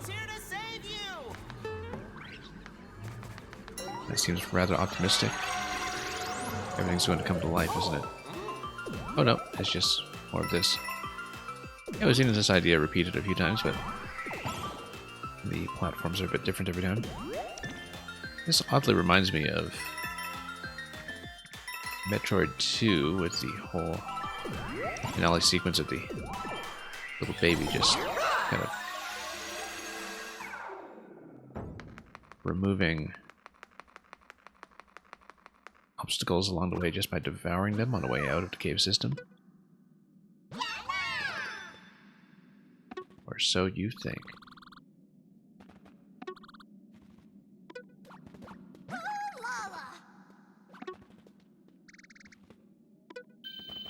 Oh, no, we'll just get the Royal Seed right now, apparently. Okay.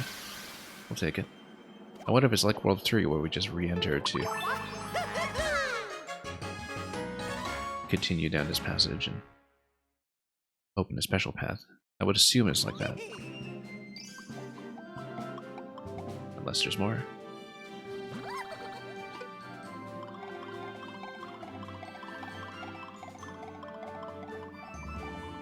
I mean, look at the whole passage on the right side. I'm not even going to look at it. Yeah. I mean, given the blocks on the right side, I assume that it is going to be like World 3, where we just revisit.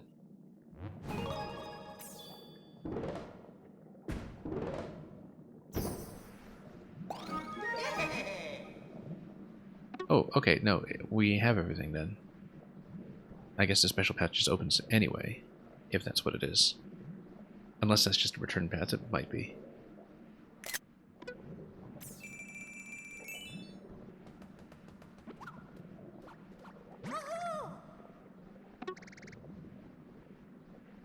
Yeah, in World 3 I thought we didn't get the notification when we just collected the last Royal Seed, but maybe I just missed it.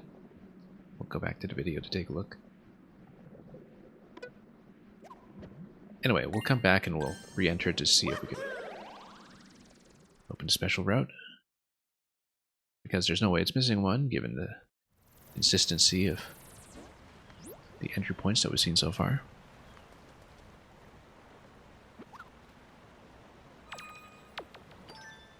But let's get rid of Calamity Piranha first.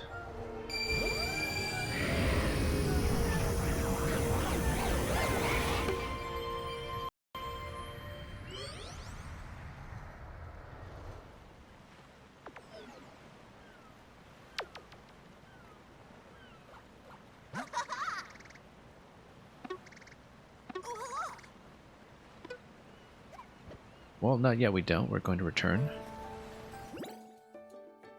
Oh, filling in the badge screen gradually, though. Then, what are we going to do? Let's get back to World 5. And all the way to the end, pop them rescue. And we'll just re-enter.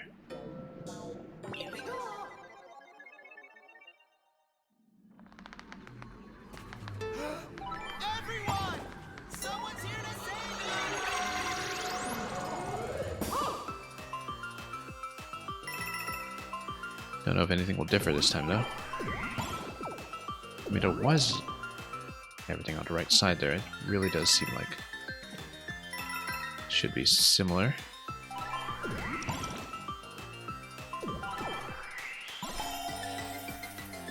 So we grab this, and then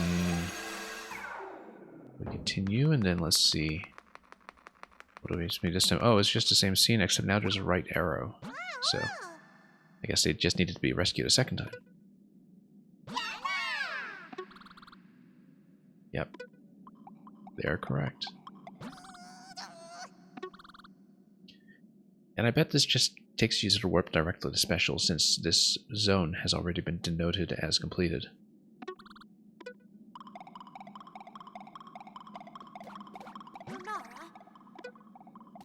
So sorry this happened again.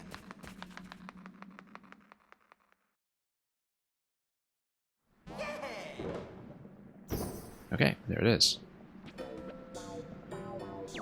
And yeah, we've got a check mark on World 5. Let's go to Special. And this will likely be the last one we do today before we log off. And we'll continue with World 6 and possibly everything else that remains. You know, the end of the Special World, Bowser's Castle, etc. And we'll see what we do after that tomorrow, but for now, let's worry about Fungamine Special Dangerous Donut Ride. Oh, yeah!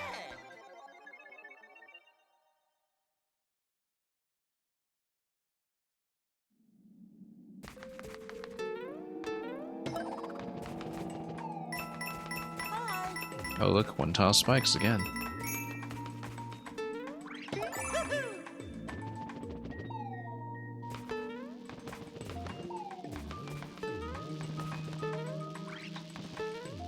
Okay, let's leave those behind.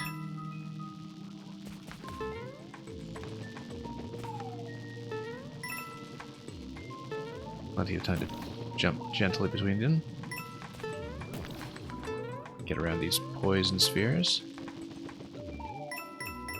Let those guys go as we come along.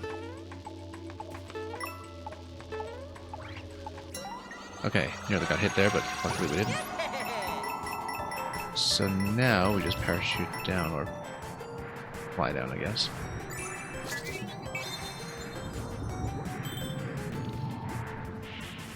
Yeah, we actually do get to control this quite a bit, just with every axis of freedom. You can pull up, you can push down. When you tap down, it just boosts. When it's something that you pull back on, you just hold position and get near the top of the screen. We're not the most accurate here, but we'll let the walls close in, and that's it for Wonder Seed. 3 so far. Don't tell me that's it. That's it. Okay. 5 stars, really?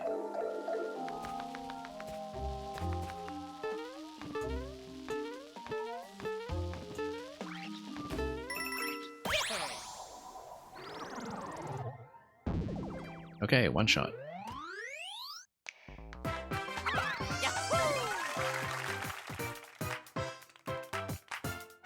Bye-bye!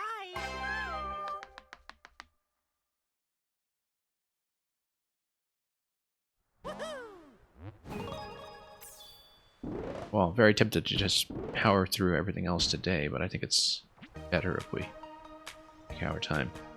Let's go back, first of all, to the Petal Isles. You know what? No, we're going to cash in a little bit first. I mean, I know at this point that I should, you know, save some currency, but actually, if we dump the rest now, we have enough to afford the rest of badges, I think. I might be just a slightly bit short. Let's see how many badges we're missing. Or, not badges, standees, rather. We're missing 22. 22 by 30.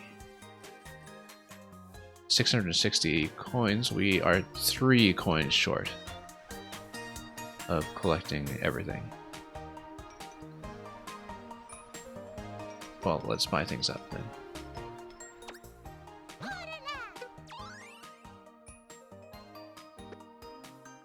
Yeah, we'll just continue buying. We'll leave a little bit of a bank behind, perhaps.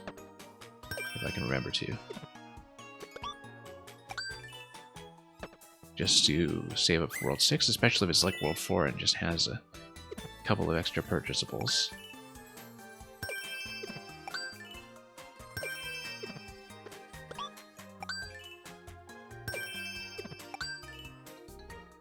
And yeah, we are going to be finished with playing the levels for today, but I'll discuss plans in just a moment. Let's fall just short of the total collection. That's okay. When we open up the World 6 special path, we'll just complete this as well. Yeah, we'll be a little bit short in Yoshi and Nabbit here, perhaps.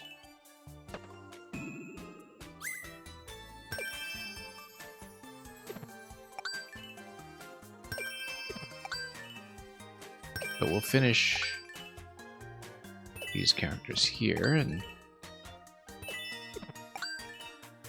see who's left. 3 coins short. Yeah, Luca, that's what I said.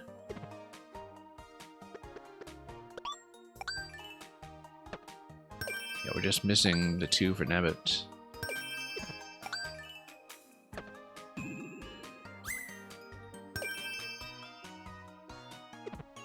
Oh, we spent so low, below 100 at this point anyway. Let's just spend.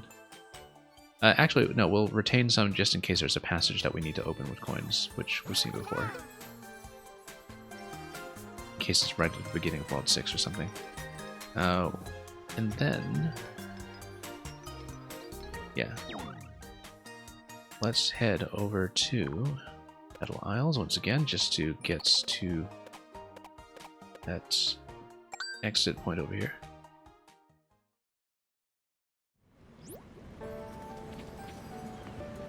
Deep Magma Bog will be next. And we'll start it next time.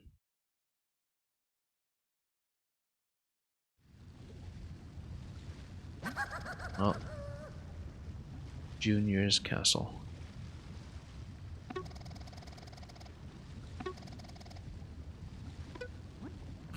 He's gonna set everything on fire. Because that's just the kind of bratty troublemaker he is.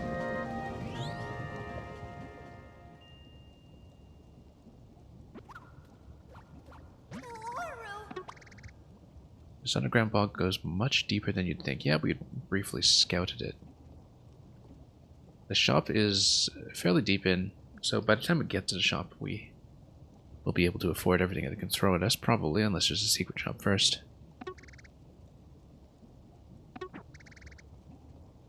Let's go to the nearest observatory. We will next time. And then we'll proceed down below to actually play the levels.